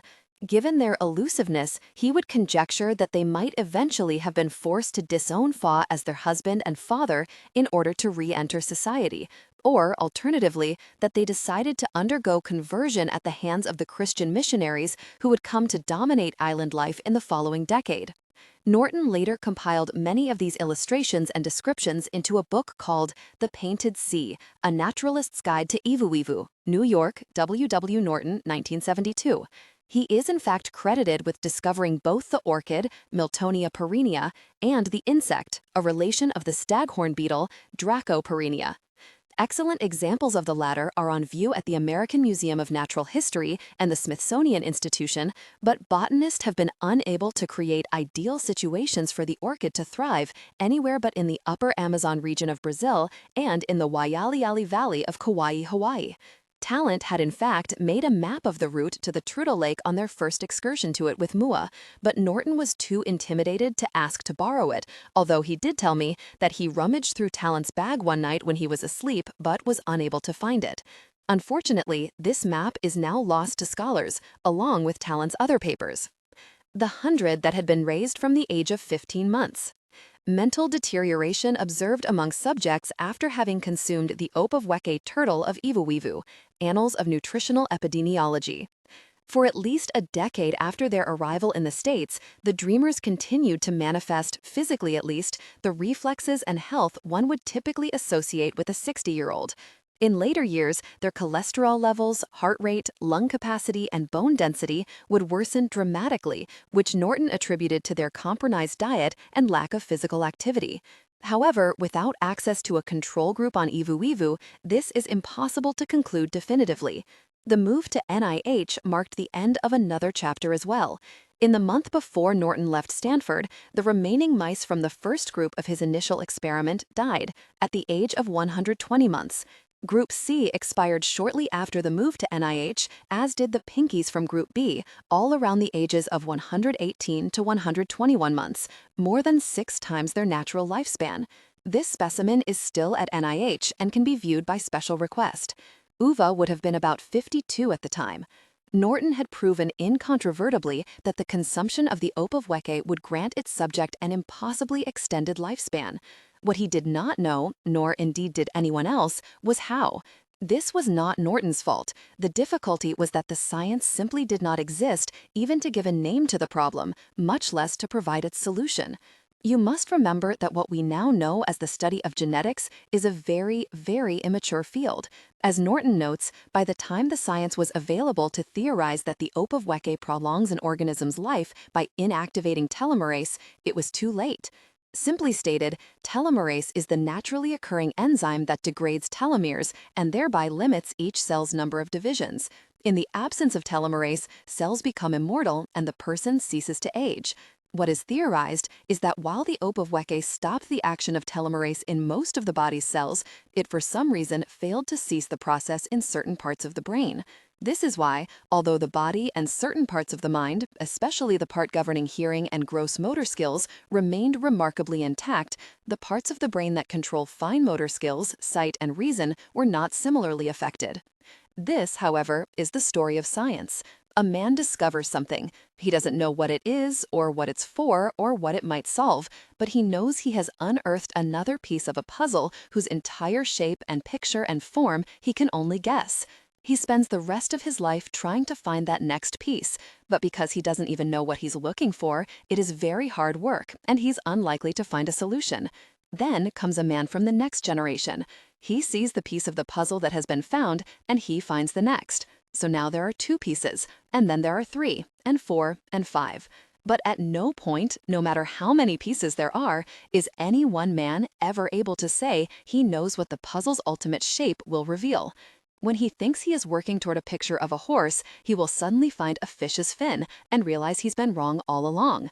Then he thinks he's trying to build an image of a fish, but the next piece that slots into place will be a bird's wing lifted in flight. To be a scientist is to learn to live all one's life with questions that will never be answered, with the knowledge that one was too early or too late, with the anguish of not having been able to guess at the solution that once presented seems so obvious that one can only curse oneself for not seeing what one ought to have, if only one had looked in a slightly different direction. For years, Norton petitioned the various pharmaceutical companies that were thought to have imported mukuwaus to their labs for news of the 4 dreamers, Eva Ivuwan, Vaiana, Ukavi, and Viuive, had left behind. Perhaps not surprisingly, he was disappointed time and again, and today it is unknown whether the dreamers he was forced to abandon were captured or eluded their fate by either hiding, which seems unlikely, or dying, for which one can only hope for their sakes. Norton also continued to inquire about Talent, but no one could or would admit to having encountered him. And for as much forest as was cleared on Ivu Ivu, there was more than enough so that talent, in theory, might have survived their aggressive explorations. Norton is here referring to two of modern science's more notorious and less fortunate human research projects. Willowbrook State School was a home for around 6,000 mentally retarded children on Staten Island. Between 1963 and 1966, children were infected with hepatitis A, so researchers could better study the effects of the disease. Naturally, when this became public knowledge, there was a great public upset, and the experiment had to be abandoned. Tuskegee, the better known of the cases, was an ambitious 4 decades-long 1932-1972 project in which poor black sharecroppers in Alabama infected with syphilis were studied but were not offered penicillin, even long after that drug became the standard treatment for the condition. Contemporary legislation and guidelines, not to mention bioethics as we know them, governing human experimentation are a direct result of the Tuskegee scandal. Although the NIH had established the Office of Protection for Research Subjects in 1966, it was not until 8 years later that the review board that Norton mentions was established and was given real oversight and power. In 1975, the commissioners paid a visit to Norton's lab to observe for themselves the dreamer's treatment. It is still unknown why they decided to focus on this very small population of subjects when far worse abuses were being committed against subjects in other labs, but one can only imagine that they were encouraged to do so by one of Norton's numerous enemies. Although the visit is often depicted as a raid, I can tell you authoritatively that it was nothing of the sort. After a few of these site visits, however, the commissioners decided that the dreamers would be more comfortable living in a more social environment, and in October 1975, they were moved to the Thornhedge Retirement Community in Frederick, Maryland. Not surprisingly, the transplant was not a success. Even though the dreamers were, by this stage, fairly non-cognizant of their surroundings, they were, at times, still sensate enough to be alarmed and frightened by their new environment, and missed one another's company. At NIH, they had all lived together in one large room. These radical and cruel changes to their surroundings, their diet, and their caretakers disoriented them greatly, and their decline worsened. In February 1976, Norton petitioned the Commission to reverse its ruling on the grounds of the dreamers' clear and obvious mental anguish and distress. During that appeal, the news of the dreamers' existence, which had until that point remained remarkably relatively quiet, somehow broke in the mainstream press. 3 months later, in June 1976, the dreamers were the subjects of an attempted abduction by a radical native Hawaiian sovereignty rights group that called itself Hawika, Hawaiians Avenging White Imperialism, Killing in Anger. The group, which promised to fight on behalf of all native Micro and Melanesian peoples, managed to, in its words, liberate both Mua and Ika'ana before its members were apprehended by the home security guards as they were in the process of trying to hoist Vanu's wheelchair into their van. It was later discovered that one of Hawika's members, a man named Paea Maknami, had been working undercover at Thornhedge as an orderly for the previous 2 months. Maknami and his 3 accomplices were sentenced to prison, and the dreamers were restored to their rooms at the facility. Upon learning of my long professional and personal relationship with Norton, people invariably have many questions, and one of the first things they always ask about is the dreamers. Are they alive still, and what became of them? The answer to the first question is yes, all of them are still living. Eve is 299 years old. This is working from the assumption that she was no younger than 250 when she left the island. It's certainly possible that she could be even older than this. Ika'ana is 225, Vanu is 180, and Mua is 153. And remember, these ages are calculated by the U of UN calendar. By the Western calendar, all of them are older still. Unfortunately, and as Norton notes in his narrative, their physical decline was both rapid and severe. All of them are exceedingly physically weak, and all lack many basic motor skills. They are capable of walking, but reluctant to do so. Ika'ana is almost completely blind. They rarely speak and rarely respond when spoken to. Their reflexes have degraded as well, and they are slow to respond to most stimuli. The one thing they do still take pleasure in is food. After gaining rapid amounts of weight on an institutional diet, they were, in 1985, begun on a new nutritional regimen that more closely echoed their traditional fare. Although they failed to lose much weight, an unreasonable expectation given how sedentary they now are, they did appear to relish the tastes of mango and what they must have perceived as hununo, actually earthworms procured from an animal supply company. The great tragedy of the dreamer state, however, is that we will never know for certain how much of their physical disintegration was due to extreme age and how much was due to their changed environment. One must assume, however, that the environmental factor is the most important one here, as all of them began to display similar diminishments at the same time, despite the extreme differences in their ages. I should add, but I'm, alas, accepting Eve from all of the above-mentioned pleasures and abilities, however limited. 2 years ago, her caretakers noticed that her pupils were remaining fixed, even in response to the brightest lights, and further tests have proved her to be effectively brain-dead. Her lung function, however, remains that of a woman a fraction of her estimated age. After the Hawika incident, Norton fought very hard to have the Dreamers return to his care. But although the commission rejected his appeal, the Dreamers were moved the following year to a secure facility. The place, whose name I cannot divulge for obvious reasons, is actually the gerontology unit of a well-known maximum security federal prison, and there the Dreamers have been reunited and live in their own self-contained wing. Although the facility is too far from Bethesda for Norton to make regular visits, it is close to a respected medical research hospital, and Norton was able to advise a group of gerontologists and neurologists there who make frequent trips to study and observe the Dreamers. The second question I am always asked is whether I think Norton is responsible for the Dreamers' fate. This was for many years a more complicated matter for me. By the time I met the Dreamers in 1972, they already bore much more of a resemblance to the creatures they are today than to the ones Norton encountered in 1950. So I cannot say that I mourn the people they once were. On the other hand, the differences I saw in them between 1975, when the commission removed them, and 1977, when I was next allowed to visit, were quite appalling. When I first met them, they still possessed a little life, a little energy. One might stroke Eve's hand, and she might respond with a purr, and one could imagine that it was a sound of contentment, and that the lolling of her head against her wheelchair's pillow was a gentle swoon of pleasure. In 1977, she would do nothing at all. Her head would be tipped back, her forehead strapped to the cushion to keep it from dropping forward, and she would be completely silent. Her hand was as cold as stone. One had the feeling one was touching something made of clay and hair, not something human at all.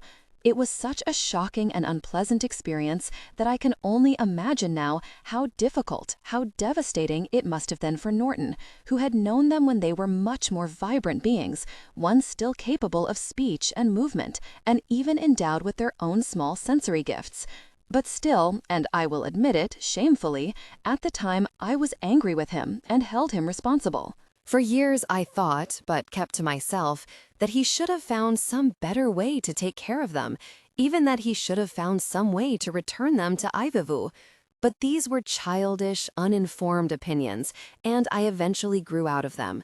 The fact remains, Norton did as much as he could for the Dreamers for as long as he could. He did far more than he was ethically or legally required to do for them. He tried to make every provision for their comfort and well-being. They were never hurt under his supervision, or ill-treated or starved. What's wrong with him? Why does he look like that? Is he sick? Why is he that color? How old is he? Hearing their reactions upon the introduction of a new child always amused me. How quickly they forgot what they had looked like when they had arrived in this country. They came, most of them, accompanied only by lice and disease and wearing scraps of filthy cotton that could only aspire to be called proper clothing. The nature of their infections varied from cholera to dysentery to gangrene to conjunctivitis to malaria, as did the rate of their recovery. But they were all malnourished and undersized and, it must be said, notably unattractive, with large, pulsing, delicate heads and curled, flaccid limbs. They looked like oversized fetuses, things born too unformed and monstrous to be allowed among humans, mistakes never meant to be seen. "You should be embarrassed," I told them. "Don't you think you look like that, Megan, when you first came? Or you, Owen?" I was always made to rebuke them in this way after their initial reaction to a new child. The older ones would be ashamed, the younger ones defiant. But this time they were unmoved. "We didn't look like that," they chorused. And they were not, it must be said, entirely incorrect. I have commented earlier on the depravity of Victor's previous situation, the physical shock one felt upon seeing him. But here, if I am to be honest, I must also say that one was not merely astonished when regarding him, but rather repelled. I have, over my years, been privileged to see some of the worst ravages disease can wreak on the human body. And while Victor was not, by a very long measure, one of the most impressively diseased specimens I had encountered, he was certainly one of the most pitiable. Not because it was clear that he possessed a great natural beauty or native attractiveness that had been deadened or distorted by his illnesses, but rather because of the thoroughness of the infections. Indeed, nothing that I could see or feel had managed to escape the marks of disease. No part of him appeared healthy. Looking at him, I felt, not for the first time, a sort of admiration for the multitude of viruses and bacteria, the distinct and creative marks they had left on even the smallest, most forgettable parts of his body. How they had mapped his skin with furrows of hot, bubbling welts, each capped with a snowy peak of pus. How they had moved across the whites of his eyes, leaving them as yellow as fat and secreting a mysterious slime that was as thick as wax. Various bacteria appeared to have successfully conquered even the most inconsequential parts of his anatomy. Even his toe and fingernails were as opaque as bone, the tips ossified into jagged arrowheads. Every orifice wept liquids, some thin and rust-colored that bore the sharp, steely stench of menstrual blood, others clear and jelly-like that oozed to the surface only reluctantly. He was fascinating, a home to thousands of visitors. Shapiro and I spent a few pleasant afternoons examining him, naming the diseases we could, ringworm, conjunctivitis, eczema, and arguing over the ones we could not. It was a great, thrilling puzzle, and Victor, who sat quietly, breathing adenoidally through his mouth as Shapiro and I poked and prodded and ran our fingers over his body, was, I must say, very patient.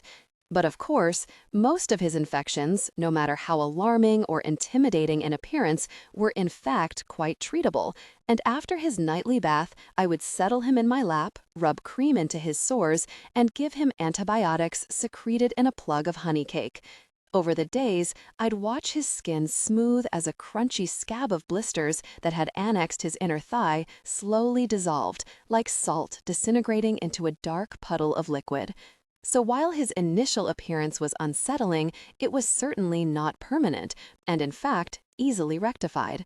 No, the greater problem with Victor was his almost complete lack of socialization, his fundamental, and the word is intentional, savagery. For very shortly after I acquired Victor, I realized that I was going to have to teach him how to be a human. There are people, even otherwise logical and clear-minded people, who believe that we are born with a predisposition to behave as, well, humans. That is, that we are born with a certain set of desires or tendencies. The tendency, say, to be sociable with others, or to share with others, or to communicate with others. These are also the people who believe in such concepts as good and evil and enjoy debating whether man is one or the other. But although this is a pretty notion, it is fundamentally untrue. For proof, one need look no further than my own children, and especially Victor, who seemed to have little understanding of what it meant to behave like a human being. His body fulfilled its basic needs, of course. He ate, he slept, he defecated, but he was not, it appeared, capable of doing anything else. To begin with, he was almost wholly unemotive. Once, as an experiment, I pricked the sole of his foot lightly with a pin, and although he twitched his head, he remained mute, and his blank, dumb look did not change. I devised other tests as well. At mealtimes, he would open his mouth, eat whatever was placed within. He had no idea even how to feed himself. If I set a plate in front of him, he would only gaze at it fixedly, as if it were some precious thing he had been assigned to guard. His jaws opening and closing with a steady rhythm, his teeth coming together with an exaggerated steely tap. Once, I slipped into a spoonful of cooked carrots a small square of newsprint, which he imperturbably chewed away at until I reached into his mouth and retrieved the pulpy mash of inky paper. In these moments, I would look at his face and be able to see only Eve's echo back to me, and his presence would seem a punishment and a reminder of how I would never escape what I had seen and been and done on that island. At night, he would be placed in his bed, but by morning, either Mrs. Tomlinson or I, or William, with whom he shared a small knuckle of a room on the third floor, under the sloping eaves of the attic, would find him curled into a knot in the corner of the room, dark and silent and still, his hands held close to his body. There were other, less tidy puzzles as well. It became clear that he was obsessed with his feces. He would leave woody lengths of them on the carpets, in the yard, on the table. The strange thing was that he did not seem unfamiliar with the toilet itself. Mrs. Tomlinson reported to me that upon his introduction to it, he had pressed the lever with a manual dexterity and confidence that had yet to manifest itself in any other noticeable way, and had watched the water swirl away. One night, I watched him leave his bedroom and walk toward the bathroom, only to stop a few feet from it, almost lazily undo the strings of his pajama pants, and squat directly above the hallway's centerpiece, a large faded fuchsia rose. He had, in the previous day or so, acquired a facial expression that he interchanged, often and for no discernible reason, with his usual automaton's gaze. A ghastly facsimile of a smile, in which he spread his long mouth into a wide crescent and revealed his few dust-colored teeth. When I called out his name, he turned to me unhurriedly and gave me this smile. Even after I smacked him across his bottom, he continued to smile, as if his facial muscles had seized themselves into a rictus from which they could not relax. It seems foolish to admit this now, but at the time I allowed myself to be surprised by Victor's behavior. He had been so quiet, so defeated when I discovered him, that I mistook his wanness for a certain promise of tractability, a willingness to learn and be taught. The fact that he initially had little discernible personality of his own only assured me that my job with him would be easy. I would instill in him the properties I had always wished to bestow on my children. He would be inquisitive and polite and obedient and reasonable. But over his first month, I came to see that he was more stubborn and altogether less pliable than I had assumed. Indeed, his very impassivity began to seem a sort of spiky defiance. I began to think of him, with his mask-like mien and terrible smile and graceless, stiff-limbed walk, as a golem, something I had unfairly and unreasonably awakened and let loose to totter through my household, wrecking it with its inhuman, robotic, indecipherable movements, its impulses ungovernable by man. Indeed, he was difficult not because the problems that he presented were so insurmountable, but simply because I was unsure how to go about addressing them. I had had other children who were monstrous. Mutie, during her first month in the house, had tried to kill the cat by gouging out its eyes with a pair of chopsticks. Terence had torn the head off one of the older children's gerbils with his pointy little teeth. That had caused quite an uproar. But I had at least understood them. They had liked screaming and shrieking and throwing loud, sustained fits. Moreover, they were excited to be screamed back at, to have someone with whom to engage.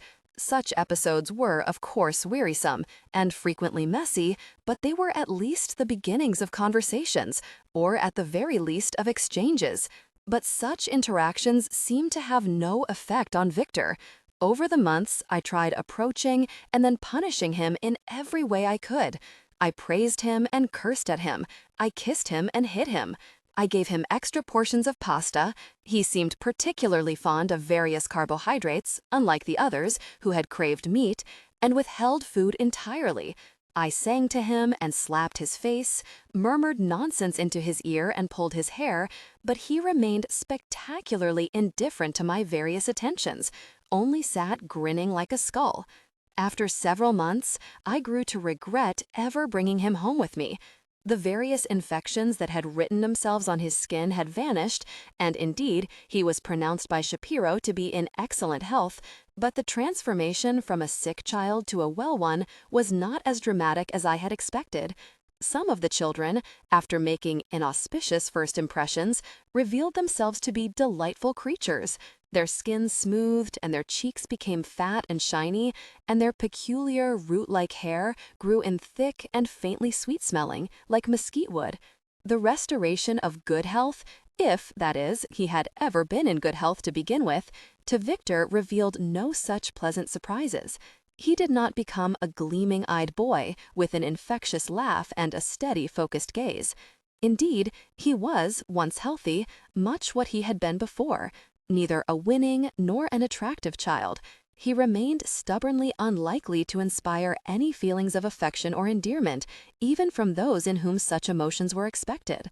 Eventually, it became clear to me that Victor was not the sort of child with whom a behavioral threshold could be reached and crossed. Rather, his socialization would be a long and tedious process, full of infinitesimal, unnoticeable bits of progress and lengthy, discouraging periods of regression. I spent an evening watching him, taking note of what he did and did not know, what he might be easily taught, what bad habits I might have to break first.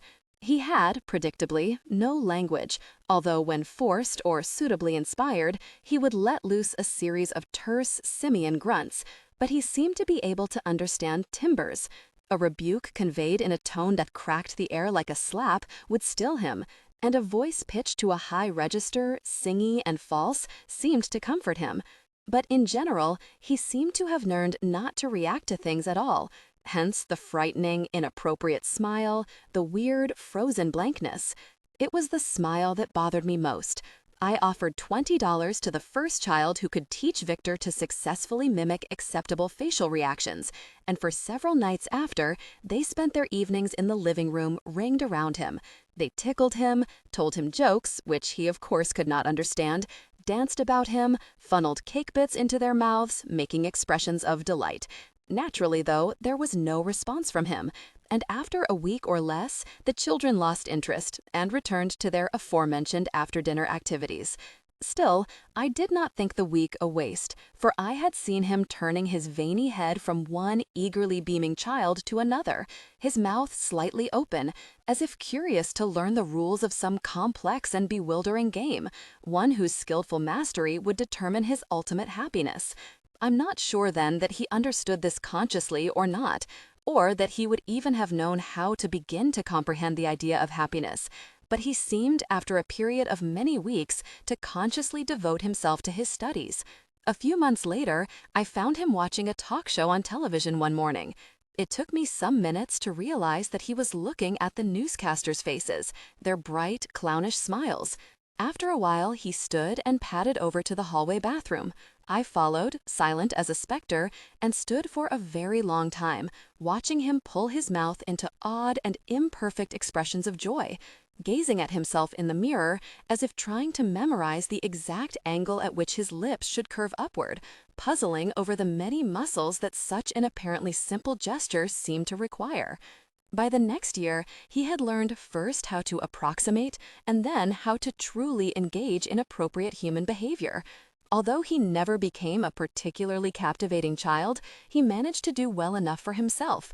He grew and ate and acquired language and apparently genuine human emotions. On a more mundane level, he learned how to use the bathroom correctly, and how to eat with a fork and spoon, and how to tie his shoes. It was also revealed that he had certain easily indulged interests. He was very fond of simple mechanisms. Anything that involved pulleys or levers fascinated him.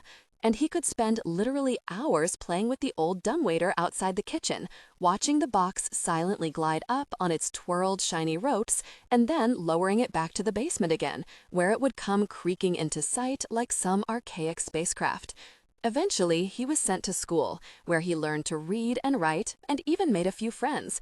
After a few years, he was, in every respect that mattered or was noticeable, a perfectly average boy, one who smiled and frowned and raged and laughed.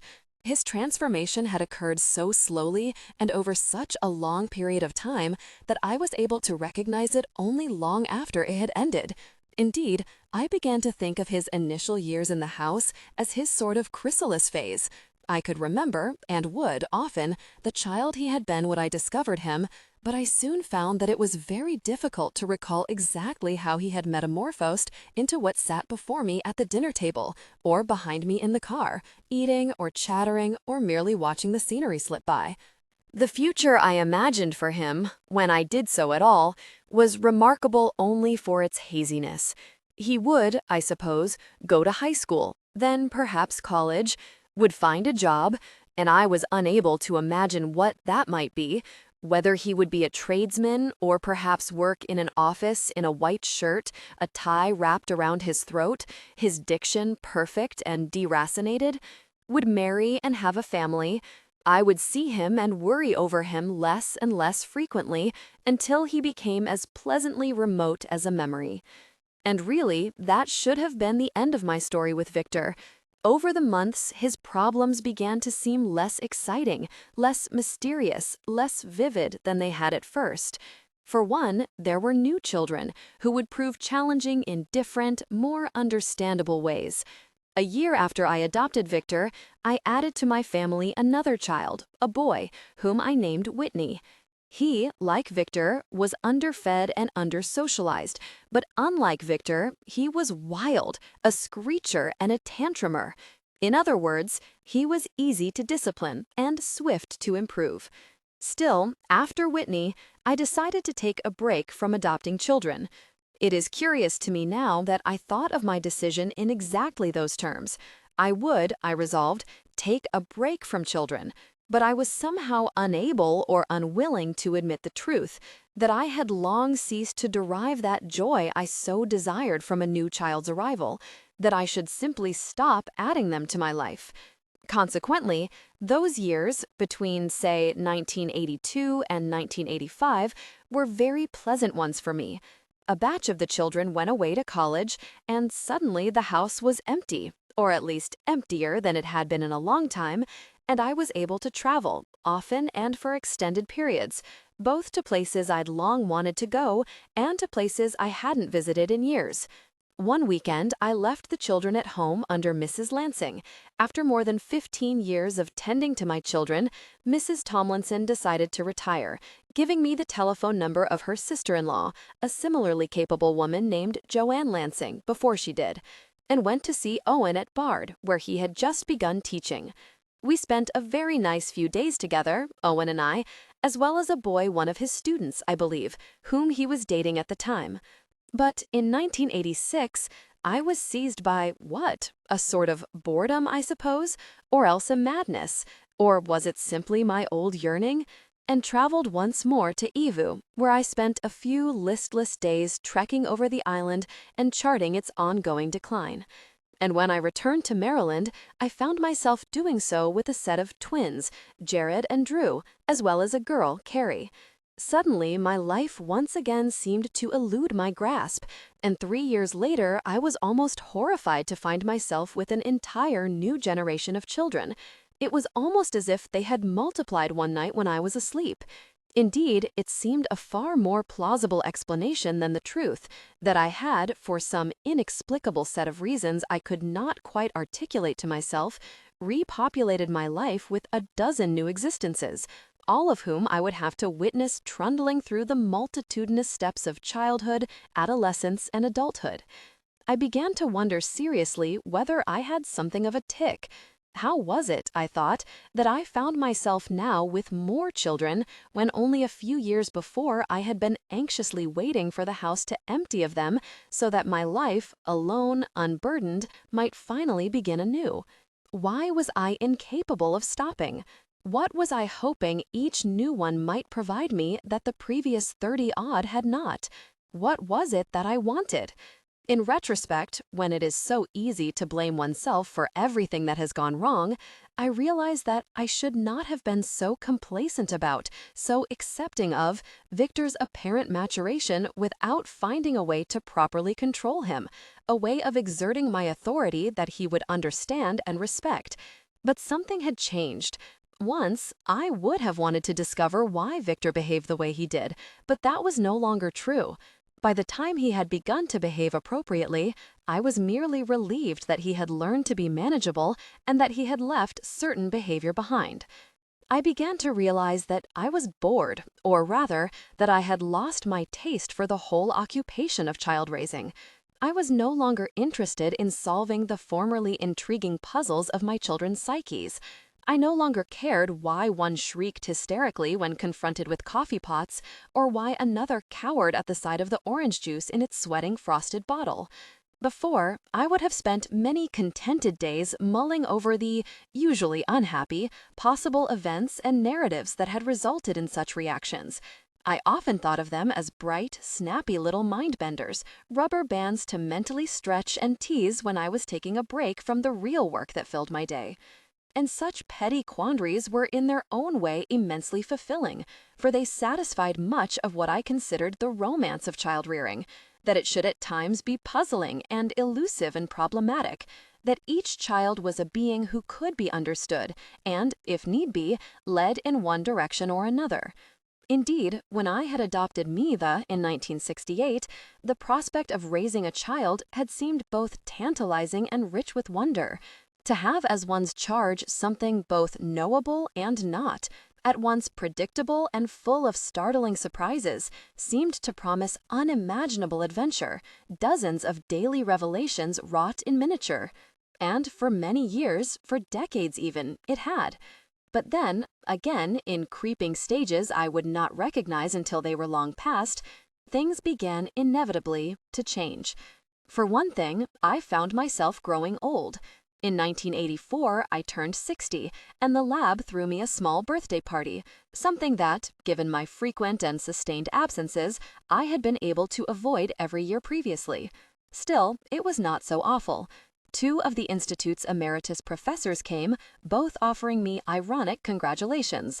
They were both past 80, after all, and there was a Lady Baltimore cake with buttercream frosting and some not terrible brandy-like liquor that one of the more refined fellows had been developing in his idle time. 78. One of the techs wove around the desks with a camera, taking pictures of the festivities, and I found myself, unexpectedly, having an enjoyable time. The next week, a plain brown envelope was left on my desk, and inside it was a picture of a man whom I at first could not identify. He looked familiar, and for an instant I wondered if he was someone I had encountered not long before, and liked despite myself. He had a slant of marrow-colored hair, a simpering smile, and huge, bready hands, each finger as yeasty as a rolled pastry. But of course, the picture was of me, and I stared at it, teetering between dismay and a sort of clinical curiosity, for some minutes.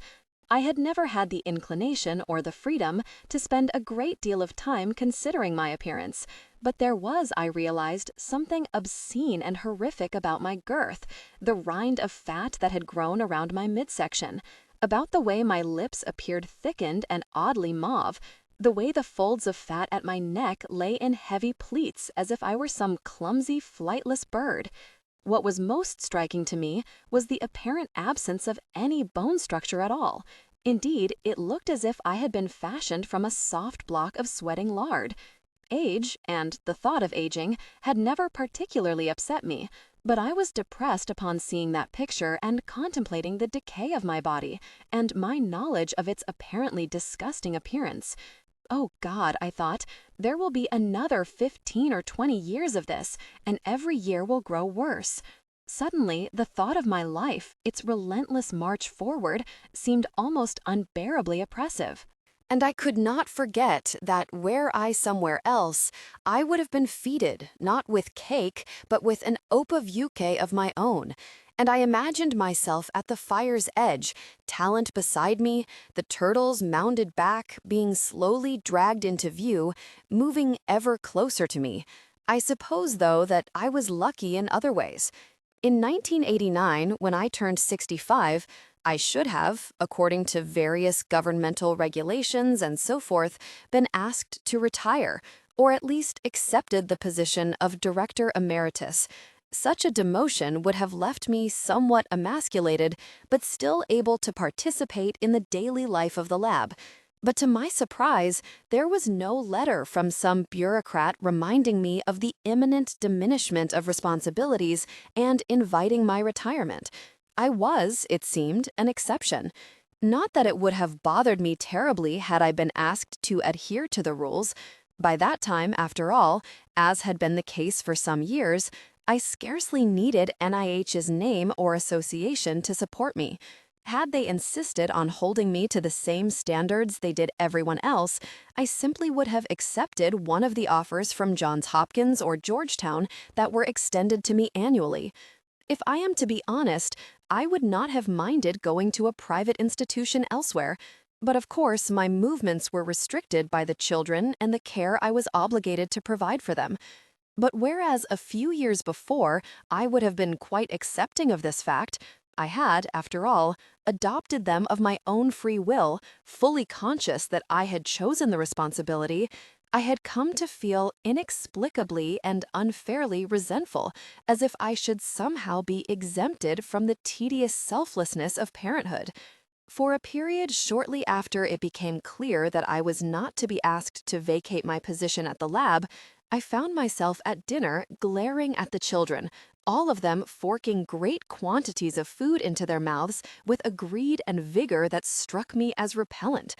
As I have said, I knew even then that I was being unreasonable. They were, after all, healthy American children with healthy American appetites, appetites that I had created and encouraged. But still, the sight of their enthusiastic consumption, and all they seemed to do in the end was consume and consume, invoked in me something close to anger. Things that had normally been merely dull, their constant questions, their numerous demands, their lack of perspective, or even charming, became over those years almost unbearable. I had experienced these feelings before, and sometimes for quite prolonged periods, but I had always been able in the end to resume my usual, basically affectionate feelings before the children were able to notice my temporary distaste for them. No matter what they may say now, their mental health was of some importance to me, and I did not think it fair for them to feel apologetic or indebted to me or responsible for my moods. Not, I should add, that there was ever any danger of that. Such then was my state of mind in 1989, when there began to unfold a chain of events that has led me to my present state. I have spent many months mentally replaying the circumstances I am about to relate, wondering what I might have done differently, wondering if I could have foreseen the path of my destruction. In some moments, I found myself thinking that perhaps there was something inexorable about the way events unfolded, as if my life, which had begun to seem something not my own, but rather something into which I found myself blindly toppling, was indeed something living, that existed without my knowledge, but that pulled me along in its strong, insistent undertow. But after many months of consideration, I find I still lack an adequate explanation for what happened, as well for any way I might have prevented it. Indeed, such is my continued bewilderment at the velocity and ferocity with which my life was changed, that I have found that contemplating the events of that year becomes tolerable only when I consider them as things that happened long ago and to someone else. Some series of misfortunes and tragedies that befell someone I once admired, and had read about in a dusty book in a grand, stone-floored library somewhere far away, where there was no sound, no light, no movement, but for my own breath and my fingers clumsily turning the rough-cut pages. Soon after realizing that I was to be mysteriously spared from the government's knife and would be allowed to continue life much as before, I was forced to admit to myself that I had been, secretly, so secretly I had not quite allowed myself to believe it, longing for some sort of excuse to curtail my professional activities. I was tired. It sounds such a plain and ordinary thing to say, but it is true. I was now at an age when one often finds more pleasure in reflecting on one's past triumphs, which, along with mistakes, I had in great number, of course, than in plotting future ones. I sometimes wondered if in continuing to present myself at the lab, in continuing my lecturing, in continuing my searching, I was somehow defying the natural arc of human life. Early life is made for exploring, and middle life is made for reaping the benefits of that exploration. But should I not, in my 60s, simply stop? Should not the next few decades be spent keeping myself from future problems and troubles, and, yes, from future successes? Was there a finite number of accomplishments one person might be granted in his life? And if so, hadn't I surely reached my quota? And then I would think I was being ridiculous and lazy and impractical as well, for what would I do without my work? Would I sit at home and help Mrs. Lansing raise the children and vacuum the floors? Would I become, as I inevitably would, one of those emeritus professors with which the Institute seemed particularly well stocked? The sort who take to making impromptu visits to their old labs, embarrassing and irritating everyone with their doddering and countless questions about what everyone is working on, and incessant stories of what they did 20, 30, 40 years ago, back when people cared? Sometimes a few of them would come over to my lab, and although there would invariably be some banter about my advanced age and when I was going to leave all these headaches behind and move on, I could see always the greed in their eyes as they flickered across the room, and the way that they caressed even the most everyday object, a beaker, a flask, the fabric cover of one of the pistachio green journals in which we wrote our notes, and know that they envied me and regretted ever having left. "What are you doing with yourself these days?" I'd always ask, politely, even after I had long discerned that the question was not a kindness, but a small cruelty. "Oh, this and that," would be the answer. And although the replies were always long ones, they were in the end old men who could not conceal what their lives had become. Days abuzz with little flecks of industry, trips with the wife to the grocery store, hours spent reading scientific journals, which they had once allowed to accumulate in the corner of the lab in a large sliding heap, back when they were scientists themselves and too busy with their own studies to worry about reading someone else's. So I could not leave. But I did begin spending more time at home. Not because I wanted to be at home necessarily, but because it was either being there or being in the lab, and I was finding that I could no longer be at the lab indefinitely. Sundays, for example, I used to spend all day there. By the time I got home, it would be dark and the children longed to bed. But I began to come home earlier and earlier, until I was there more of the afternoon than not. One Sunday found me at home particularly early. Victor had been given an assignment for history class in which he had to recreate a seed cake that the early American settlers ate and that involved large quantities of millet and cornmeal and rye. The assignment was due the next day, and he had to make enough for everyone in the class to try a slice. And, naturally, he did not think to share this information with me until lunchtime. I suppose he was expecting me to do the assignment myself, and why would I have? I wanted to ask him, for I did not think I had a reputation among the children as someone who would take responsibility for their failings. But I commanded him to the kitchen and ordered him to start mixing the ingredients, none of which we had, of course, which necessitated a hurried trip to the store before it closed for the day. We worked in silence, mostly. He was restless, quite literally jumpy, hopping from foot to foot in a manner that I found very distracting, but that I would later realize was a sort of warm-up, a prelude to a fight to which I had not known I was invited. "Now, you have to roll out the dough," I told him, and when he didn't respond, he was staring, mouth slightly open, at apparently nothing more interesting than a fat squirrel crouched on an apple tree branch outside. I snapped at him, "Victor, the dough! Victor!" And he turned back to me, scraped the dough out of its bowl, and slammed it onto the counter with a wet thwack. "You're getting it everywhere, Victor," I said to him. And then, when he once again didn't respond, "Victor, I am talking to you." Again silence. And then, "Why was I named Victor?" "I told you," I said. "I named you for the pilot who took us away from Uivu when I was adopting you." "But why him?" They always wanted to know, my children, why they had been given this name or that. They were fond of self-mythologizing, and I think they all hoped that there might be some heroic story behind their naming, that they alone might be imbued with a special significance, that I might have secreted some message to them in my choice that they would one day understand and appreciate. The truth, however, was that I had usually simply named them after people I had encountered on my journeys to and from retrieving them.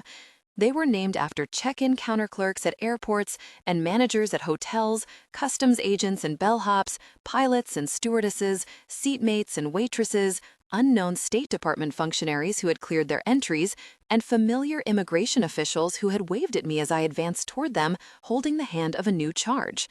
What could I do?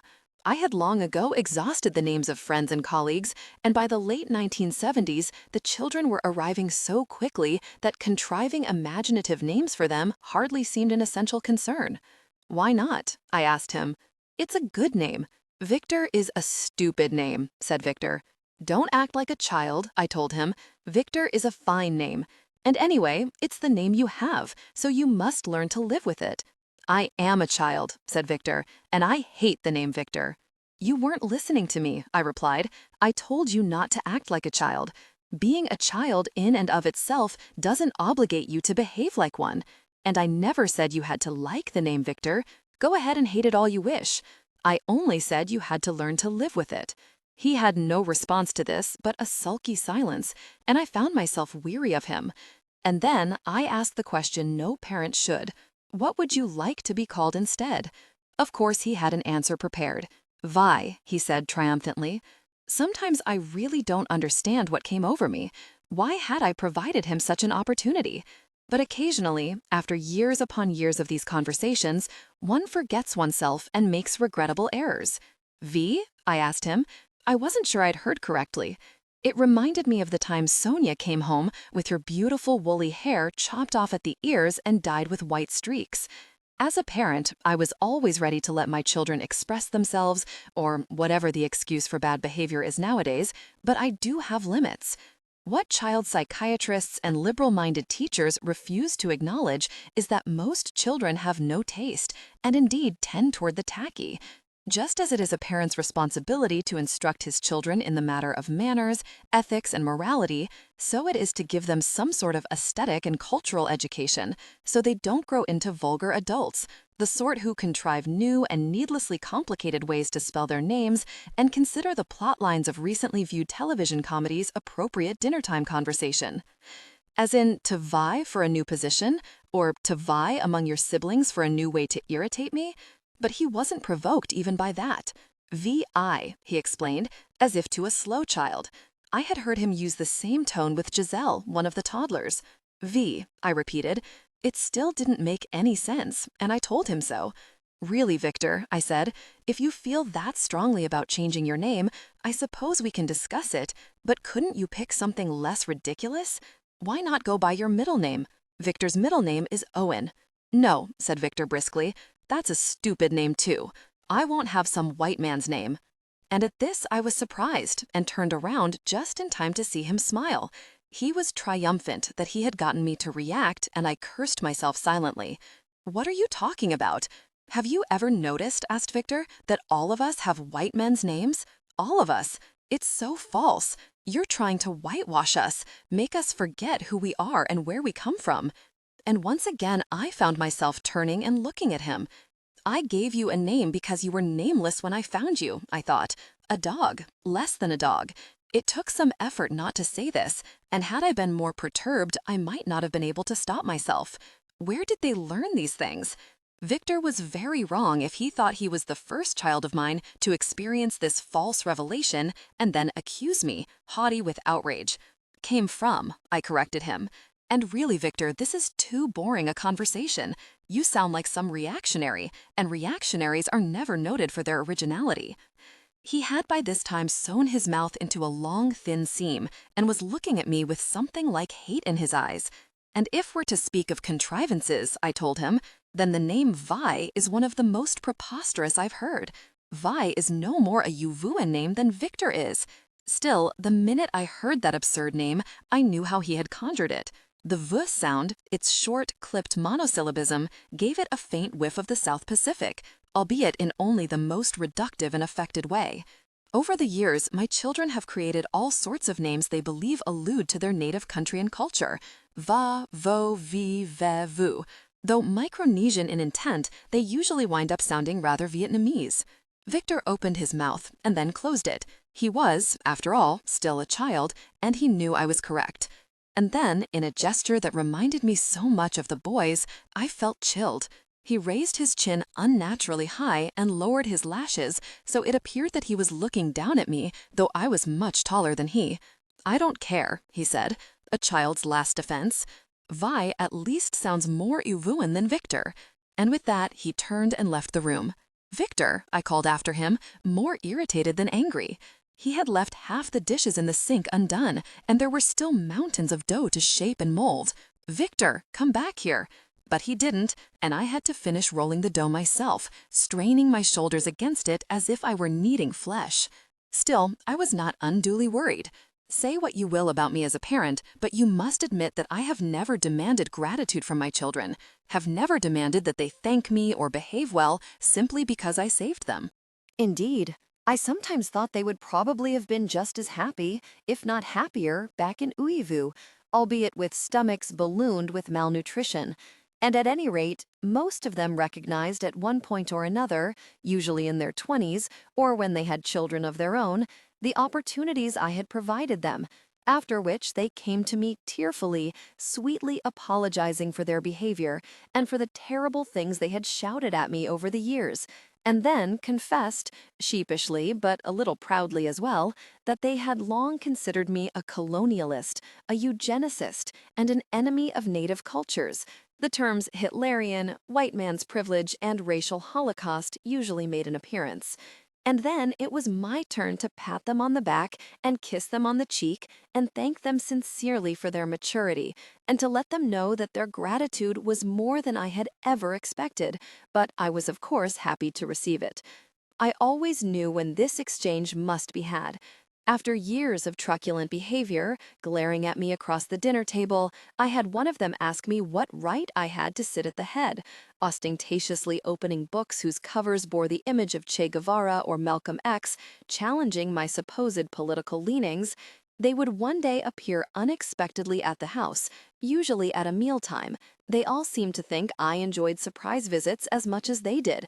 And over lunch or dinner, they would evince a sudden interest in my work, ask about my health, and bark at the other children for their poor manners. After, they would insist on doing the dishes, joyfully stacking the plates in the cupboard and heaving great nostalgic sighs. Then they would enter my study with a cup of my favorite tea and tremulously ask if I had a minute to speak to them, as there was something on their mind they needed to discuss. Oh, God, I always thought they seemed always to want to have these discussions when I was at my busiest and most preoccupied. But of course, I turned to them and said gently, "Yes, my dear, you can always talk to me about anything." And then it was always the same. Tears, confessions, self-recriminations. The pattern never varied. You'd think the script had been passed down from child to child. Perhaps it had. It was almost a rite of passage for them. After joining the household, there is a brief, pure period in which they love me, as touching for its intensity as for its brevity. Then there are years, sometimes decades, of hatred and resentment. Finally, they are able to realize what beasts they were and what their lives might have been had I not adopted them, and are overcome by a simple, powerful gratitude, which they feel they must share. I had always been slightly amused by this, but nothing more. Happy that they had matured, of course, but not terribly surprised. Children enjoy these sorts of rituals, the palpable, though of course contrived, sensation that they are physically or emotionally leaving behind one imagined stage in their lives and traveling to another. And really, they were not as far from their native culture as they knew. In Uivu, their adulthood would have been celebrated with feasts and ceremonies, and I suppose their confessions and carefully prepared speeches were in their way a ceremony of their own. So Victor's little prank was nothing I had not experienced before. After all, it was not the first time a child of mine had yelled at me, passionate with the fiery resolve of the young. But Victor proved to be more determined and stubborn than most. This was not exactly surprising. Such qualities had always served him well, had indeed saved him when he was a toddler and starving, and had only his explicable tenacity to hold him to life. At dinner that night, with an extra loaf of the bread I had to finish making on the table, he ate hungrily, helping himself to an enormous second serving of spaghetti, over which he slopped an extreme quantity of sauce. "That's enough," I told him, but he pretended not to hear me, didn't look up. To my left and right, Carrie and Ella, who had shown up unexpectedly for dinner, I knew I would soon be in my study, patting her on the back and murmuring words of comfort at her, were discussing Ella's college's lacrosse team. Next to them sat the twins, Jared and Drew, and then Isolde and William, Grace and Francis, Jane and Whitney, and finally, at the foot of the table, Victor. There are always many times during the day when you must wonder, do I step into the fray of the argument now, or do I wait until later? Raising a large number of children is actually not unlike running a lab. Do you challenge your renowned colleague in front of the juniors, or do you wait until the two of you are alone to ask him to justify his opinion or conclusions? It is not only or always a matter of exerting your power. As heady as that can be, you must never forget that cordial relationships must be maintained above all else. It is, if possible, always preferable to address the person at fault in private. Public humiliation makes people angry, then vengeful, and if they are even a little intelligent, that can be a very dangerous thing. I had to be circumspect at work. I did not want to have to be so in my own home, so I did not rebuke Victor when he ignored me. But when I looked at him, mechanically stabbing his fork into his mess of noodles, bloodied with sauce and looking like a shredded mound of raw flesh, something in me broke and I seethed. But I remained calm. "Victor," I called to him, "will you please pass me the salad?" All of the food, the pasta, the sauce, the bread, the fish, and the salad, which he had of course not touched, had somehow migrated to his end of the table. He did not look up, kept chewing. I could see the powerful veins at his temples throbbing grotesquely. Oh God, I thought, more weary than anything else. Still, I did not raise my voice. Around me, the children continued talking, Carrie to Ella, Jared to Drew, Isolde to Grace, Francis to Jane, Whitney to William. Only Victor was silent, chewing, chewing. "Victor," I said, a little more sharply, but not angrily, "the salad, please." Still nothing. But now Grace, who was 7, and who had just weeks before graduated from eating with the babies, and who had been exceedingly careful, with all her best manners on display, gave me a quick, worried look and reached her arms out for the bowl of salad. "No, darling," I told her, "it is too heavy." She was a worried, solicitous child, Grace, and was often just as likely to cause a horrible mess in her attempts to help. "Victor," I said, "please pass me the salad. Now." By this time, the other children had noted my tone and were looking between Victor and me, watching to see what might happen. Why, I wondered, must everything become a show? Why were they always so eager to become spectators? And still, Victor said nothing, only stared at his plate and chewed and chewed. But I kept on. "Victor." Nothing. "Victor." Nothing. His name had begun to feel strange in my mouth, and for a second, hearing it aloud in its two parts, like a plastic egg cracked in half, Vic, Tor. I thought, he's right, it is a ridiculous name. But that soon passed, and I was flooded with anger once more. And then I heard Grace's hoarse little voice, the sound of which always made me wince. "It's V, Papa. Victor's called V now." Here I must admit that I was flabbergasted, momentarily struck speechless. "What's this, darling?" I asked her. "V," she repeated. "He told us last week." I saw the twins nod in agreement.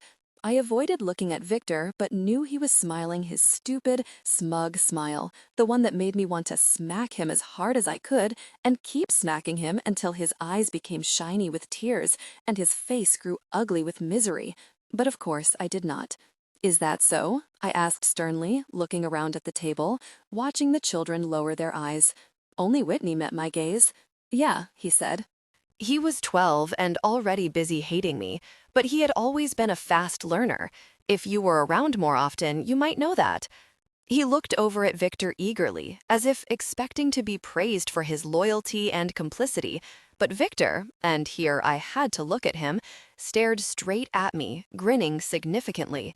Silence would perhaps have perplexed me, but children can never resist the sound of their own voices, and Victor was no exception. "From now on, I'm only answering to Vi," he announced, still staring at me. "Not Vic, not Vic, not Tort." The twins giggled at this. "Nothing but Vi. Everyone got it?" "Oh, Victor," scoffed Ella, "you're so immature. Stop acting like such a child." But Ella's scorn seemed only to glance off him. And besides, he didn't care what the other children thought of him. Victor never did. The point with Victor, it was always the point, was to infuriate me, to make me engage in his games. "Victor," I began, taking a breath, and he raised his chin, readying for his fight. The other children were watching me eagerly. Even Ella could not resist slipping back into the outlines of her old teenage self.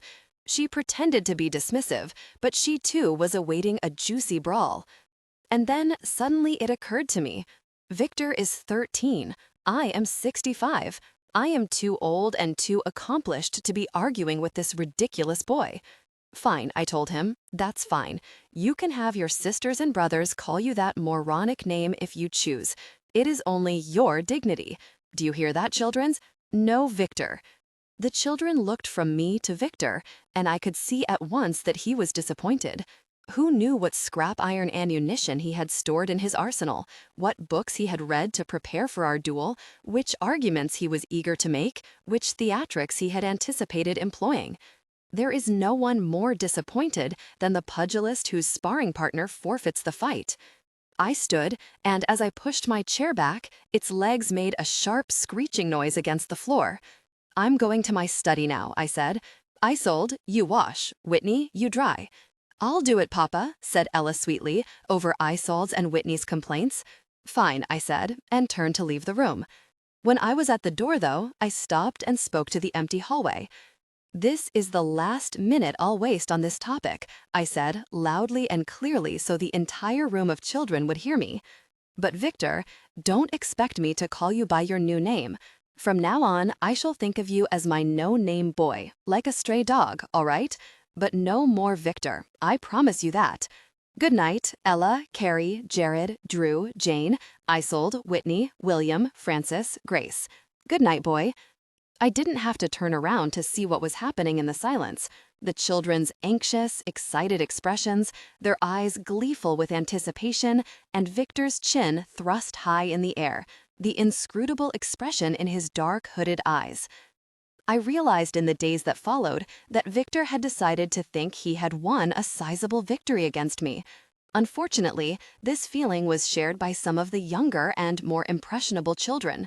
Although they did not wish to be humiliated by me as Victor had been, they would engage in games they thought provocative, such as calling Victor Vi in my presence before glancing at me quickly and giggling nervously.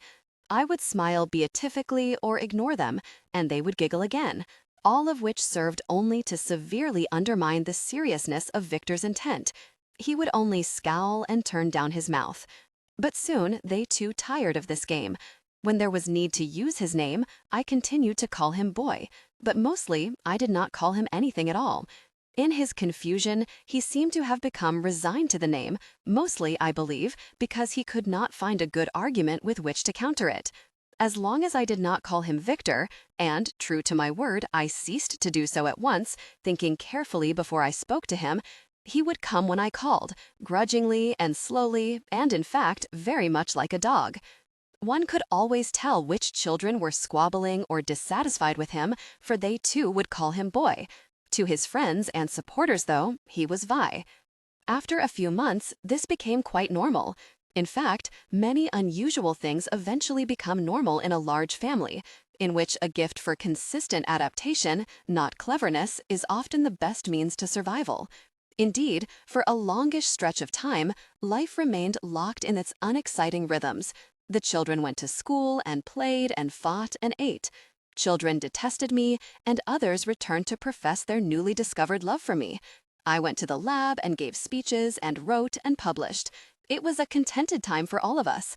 Thanksgiving arrived, and a dozen or so of the older children returned to the house with their spouses and children, their bags fat with presents for the current generation, dresses and soccer balls and motorized cars, and trinkets from the mall that the children seized in a frenzy as if they had never seen toys before in their lives.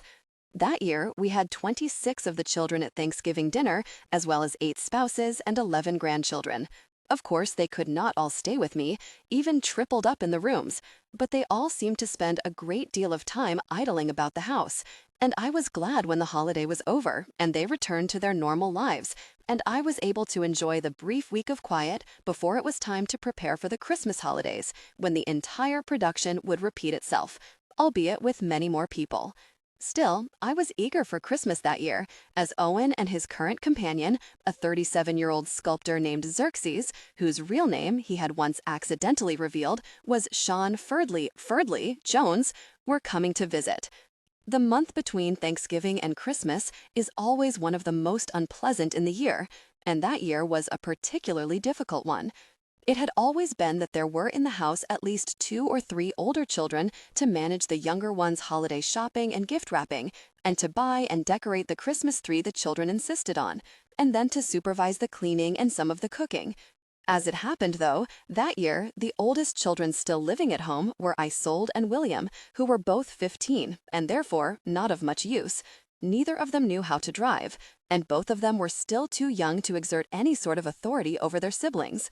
The college and graduate students, too, were of little use. They generally made their appearance the weekend before Christmas, lugging with them garbage bags full of reeking laundry, and preferring to spend their time squashed into the sofa, idly flicking through the television channels and sprinkling their dinner-time pronouncements with bits of atrociously accented but confidently delivered German or Spanish, and brushing the little ones aside impatiently. Finally, I called Ella, who was at university in Washington, and asked if she could come home for the weekend, and, as I said vaguely, help out. "Oh, I'd love to, Papa," Ella lied, but... And then she detailed a quantity of schoolwork she would have been lucky to complete in 3 years, much less 3 weeks. Apparently, the brief period of intense, heartfelt gratitude, which often translated directly into compliance, that Ella had experienced after her lachrymose confession had come to an end, without my having benefited from it in the slightest. These children of mine, I thought, and not for the first time. But as usual, I was uncertain how I dared end my thought. And so, in the end, I was forced to complete the majority of the work on my own. Mrs. Lansing had picked, of all times, the first week in December as the date to have her hysterectomy, which meant that my time at home was quickly filled with all sorts of dreary errands and tasks. I drove to the dreadful mall in Bethesda. I spent thousands of dollars on crackly silver foil wrapping paper and plastic robots that, with a touch of a button, fired little plastic torpedoes from their arms, and yellow-haired baby dolls with bubbling eruptions of lace at their cloth throats, and scraps of dresses made from shiny, slippery fabrics that smelled of cooked vinyl. There were other errands and chores too, of course. I made heaps of cookie dough, most of which I ended up shaping myself, late at night, dousing the cookies with lashings of glittery-colored sugar before burning them in the oven. I had the house cleaner, Mrs. Ma, come 3 times a week instead of twice, but not an hour after she had left, found the house littered with debris and the walls waxy with smears of crayon. I think it is enough to say that I resented spending my time on the many conversations and tasks I was forced to have and do in a day. I was quickly and continually reminded of the wisdom of spending the month occupied with work and conferences, as I had every year previously, and I passed most days wondering why I had chosen to subject myself to such inanities and irritations. I suppose part of the reason I stayed home was in anticipation of Owen, whom I was very excited to see. In November, we had made up after a significant argument we had had the previous July, and there were moments during the intervening months when I had missed him so purely and profoundly that my chest would feel empty and cavernous. Then there was the fact that, of late, I had begun to feel very old and very alone, as well as exhausted, and I craved the companionship of someone who had known me earlier in my life, when I was unfettered and the only responsibilities facing me were my own. Sometimes I would look at Eloise, the youngest child, and feel a sort of despair. Oh God, I would think, what have I been playing at? In those moments, I would suddenly see myself as a fraud, a charlatan whose joke had gone too far without his even realizing it. I would look at the children clustered around the table, eating and eating and eating, and suddenly find the scene both repulsive and unnatural. It was not the first time I had been struck by the fundamental absurdity, the excess of the situation I had brought on myself, but it was the first time such feelings had been accompanied by such pure, unfiltered despair. And then there was another, troubling development. As recently, I had found my thoughts returning again and again to the boy, and how I had felt when I was with him, and how fervently I had hoped and tried to recapture that sensation, to make that joy part of my daily life. That was why I had brought them here. That was what I had wanted from them. And yet, with each one, the feeling of pleasure I craved was ever briefer, more elusive, more difficult to conjure, and I was lonelier and lonelier. And finally, they were evidence only of my losses, of my unanswerable sorrows. Sometimes I wondered, had I adopted them to punish myself? And if so, for what? For Ivyvoo? For talent? It was not a happy speculation, but it was at least logical in its way. Surely I have done this to myself for a reason, I would think. Surely this is not for nothing. Surely this is not just a folly. Surely I have not imprisoned myself with these children as I had once been imprisoned by their parents and uncles and grandfathers, in a place that had taken from me everything I had loved. In these moments, I would watch the children dispassionately, almost as if they were monkeys in a lab, and I would be able to leave them at the end of the day. But of course, there was no leaving them. I sometimes had dreams in which I was a traveler stranded in a land densely populated by strange, unknowable creatures. I had a notebook with me in which I recorded the sights I had seen during my travels, but the creatures were hard to describe, and harder still to draw. They were not pleasing, but neither were they beastly. They looked similar, but each had some feature that distinguished him from his brother. One had a great beak, massive and hard and cruel, the pale pink of milky blood. Another, a set of mud-colored wings that when lifted revealed a gorgeous riot of scarlets and lilacs. They were essentially benign, but sometimes one would jump on my face without provocation, its clumsy claws gripping at my nose, my eyeglasses, and squawk. Their home, which was in one direction a thickly bubbling swamp, in another impregnable forest, its endless columns of trees vanishing into an eggy mist, in another a parched stretch of livid orange dirt, was no less strange or understandable. But what was most notable about the landscape, which was beset with strange cycads, from which hung clumps of banana-like fruits, grossly swollen and smelling of sugar and peat, was its sounds.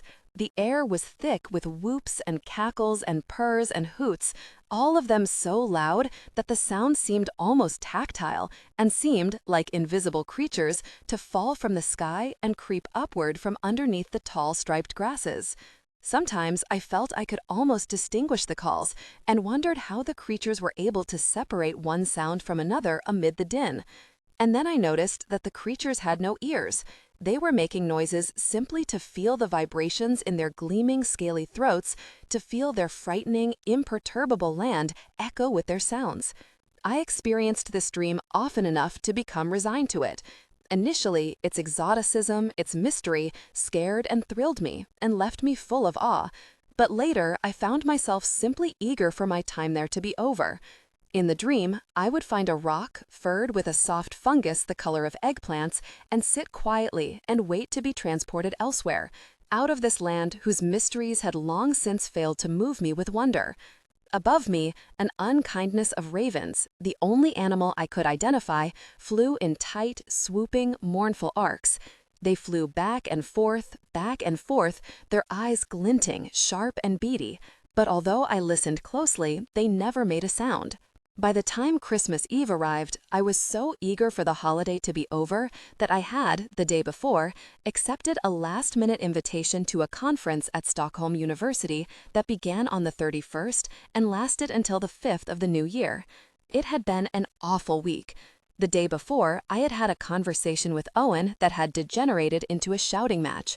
Over the years, Owen, despite not having any children of his own, had come to determine that he was far more of an authority on them than I was, given his years of service educating undergraduates on the oeuvres of Whitman, Cavafy, and Proust. Even then, when we were old men, Owen's naivete continued to astound me. After his infrequent visits, he would call to tell me that he had interpreted the children's complaints to him about the tidy and disciplined household I ran as cries for help, as if I were a despot running a small slave state and he were a crusading United Nations envoy who had been sent to bear witness to their lives of misery and injustice. I did not care for Owen's behaving as an anthropologist in my own house, and I told him so.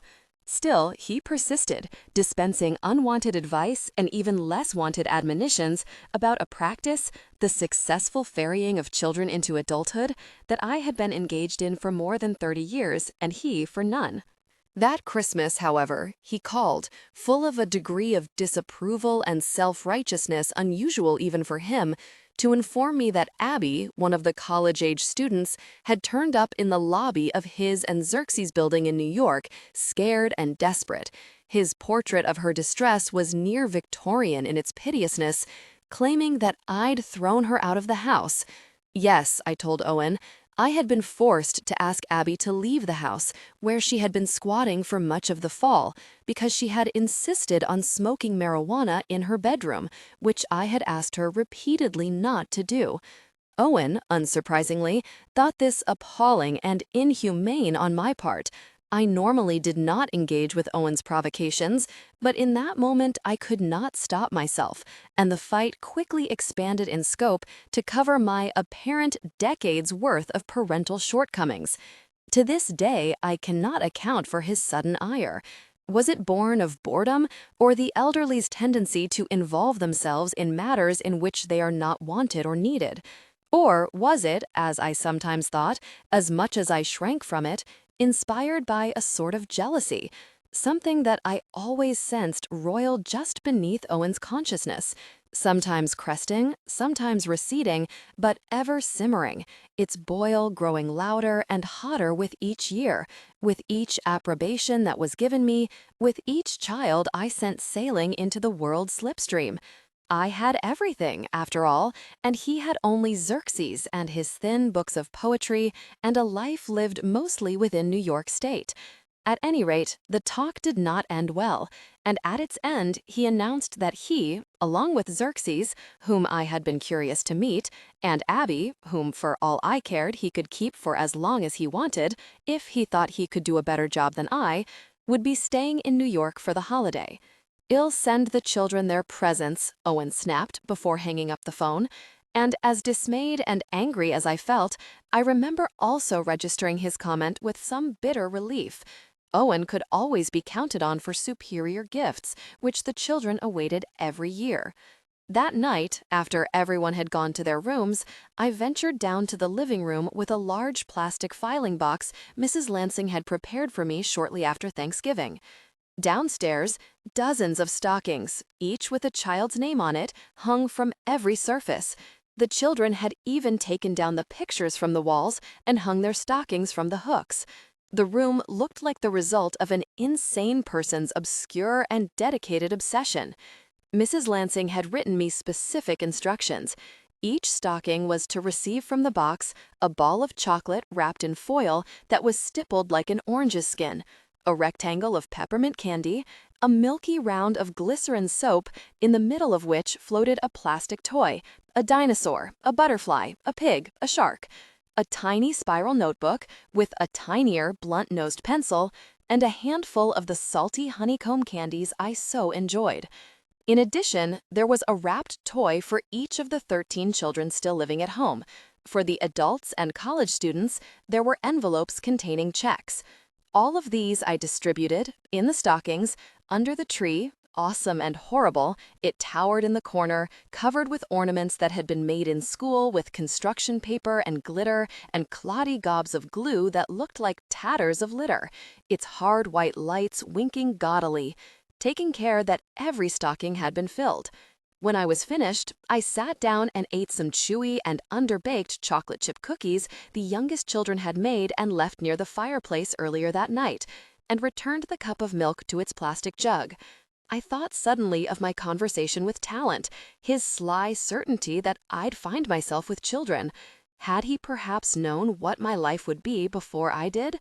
I had the sensation that I was being watched, or observed, really, and I turned, thinking for a moment I might see him peering out at me from behind the highboy, his pencil gliding across the page as he stared at me, a specimen who had grown into exactly what he had expected. But there was no one there, and I was embarrassed and relieved, and then embarrassed anew to be relieved. I was tired, but not yet ready to sleep. Indeed, I felt itchy with impatience and disappointment. I had been brooding over my recent fight with Owen and found myself wondering idly whether I should not just call him up and apologize. "Listen, Owen," I'd say, "I'm sorry. We oughtn't fight. We are both old men." 5 years before, I would not have dreamed of having such a conversation with him. But now our arguments, which had once seemed exciting and bracing, vibrant, colorful displays of will and opinion, were enervating and tiresome. Perhaps I should simply call him and assume the blame, I thought. He would be momentarily triumphant, and it would be irritating. But, I thought, I had already written my own story for history, and it would not include the details of my spats with Owen. Who began it, who ended it, who won, who lost. Through the kitchen door, I could see the moon, seeping a thin yellow light like pus. I stepped outside, and above me, the sky was smeary with thin rubbings of cloud and spangled with bright white stars. I don't know how long I stood there, watching my breath leaving my mouth in ghostly streams, still holding one of the children's unsuccessful fat cookies in my cold, fat hand. I could leave, I thought. I could pack a small bag and get into my car and drive away. I would take a plane to a European city, any city, and live there. Any university would accept me enthusiastically, with no questions. It was a perfect time. The older children were home, would take care of the younger ones, would figure out whom to call. The youngest children, little Eloise, Giselle, Jack, might, I thought, be adopted by the elders. The others, I assumed, would go into foster care, which would be regrettable. Although perhaps their association with me would find them adoptive families. I would be glad of that. But of course, this plan would not do, no matter how logical it seemed to me. It was now quite late, for the night was very dark and silent, and I was eager to return to my study. I would sleep, perhaps, for a few hours, and then the children would wake, and I would find myself marching through another day. But when I turned the handle of the door to go back inside, it wouldn't budge.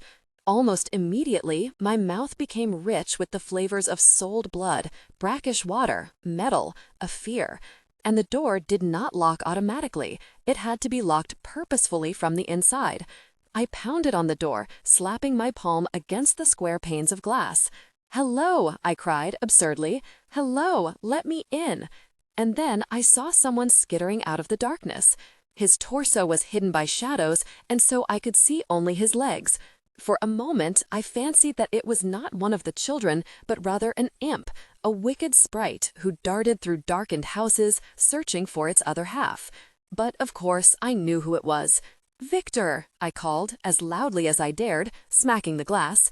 To go around to the front door, I would have to have been able to somehow straddle the wooden gate that separated the front from the backyard, which was not only taller than I, but could be unlocked only from the front side. Why, I wondered. I had no other options, no options but Victor. Screaming for help? It would not do to have the neighbors discovering me, the great scientist, in his bathrobe and slippers, locked out of his house and commanding one of his children to let him back in. The other children, I imagined, upstairs, slouched into positions of unearned indolence, their round dark ears cupped with foam-fattened headphones, their poor fragile eardrums assaulted by thumping bass lines, drum beats, horns. There was only Victor, only Victor. "Boy, open the door this instant." The legs stopped then, a few feet from me. "Boy," I hissed, "open the door right now. Do it now." I was about to threaten him, but then I realized how weak and pathetic it sounded. I was the one outside in the cold with only my bathrobe for cover. He was inside, in the house, in my house. In the window panes, I could see the reflection of the tree, its lights blinking meaninglessly, on and off, on and off. Victor? And then he came suddenly very close to the glass, and I am sorry to say I took a short step backward, which he, of course, noticed. He smiled, and for a moment, with his fierce grin and sharp, bright, pointed teeth, and his dark eyes, so moth-dark that it was difficult to determine where the pupil met the iris, he looked like a demon, and I was frightened of him. "My name," he said, and I could hear him through the glass, "is V." "Victor," I said slowly, in a tone I knew was frightening. "You are to open this door right now. Then you are to go to bed. If you do not open this door right now, I will beat you so hard that you will be unrecognizable." To myself, I thought, I will anyway, whether he opens the door now or 5 minutes from now. But he just tilted his head and stared at me. Nor did he drop his ferocious smile, which stretched his mouth into a long, thin, evil-looking shape, like the blade of a scythe. It was, I realized, the same awful smile I thought I had rid him of all those years before, and I felt a shiver run through me. "I would have," he said, in a voice that was meant to mimic my own, "but you called me Victor, after you said you would not." I knew he was not finished. "Victor!" I hit the door again. "Victor, you animal!" But he was not shaken. "And so," he continued, "I'm afraid that makes you a liar. And what is it that you've always taught us about lying? That it is a degradation of one's integrity. But I don't believe that. I believe that it damages the person you lied to as much as the person who told the lie. And so, I am going to punish you." He took a step back, so his face was lost again to shadows. Still, I could hear his voice. "I'm afraid," he said, in that cold voice, "that I will have to leave you there to think about what you have done." Another step back, so I could see him only from his chest down. And now his voice was fainter, too. "It's never too late." Another step back. Only his waist and legs were visible. "To learn a lesson." Another step back. "Papa." The word felt like no more than a whisper. And then he turned, and I could see the whites of his soles as he walked away from me. I realized then that I had remained frozen during the last part of Victor's speech, and suddenly I saw my reflection in the glass. My palm, crepey and lined, scratching against the door, my mouth gaping and mute, my eyes startled and wide with the helpless confusion of the elderly. My God, I thought, my God, who is he? Who is this child I have living in my house? I thought again of how I had found him, curled on the ground, covered with a layer of soot so dense it was like a pelt. Like an animal, I had thought, and had been outraged. But now I thought it again. Like an animal. And my outrage, though no less real, was not directed at his circumstances, but at myself. I should have left him, I thought. It was never my place to try to save something that no one else had wanted. But I continued to call. "Victor!" I shouted, as loudly as I could. I clawed at the door. "Victor! Victor!" I continued to bang against the door and call for minutes, hours. "Victor!" While upstairs, I knew, he lay curled up in the bed I had given him, in the room I had given him, and slept. It was Gregory, one of the adult children, who found me the next morning, slumped against the doorframe. It seemed as if I had eventually succumbed to sleep, and when I was awoken by his cry, I was made to experience anew both the indignity of my situation and my physical dishevelment, a long sparkling floss of saliva stretched from lip to chin. And once inside, I began to shake with such ferocity that I could hear my teeth clicking against one another, like castanets. "Papa, what were you doing outside?" he asked me. I assumed he had already opened his envelope, for he was particularly solicitous, scurrying around me, handing me his cup of coffee, draping a blanket around my shoulders. "What time is it?" I asked him, and my voice was hoarse. The words scraped against my throat. "8," he said. "8." How long had I been outside in the cold? 5 hours? 6? Only anger, the taste of it hot in my mouth like blood, had kept me from freezing. Gregory led me through the kitchen and into the living room, where I saw that all the children had gathered and were busy palming handfuls of candy into their mouths, laughing and talking and fighting.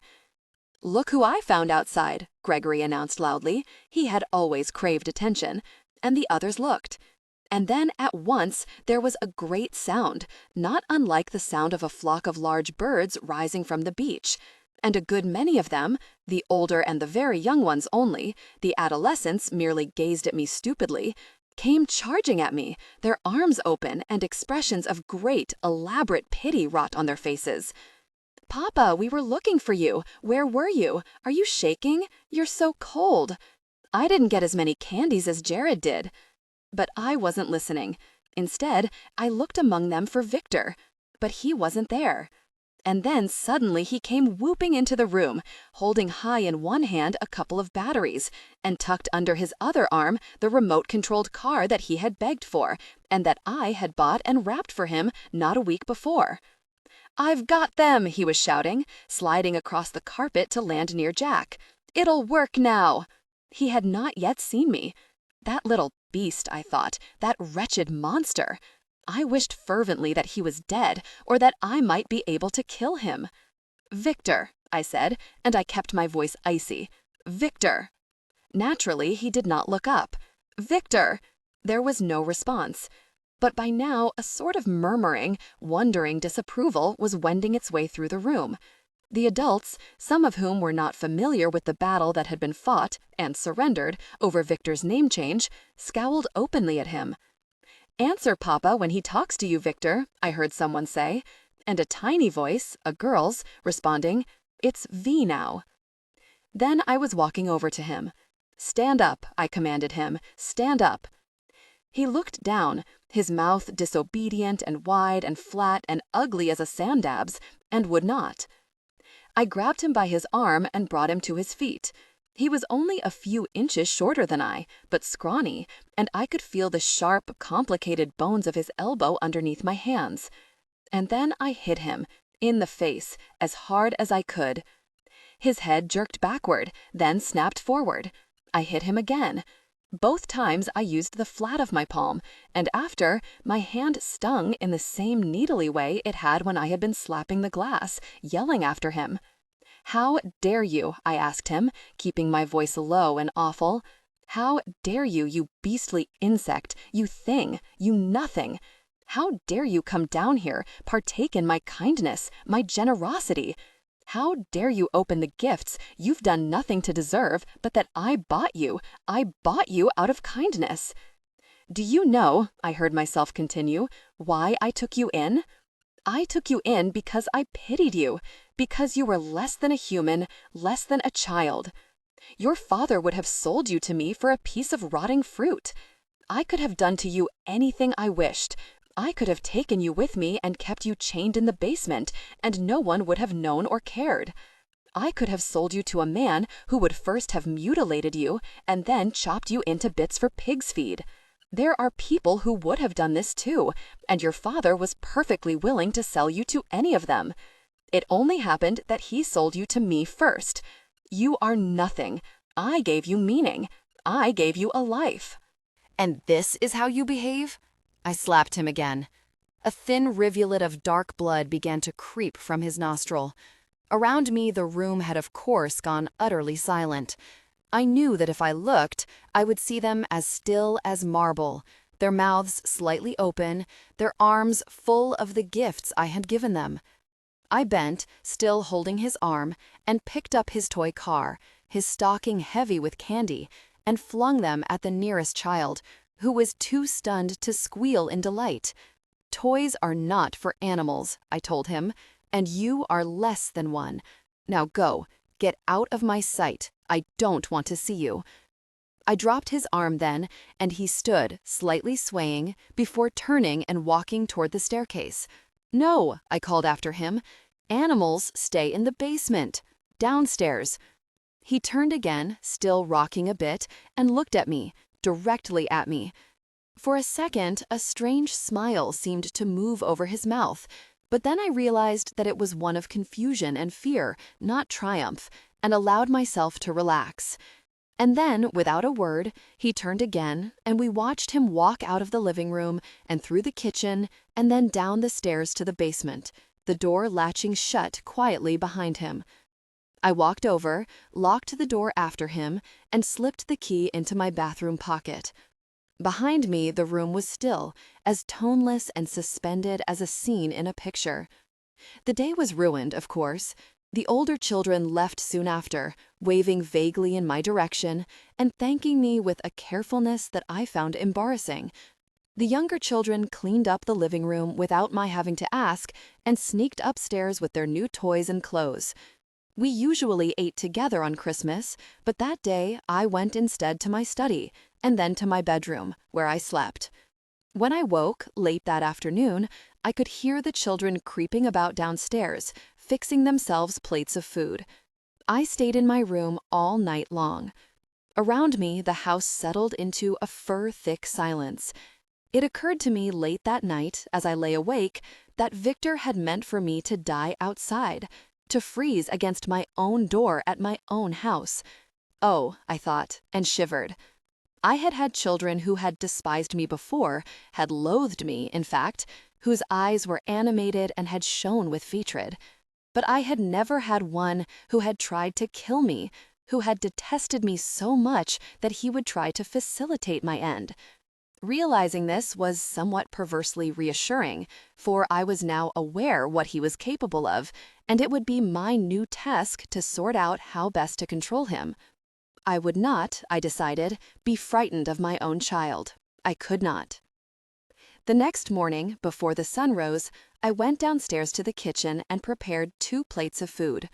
On each, I folded slices of turkey, a few sharp triangles of cheese, rolls crunchy with nuts, a spoonful of olives glistening with oil, and a mound of buttery lettuce. I set one of the plates in front of my seat at the kitchen table. Then I unlocked the door to the basement and placed the other at the top of the stairs.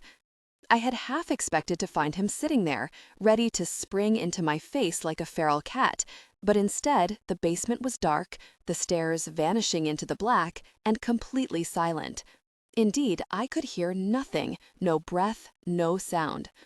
"Victor," I called into the dark silence, "I have left you some food." I paused, uncertain how to continue. "I will leave you more later today," I finally announced. I wanted to say something else, something declarative, but could not think of what it might be. And so in the end, I simply closed the door behind me, locked it, and sat down to enjoy my meal. At the end of the day, before I went to bed, I unlocked the door again to leave him another plate. But the one I had left him that morning was still there, its contents untouched, the edges of the turkey browning and curling like old parchment paper. I said nothing, though, merely placed the new plate down next to the first. When, 3 days later, I opened the door for good, there were 8 plates, each full of moldering food, completely undisturbed, but for a single fly that moved dozily from one plate to another, complacent in the face of such unspoiled variety. "Victor," I called into the blackness, "I am leaving for work now. Please clean this up after you leave." Once again, I hesitated, unsure what else to say. And then I left, leaving the door ajar behind me. That day at work, I found it difficult to concentrate. What would greet me that night? Whenever the phone rang, I flinched, certain that this would be the time one of the techs would come and fetch me, his eyes wide, to tell me that the police, the fire department, the hospital was on the line for me. I had a vision of driving home, the sky above me dark with swirling clouds, and then I would realize that it was not clouds I saw, but smoke, and I would follow it home to see my house burned to cinders, the lawn transformed into a volcanic sprawl, the children standing on the edge of the curb in a weeping clutch, Victor nowhere to be found. But when I went home that evening, although the door to the basement remained open, the plates were gone. Later, I saw them cleaned and stacked in a neat pile on the counter, almost glowing in the white pool made by the overhead light. After that, the situation with Victor became, if not easier, then at least more predictable. Indeed, there is hardly anything more worth saying on the matter. He never became what I suppose one would call an exemplary or even a good child, but neither did he slide into delinquency, as I was certain he would. Instead, he spent the next 5 years in my house merely existing, at once both present and not. During the children's monthly movie nights, he would lie on his stomach, slightly separate from the group, and eat popcorn in the same distracted, vacant way he now did everything, staring at the screen without reacting. Sometimes, after the rest of the children had laughed at something, he might chuckle too, but it would always be a beat too late, and no one would understand why he was laughing. Nor, I think, would he. He became a set of social reflexes, many of them misapplied, just enough to make him sometimes very strange, a person for whom time was measured on a different scale. He would look at me with those flat eyes, but where once had been challenge and obstinance, now there was nothing, just a dull black like a shallow puddle of oily water. If I am guilty of anything, I suppose, it is the fact that I was secretly quite contented with Victor's new state. And yet I knew, too, that it was not healthy, that it was not something I should desire for one of my children. But I could not help myself. He had been so horrible for so long that I almost allowed myself to believe that this was in fact who Victor had been before he had been seized by the furies of adolescence, before he had been transformed into a defiant, willful, uncontrollable creature, as different from the toddler I remembered as a beast was to a human. And besides, he was not a zombie. He took pleasure from many things in life. He competed with his high school's track and field team, for instance, and joined the school choir. Listening to them sing at a concert, I could distinguish his flat, toneless tenor from the others and wondered why he had not been dismissed. His grades were mediocre, but he had never been a stellar student. Still, I told him, as I told all the children, that I would gladly send him to the best college that would accept him. And when that proved to be Towson State, I wrote the first tuition check straight away and bought him a brushed steel watch, just as I had done for both William and Isolde 2 years before when they had graduated from high school. Later, I helped him pack his clothes and books and various knickknacks into boxes and garbage bags, and left him at his dormitory room with his new sheets and towels Mrs. Lansing had bought him. After that, I saw him less frequently, although, of course, he was always welcome in the house. Like the other children, he liked college, or rather, I assumed he did, for I never heard from him. Really, only the bill from the bursar's office and the intermittent report cards, which told me that his major was something called sports ideology, and that he was making C's and, in a couple of classes, B's, told me that he was still where I pictured him, attending classes or not, reading or not, perhaps going to parties or spending time with pretty girls, the sort who found his elusive national origin exciting. At times, I found myself wondering idly, as I had not done with the other children, what he had done the previous night, or what he was doing at that moment. I pictured him in class, his legs stretched out in front of him, throwing back his head on his long neck and yawning, his mouth opening wide to reveal his fleshy salmon tongue and his white teeth, each topped with a tiny, pricey porcelain cap. One day, during the spring of Victor's sophomore year of college, I was sitting at home in the garden. It was a beautiful, damp day, the kind of early spring day in which everything becomes, as if at once, 100 unnameable shades of startling green, and I was gazing at the trees, their new leaves so tender and young and light that they were as translucent and resplendent as if fashioned from thin sheets of gold. I had come home early from work because I had been suffering from an intestinal flu, and my head felt cottony, my saliva tangy with bile. But I remember feeling grateful to be at home and in my garden, with the world quiet around me. I was in such a state of enchantment that I did not even hear the knocking on the door, did not hear the doorbell's insistent chime. So when the 2 men came through the back door to the garden, I was surprised, and quickly stood. One was black and one was white, one older, one younger. "Who are you?" I asked them. The young white one answered me with a question. "Abraham Norton Perina?" What could I do? I nodded. "Detective Matthew Banville, Montgomery County Police Department," said the man, and coughed, as if embarrassed. "I'm afraid, Dr. Perina, we have some questions we need to ask you down at the station." Above me, a butterfly, the first of the season, had suddenly appeared, flapping its clean white wings near my face in such a frenzy that I thought for a moment it was trying to beat out a warning, a message only I would be able to understand.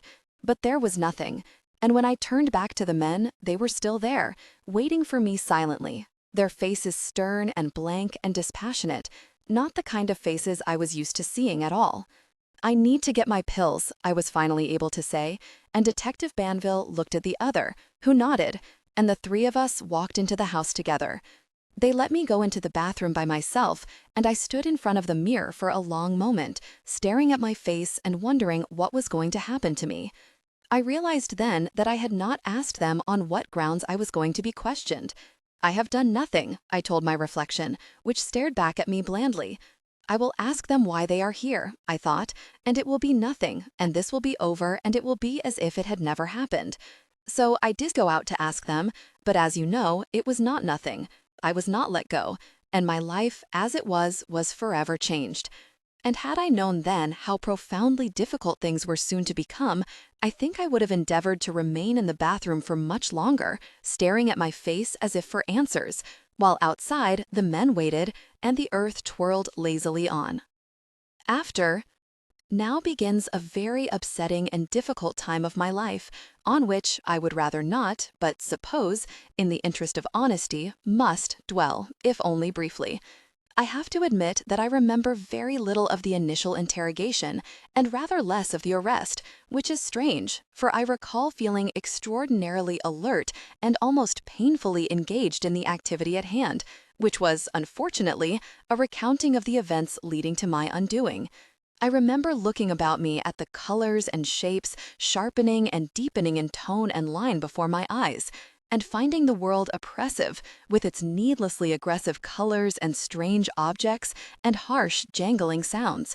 Sometimes I would have to take my glasses off simply so the world would smudge and recede for a moment and cease to seem so relentlessly present tense.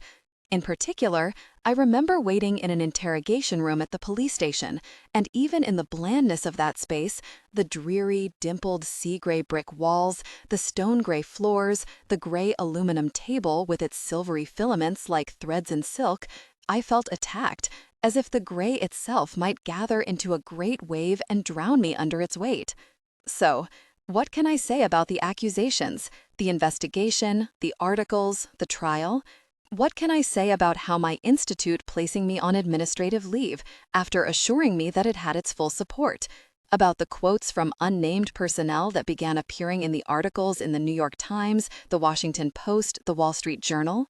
What can I say about how my remaining children were taken from me, how I was denied access to Victor, how when I showed up at his dorm room, I wanted only to talk to him, and he had not returned my calls or my letters.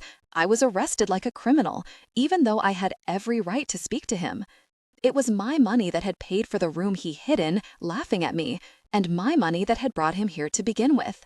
But although all of these things were awful, unbearable, the worst moments were not when I learned of my rapidly diminishing rights. Each day seemed to bring a new betrayal, a new humiliation, a new insult.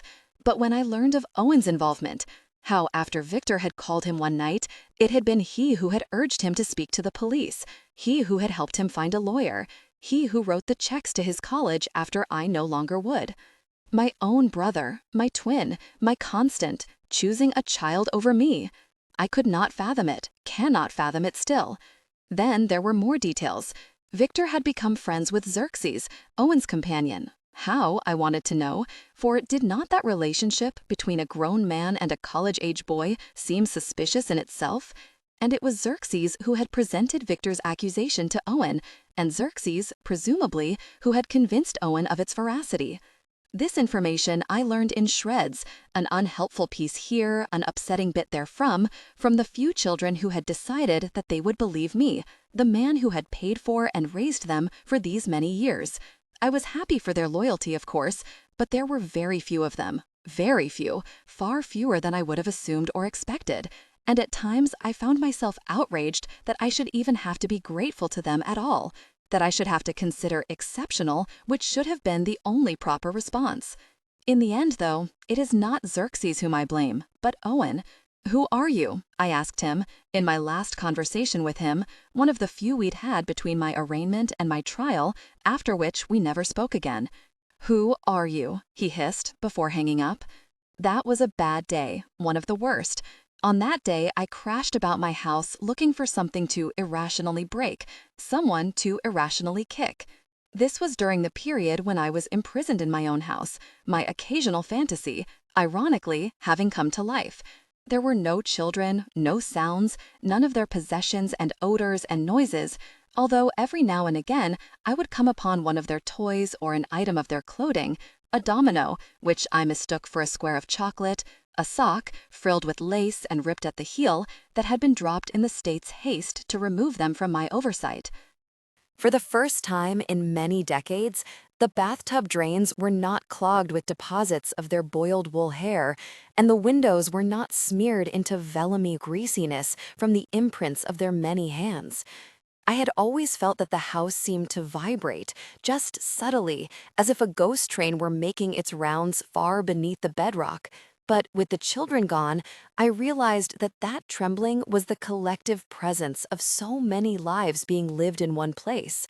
What I had sensed was the shivering of speakers as a guitar was plugged into an amplifier, the crashes made from jumping from the top of a bunk bed onto the thinly carpeted floors, the tremor of a huddle of boys shoving and grabbing one another on their way to the bathroom in the morning. Poor house, I thought, and at moments I would find myself stroking one of its white-painted door frames as if I were petting a horse's nose, gently, slowly, trying to soothe it back to calmness. In those days, I was convinced that nothing would befall me. I certainly did not think there was any good chance I would go to prison, for were not any mistakes I may have made with my children far overruled by the very fact of their existence?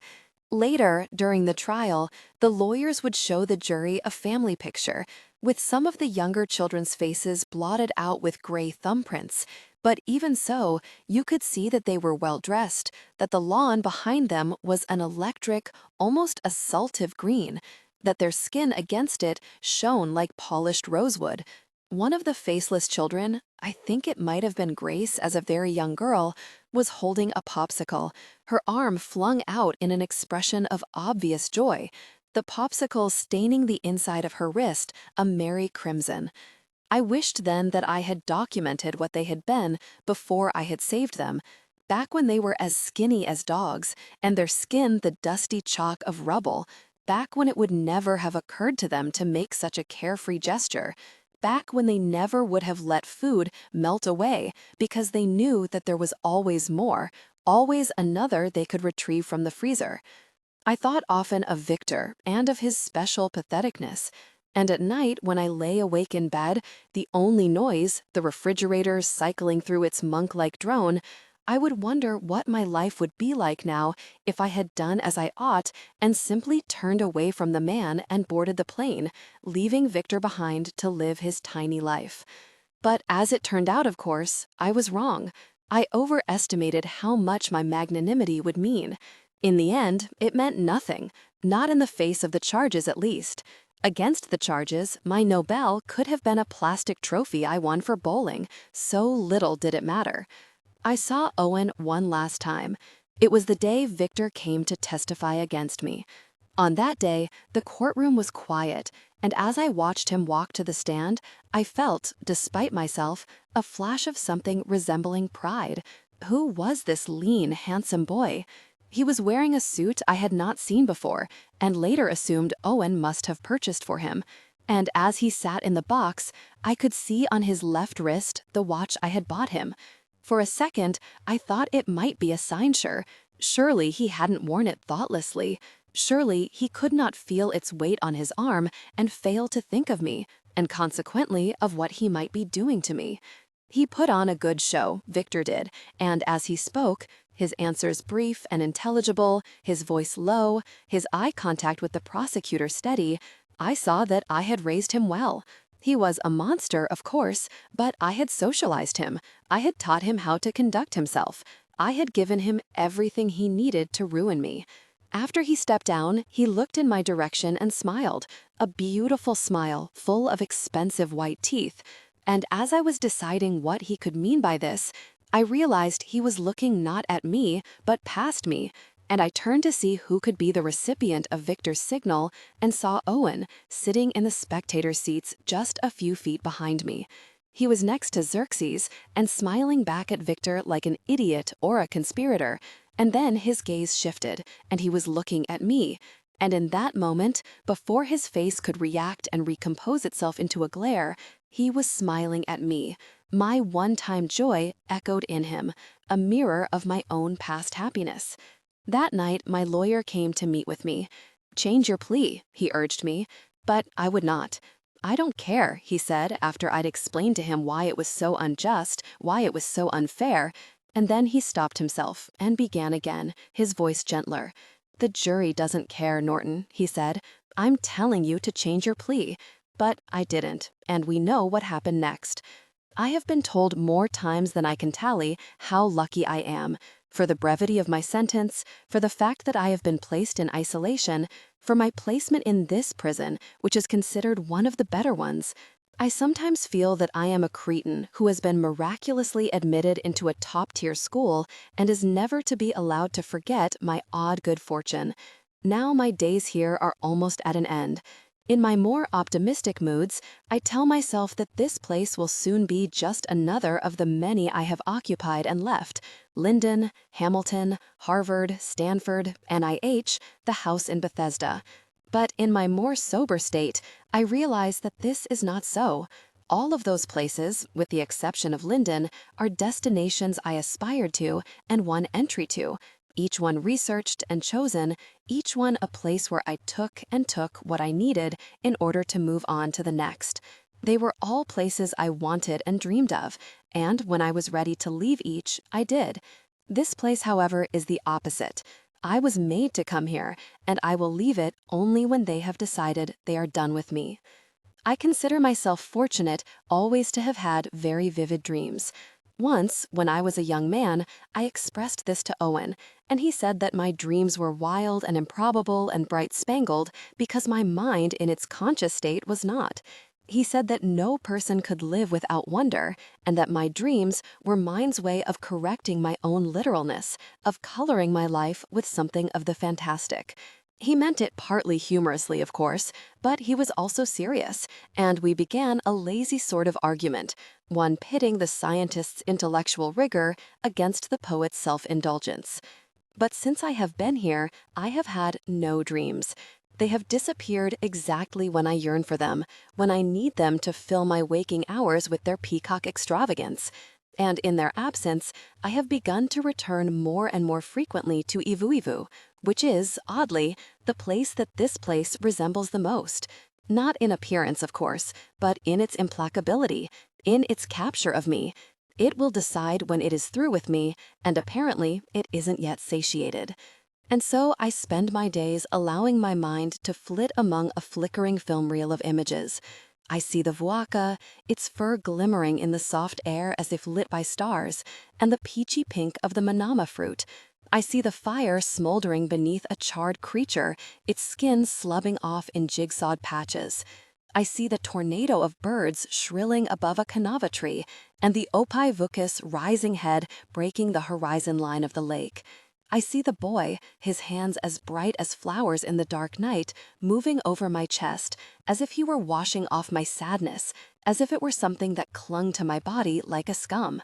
And of course, I see Talent, walking through the trees still, his movements as silent as a sloth's, his long hair painting his back a river of golden wood. Sometimes, when I fall asleep in the middle of the day, dozing despite my best efforts to wait until the lights clunk off and I know it is night, I imagine myself walking alongside him. In these moments, I have never left Ivuivu, and the two of us are companions, wandering the island together, and although it is small, it feels limitless, as if we could walk its forests and hills for centuries and never find its boundaries. Above us is the sun. Around us is the ocean, but we never see them.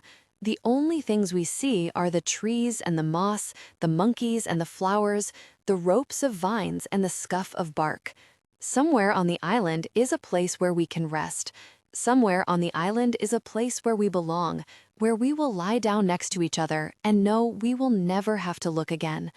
But until we find it, we are searchers, two figures moving through a landscape, while outside and around us, the world is born and lives and dies, and the stars burn themselves slowly into darkness. Now county police report that Perina's home has been vacated and that none of his former colleagues have been in communication with him since before his release. Compounding the mystery is the simultaneous disappearance of Dr. Ronald Kubadera of Palo Alto, California, Perina's longtime colleague and friend. At the end of last year, Perina reportedly transferred most of his assets to Dr. Kubadera, who was a scientist in Perina's lab for many years and was most recently a professor at Stanford University. The university reported Dr. Kubadera missing on January 3rd, after he had failed to report for classes for 2 days. His apartment has apparently been abandoned. Perina, 76, won the Nobel Prize for Medicine in 1974 for his identification of Selene syndrome, an acquired condition that granted its victims extended lifespans while causing their mental decay. He was equally well known in Bethesda for his adoption of 43 children from Evu, the Micronesian country where the condition was first observed by Dr. Perina in 1950. "We are determined to locate Dr. Perina," said a spokesperson for the Montgomery County Police Department. "Anyone with any tips as to his whereabouts should call the police immediately." Epilogue. We have traveled far, Norton and I.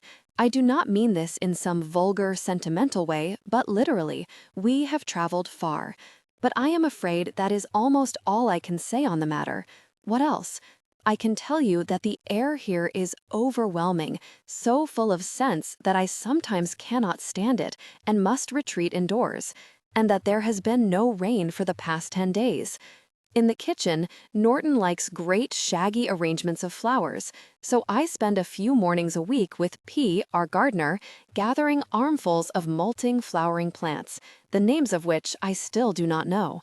One is a stocky stem at the end of which is a bonnet-shaped cluster of individual buds, each as yellow as a Japanese pickled radish. Another is a branch from a tree, bristling with tiny flowers shaped like cracked pistachio shells. And still another seems to be a succulent of some sort, with thick, viscous leaves and stiff, turret-like petals. P helps me cut them down, and I put them in a large glass jar. The sight of them never fails to delight Norton. We are very happy here, the two of us. Sometimes, though, I will admit, I miss the life I left behind. I think often of my lab and my colleagues, and occasionally of my children, whom I know I will never see again. There are times when I wish I could speak again to people from my past, or when I crave my old life, and wonder whether I have made the correct decision. But these moments never last long, for I am always able to search out Norton, the reason I am here, after all, for a conversation. And listening to him talk reminds me that my decision, while perhaps one with its own set of imperfect realities, was the correct one. And at any rate, I am convinced that these feelings will diminish with time. When I first came here, I yearned for information, for news, about the life I had left behind. Actually, I yearned for news of any kind. I could not help seeing my new life through the lens of my old. The second day here, I wondered, what are they saying about me back home? What are they saying about Norton? What must they think? I'd imagine my phone at the lab ringing, my mailbox stuffed with envelopes and pieces of paper. I had written a few notes before leaving, but kept my missives to a minimum. One to my ex-wife, explaining that I had left some money for the children in an account I had established at my bank, and since I would not be returning, they would be her responsibility. One to my sister, thanking her for her many kindnesses over the years, and one to the president of the university that did not say much of anything at all. I began and re-began letters to my 2 children, but was unable to find words to express what I needed to, and in truth was unable to determine exactly what it was I hoped to articulate, so I eventually gave up. Their mother, I know, will be able to tell them something convincing. She was always better at that than I. Although these cravings have lessened, they do sometimes reappear, often at night when I am trying to sleep. The first time it happened, I thought I was hungry. After all, I had not eaten dinner. Careful not to wake Norton, I ventured down to the kitchen, where I stood in front of the open refrigerator, examining the dishes that MP's wife and our part-time cook had left there that morning.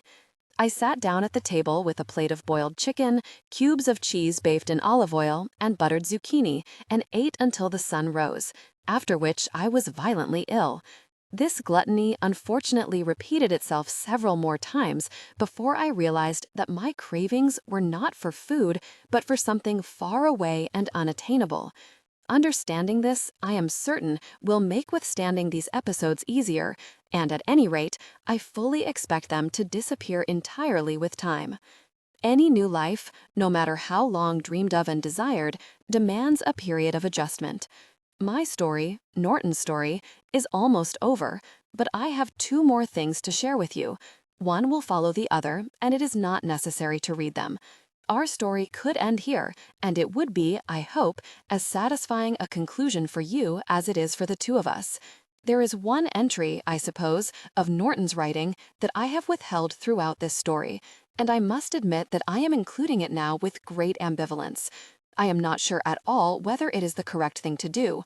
I am also cynical enough, I suppose, to understand that although it should not make a difference, it may. Therefore, I can say only that I hope that it will stand as a curious little footnote, for that, really, is what it is. The story is no more or less without it, and that the many qualities that have been displayed to their best effect in Norton's writings, his wit, his intelligence, his passion and compassion, will be the things the reader remembers from this account, will be the things that define him in history. But after great consideration, I have chosen to include this fragment for no reason other than I think it remarkable, for its awkward expressions of tenderness, for its open-heartedness, for its proud expressions of love, and its admissions of fallibility. It reminds us that love, at least the sort of pure love that so few of us will admit to feeling, is a complicated, dark, violent thing, an agreement not to be entered into lightly. One can disagree with Norton's opinions on the matter and still think him a whole and a good human being. At least this is what I hope, though it is ultimately for the reader to decide for himself. I have already made my decision long ago. The second thing I have to share with you, for I am as frustrated as you that I am not able to share more details of my life here, though discretion is of course a matter of necessity, was what happened that day, 1 year ago almost exactly, when I went to retrieve Norton from prison. It was a day that I had been awaiting for some time, and I had flown to Bethesda several days in advance in anticipation.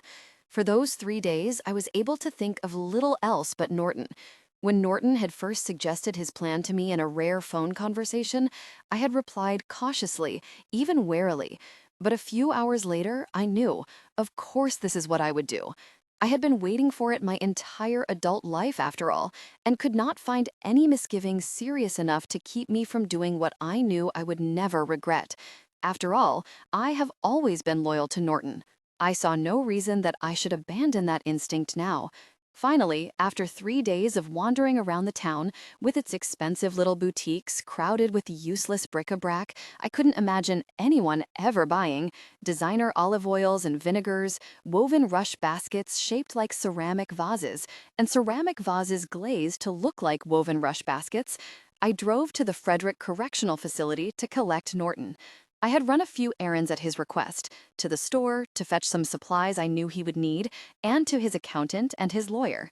His lawyer met me with an expression I could not interpret, and silently handed me the materials that Norton had asked me to retrieve. I had not seen him since the hearing, and we spoke only a few words. I did not visit the lab, indeed, did not desire to see anyone from our old lives. At the facility, I was frisked and made to walk through the metal detectors twice.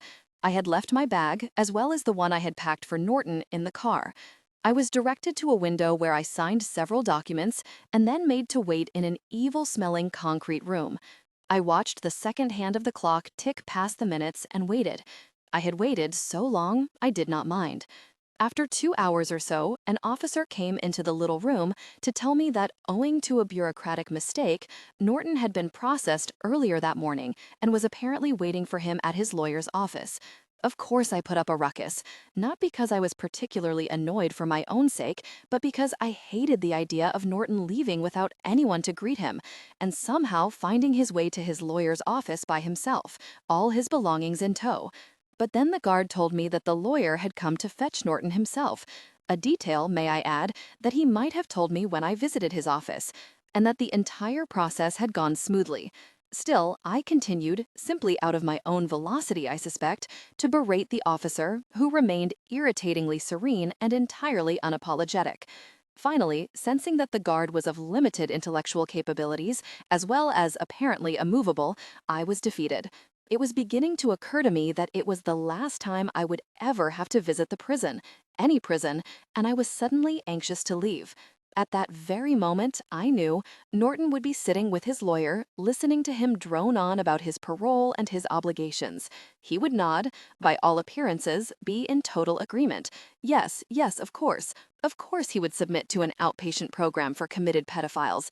Of course he would agree to see a psychiatrist. Of course he would agree to respect the terms of the restraining order Victor had requested. Nothing was too much, nothing was too constraining.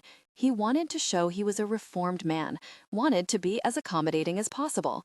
He would sign documents, agree to meeting times and responsibilities that would, in a matter of hours, and as long as we were careful, lose meaning. The lawyer, who had become strangely distant after losing Norton's case, would be condescending, but Norton would not mind. The charade would almost be over, and he would be feeling generous. I was in a hurry. I know I have said that I was determined to be patient, having waited so long, but then, knowing that Norton was so close, that our new life together was about to begin, I was nervous and, for the first time in very many years, excited. I waited impatiently as I was patted down by an officer, and then finally there were only 100 or so yards of hallway and a short drive left before I would see Norton once more. We would have a night together in a hotel, and then the next day we would be gone, and all of this, the years, our careers, our families, the trial, the humiliation, would be forgotten.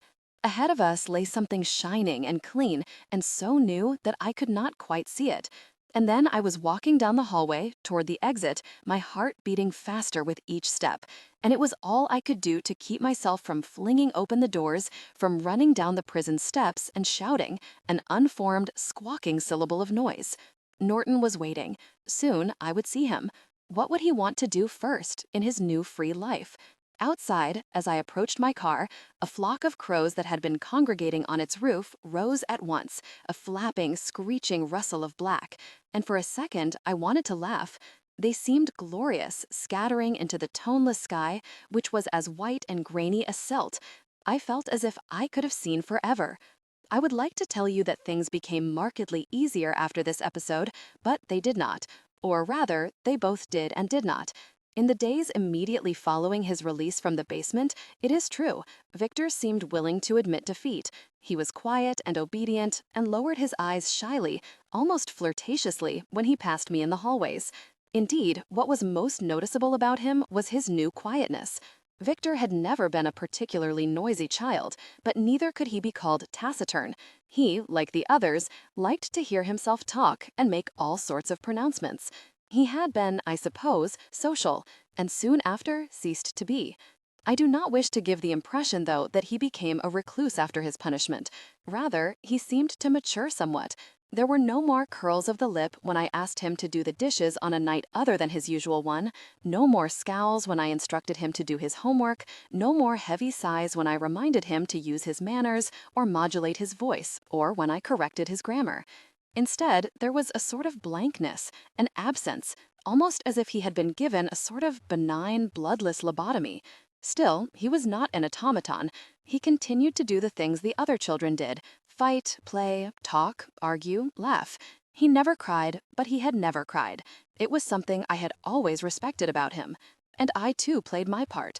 He was a proud boy, and I understood that and could be sympathetic to it. So I never reminded him of his humiliation, never used his behavior as a lesson to the others, and I never called him Victor again. I wanted him to maintain his dignity. But then, after a month or so of this new calm, he once again became beastly. He skipped school and lied about it. He pushed Drew down a flight of stairs and broke his wrist.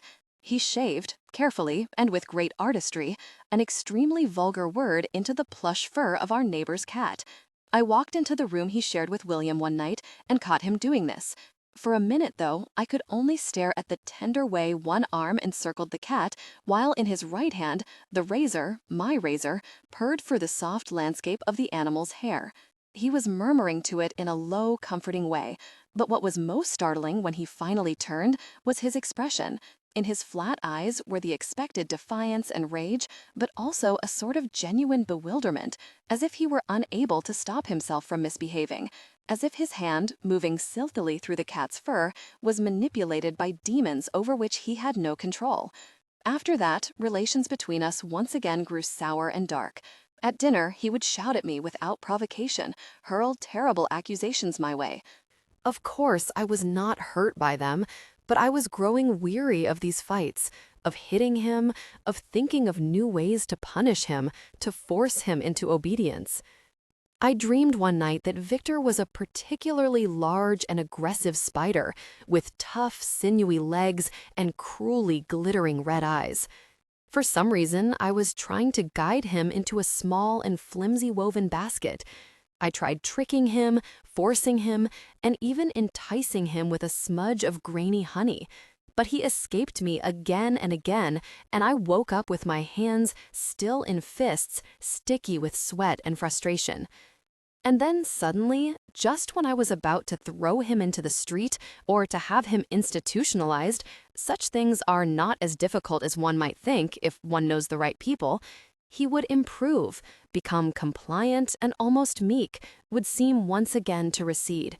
But I soon grew to fear and mistrust these periods of fake calm most of all, for it meant that he was conjuring something particularly nasty.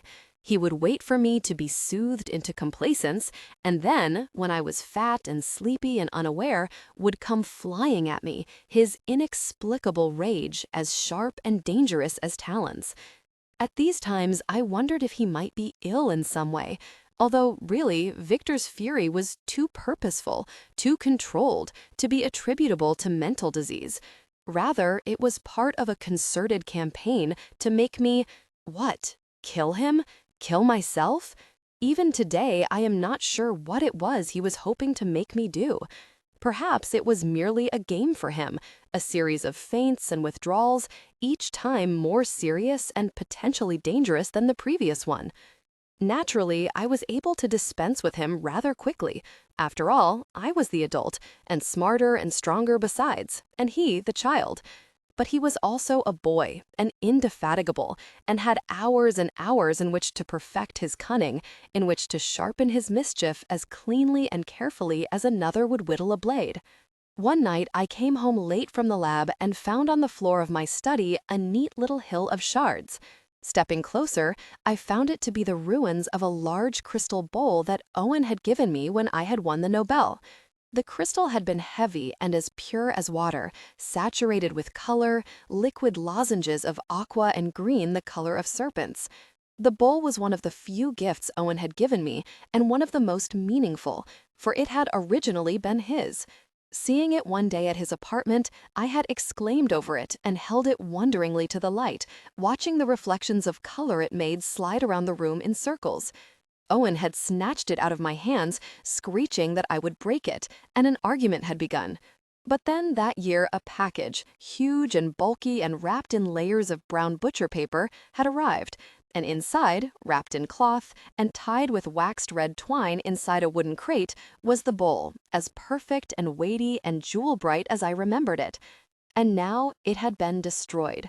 Victor, for I knew it was he, had pounded its lovely fluted base to smithereens, so all that remained was a fine pile of sharply glinting dust.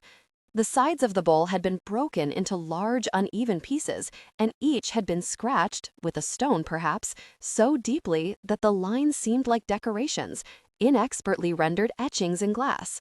Underneath the remains of the bowl was a note, printed awkwardly on my stationery. Oops. I stood with some difficulty and stared at the bowl for many long minutes, listening to the clock ticking its uncaring talk. And then I turned and walked down the hallway to the staircase, where I paused again, waiting for nothing, and up to his room. At the doorway, which was ajar, I stopped and watched him breathing. William was spending the weekend at a friend's house, and Victor was sleeping in his bed. He had always been convinced that William had the better bed. I watched him breathe for what seemed like a very long time. He was sleeping on his back, his arms above his head, and his pajama top was unbuttoned at the bottom, so I could see a band of his dark, satiny skin, the sad protruding whorl of his navel. Oh, Victor, I thought, what am I to do with you? I took a step into the room and closed the door behind me. The shutters were open, and I could see an edge of the moon framed in the corner of the window, its sallow light filtered by the curtains. Many thoughts spun through my mind, one following another, as I sat down on William's bed next to Victor's feet, but I do not think I would be able to articulate them now, or perhaps even then. It was a torrent, a dark tumult of arms and legs, of thoughts, a hideous, sticky confusion of fused body parts and howls, something one finds only in nightmares. I stood and picked the pillow off Victor's bed and sat back down again. For minutes, I'm not sure how long, I held the pillow in my lap and watched him breathe, in and out, in and out. I remembered again how I had found him at the field, how his body had been covered with oozing sores, how he had been too weak and exhausted to cry. I noticed a faint sickle-shaped scar just above the bone of his ankle. It glowed there, white against the wood of his skin, like a cartoonish smile, and I all at once felt very sad for him and overcome with emotion. I began to rub his ankle softly, caressing it with my thumb and index finger, and in his sleep he moved and smiled and gave a little sigh. After their night, as the sky outside began to lighten.com. Doubleday Books. Follow. Okay, I am ready. Please paste the content you want me to read.